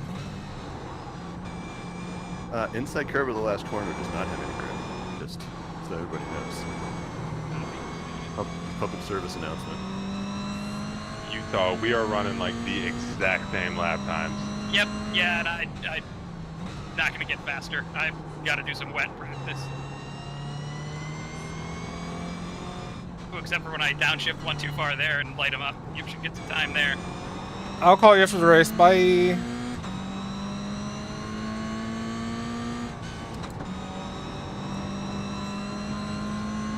She's just leaving so she can think. Pretty sure I'm holding sector up right now, and I don't care. I don't care. It's all good. I'm not fast enough to get by right now yet, so it's not making the marginal pace where it's like 5.066. Does that make sense? Where I'm like not fast enough to get by yet, so you're not really holding me up. Yeah, and I feel like lap times are going down as well. Uh-huh.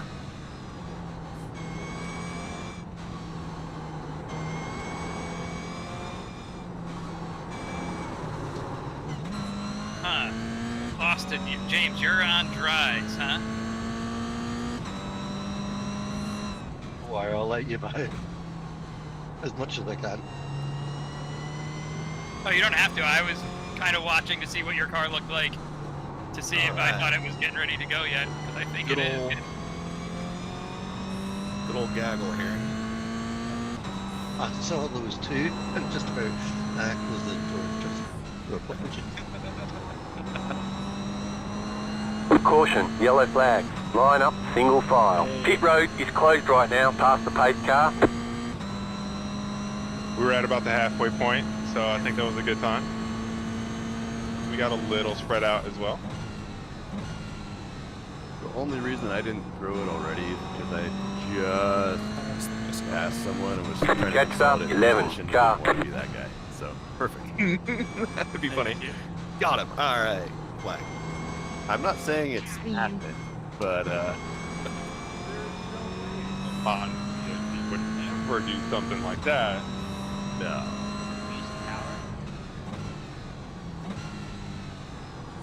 How long do these tires last for? Anyone know? Yes. That's... Yeah, no idea.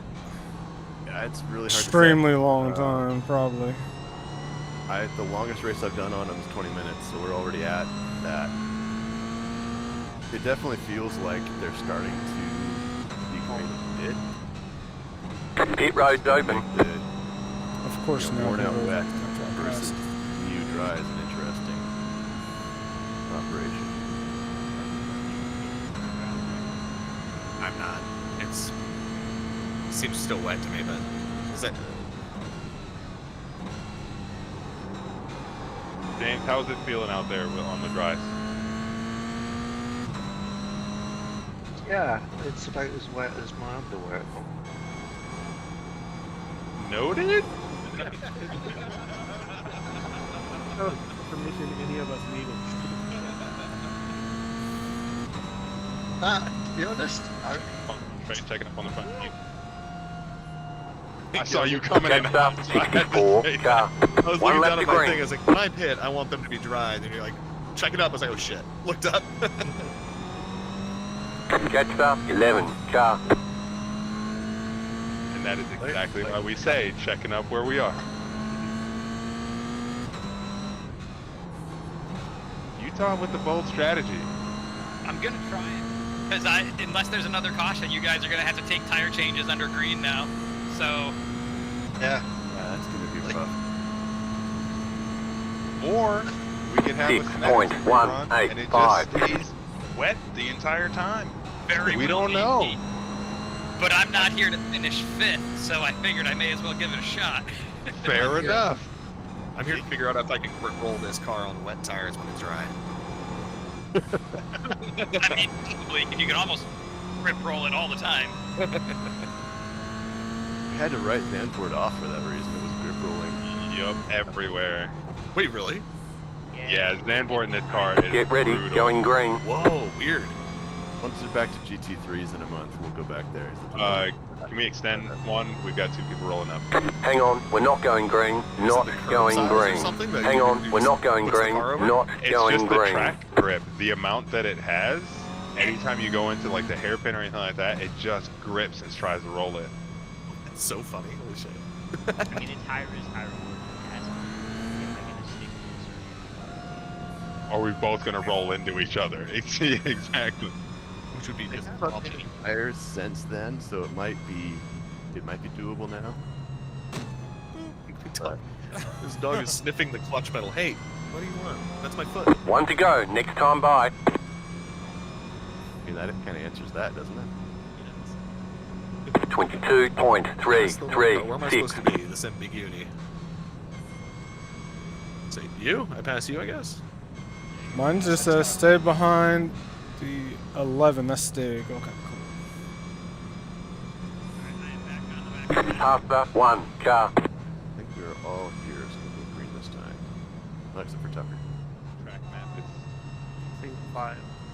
yeah, track map is saying we're all pretty much here. Yep, I got everybody in a group on my map.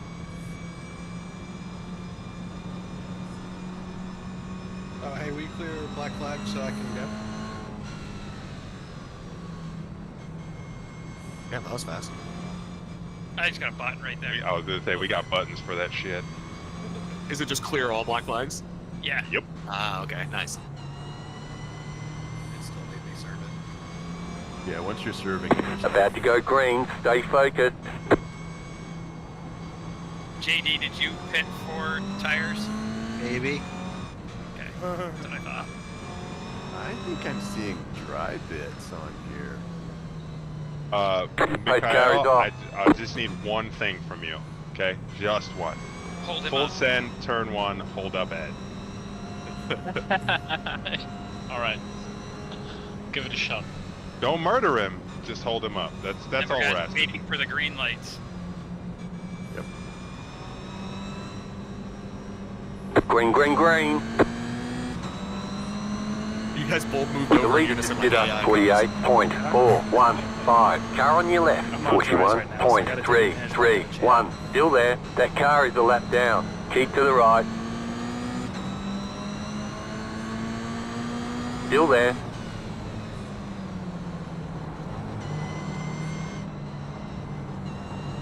Still there.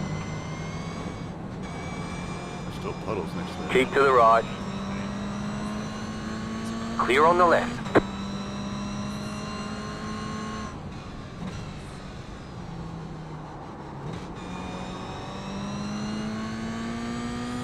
Oh shit, another picture. I'm trying to pick my way through. Yeah, I'm trying to wait for the opening to happen.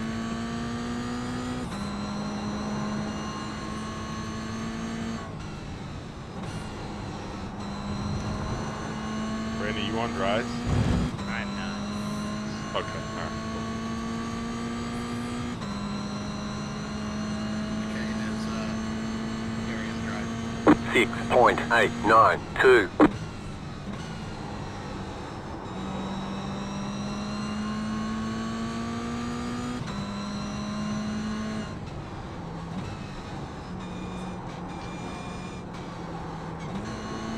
James, you and I are on the same stretch right now.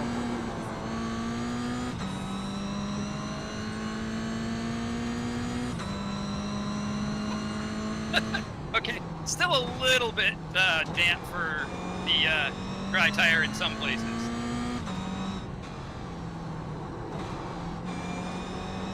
It's only some Get places. out of here, Brandon!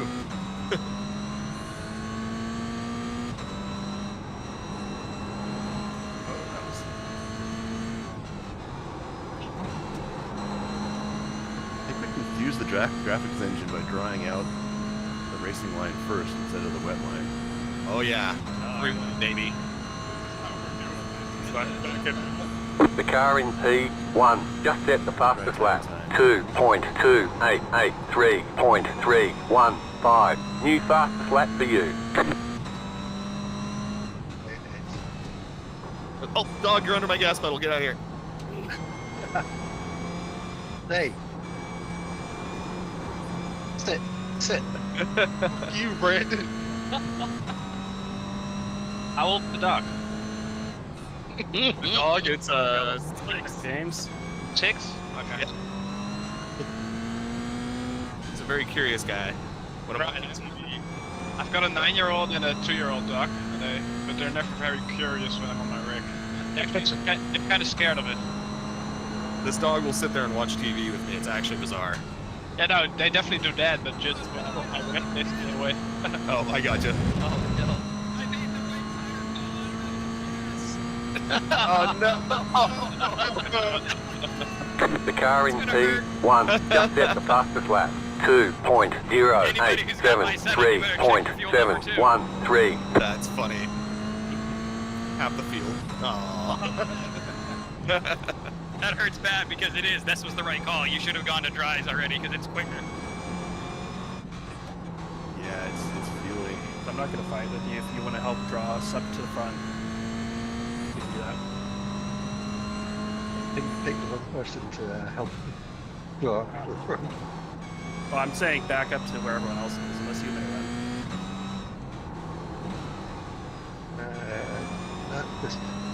That one was still okay.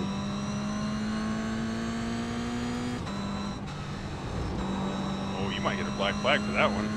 I might. Car right. Still there, hold your line. Clear on the right. Cars are way down here. Oh yeah. The car in front is pitting. Okay. Okay. My bad. My bad. 3.83. That got a little slippery. I'll give it back to you if you want. No. That's fine. You're fine.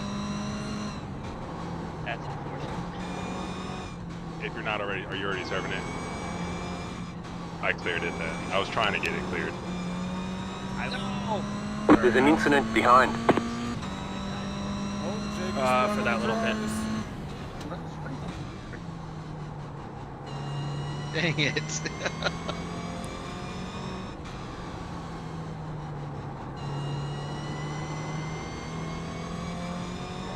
Tires already turning. They are so long for tires.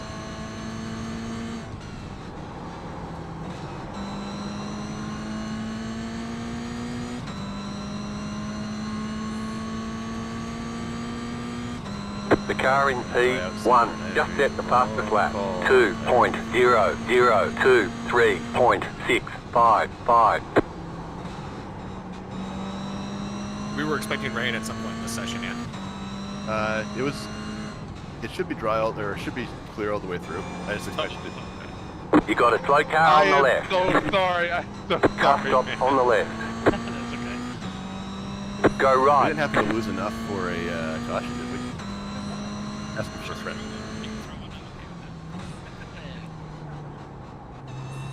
Okay, nasty.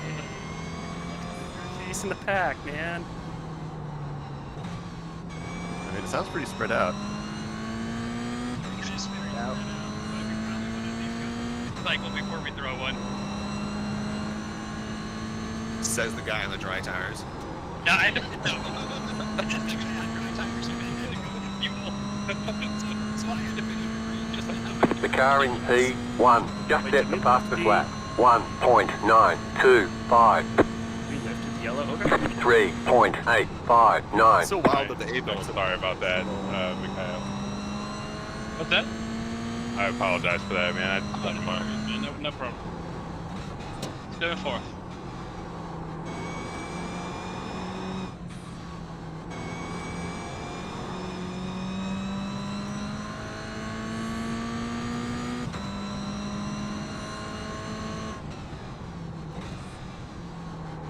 I mean, Ed just did a 1-1, and he's still in wet tires, so. Yeah, you could. It's that weird crossover we dealt with before too. Yeah, that's why I was hoping it would be like 10 laps sooner for the crossover, because if I had enough fuel to get to the end, which I don't, I could almost certainly stay on the wets and be fine. Yeah, because of the gap that you get from a 30-something second pit stop. Yeah, it may just be that trying to do transitions with this car, the pistons are so 3.149. slow That was your it's not fastest really lap of the practical session. racing. The other thing that we noticed this at Barcelona too, when it was JD, Jack, and I up front. The wets actually are the right tire for a really long time right now too. Yeah, I think GT3 will probably change that because there's so much power on tap. So when you can put power down on a dry line, the slick should just stomp all over the wets, but we'll see.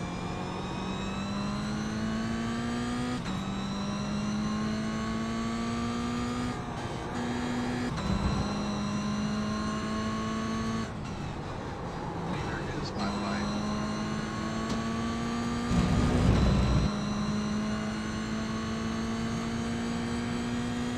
Students catching me, no. The dry tires are the right choice. Oh yeah. Right side.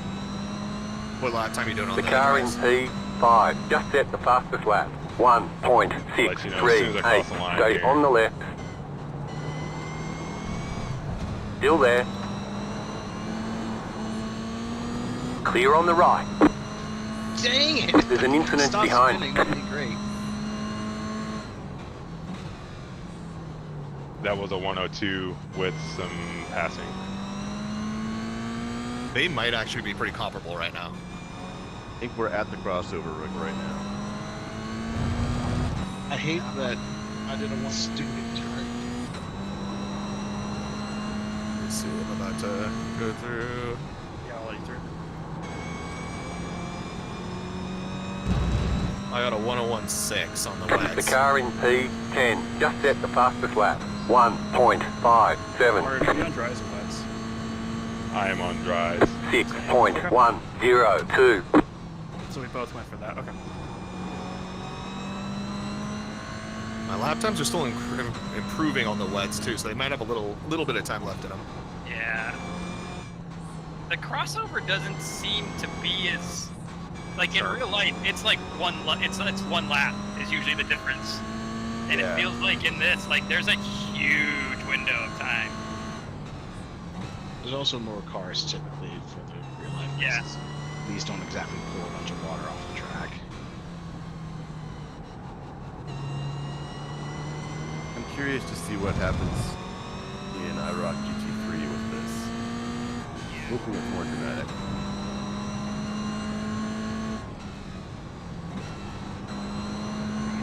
I keep freaking spinning. The car in P10. Just set the fastest lap. 1.493. 20 minutes to go. 4.226. A little snappy over there.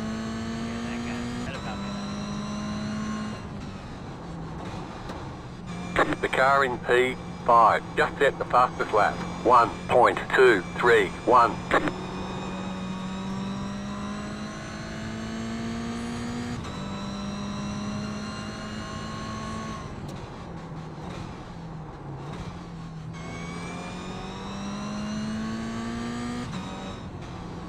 The leader's pitting now. We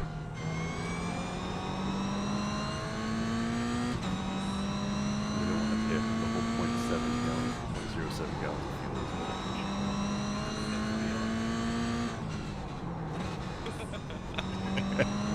fuel. The leader just did a 2.177. It's now a dry session. I won't say we've never done that. Car 12 is up the front. Pit box in 10, I think the lighting changed. 5, 3, 2, 1. Right here. On the track in places. Reset my tire options. I was trying to just take a gallon of fuel and get out of here. I bet when the session changed to dry, it reset them. Ah, it's a bummer.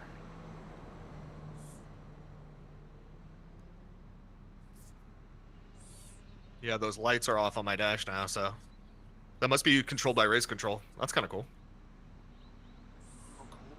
Cold slick, sir. Something. Okay, punch it. I lost like 20 seconds because I spun twice.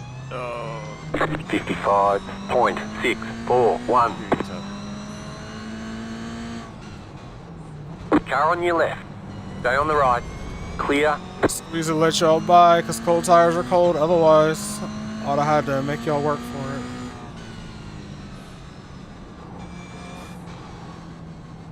it. Stig is getting all fast and stuff now. Leaving me behind.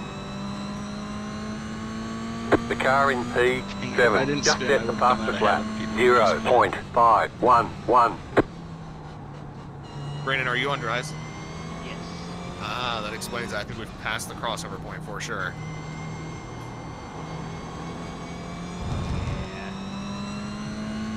Yeah. My lap times are getting slower now.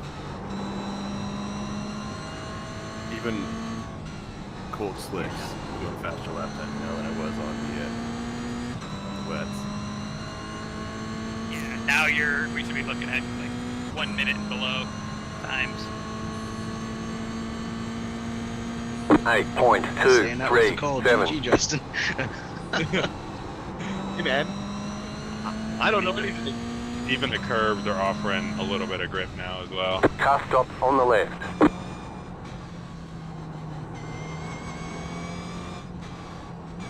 Car stop on the left. Go right.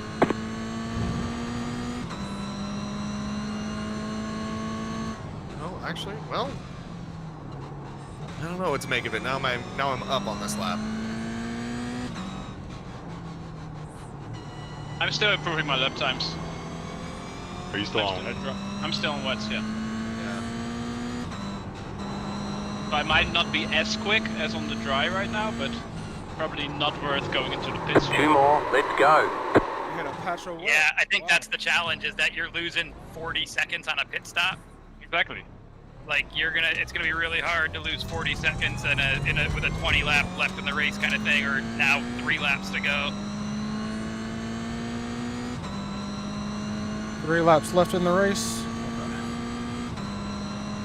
The car in P4 just set the fastest lap. 0.316, 13.512. I don't know where I would have been if I'd actually The car in put fuel in when I pit. P7 just set the fastest lap. 59.807.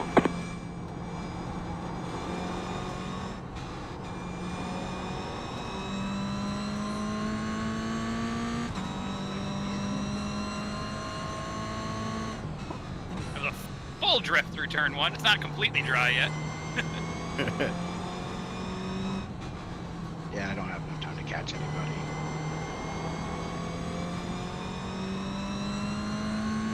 Brandon's gonna make this difficult for sure. That's my job.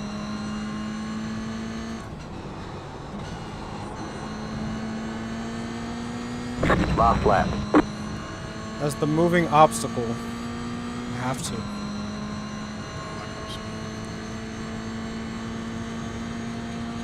1.434. New fastest And now lap it's for telling you. me the auto fuel that was The put in car by in iRacing is not enough to make P7 it to just the set end. the fastest lap. Should be Fifty-nine white flag. point 516. It's because it doesn't factor like the You don't have enough to make it to the end. yeah, like the fuel you use in the pit lane on the pit limiter doesn't include that because you burn quite a bit of fuel. Slow car ahead. Yeah. Car stopped ahead. Well, now I have to lift and coast, which means Ed is going to have a shot at me into the Go last right. corner. Car on your left. Clear on the left.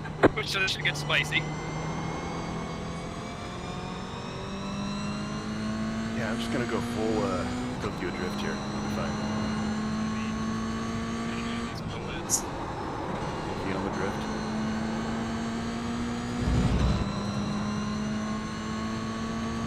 GG, that was fun, guys. Lots of fun, Car guys. right. Good race. Checkered flag, checkered flag. I threw it away. Brandon. Better schedule some testing. We'll get them next time. Good racing, man. That was good. Yeah, that was a lot of fun battling for the lead in the wet. I think the biggest takeaway today is just a matter of the crossover for the 8.6s, and we'll see what the GT3s are like. But the crossover for the 8.6 is it's too many laps. Yeah, that. Unfortunately, it doesn't quite work out to create what we were hoping to create with it. It kind of, I don't know, it almost spreads the field out and it makes us on different strats. And I wonder if maybe Fair enough. there should be an answer where we throw a flag to give the opportunity to change.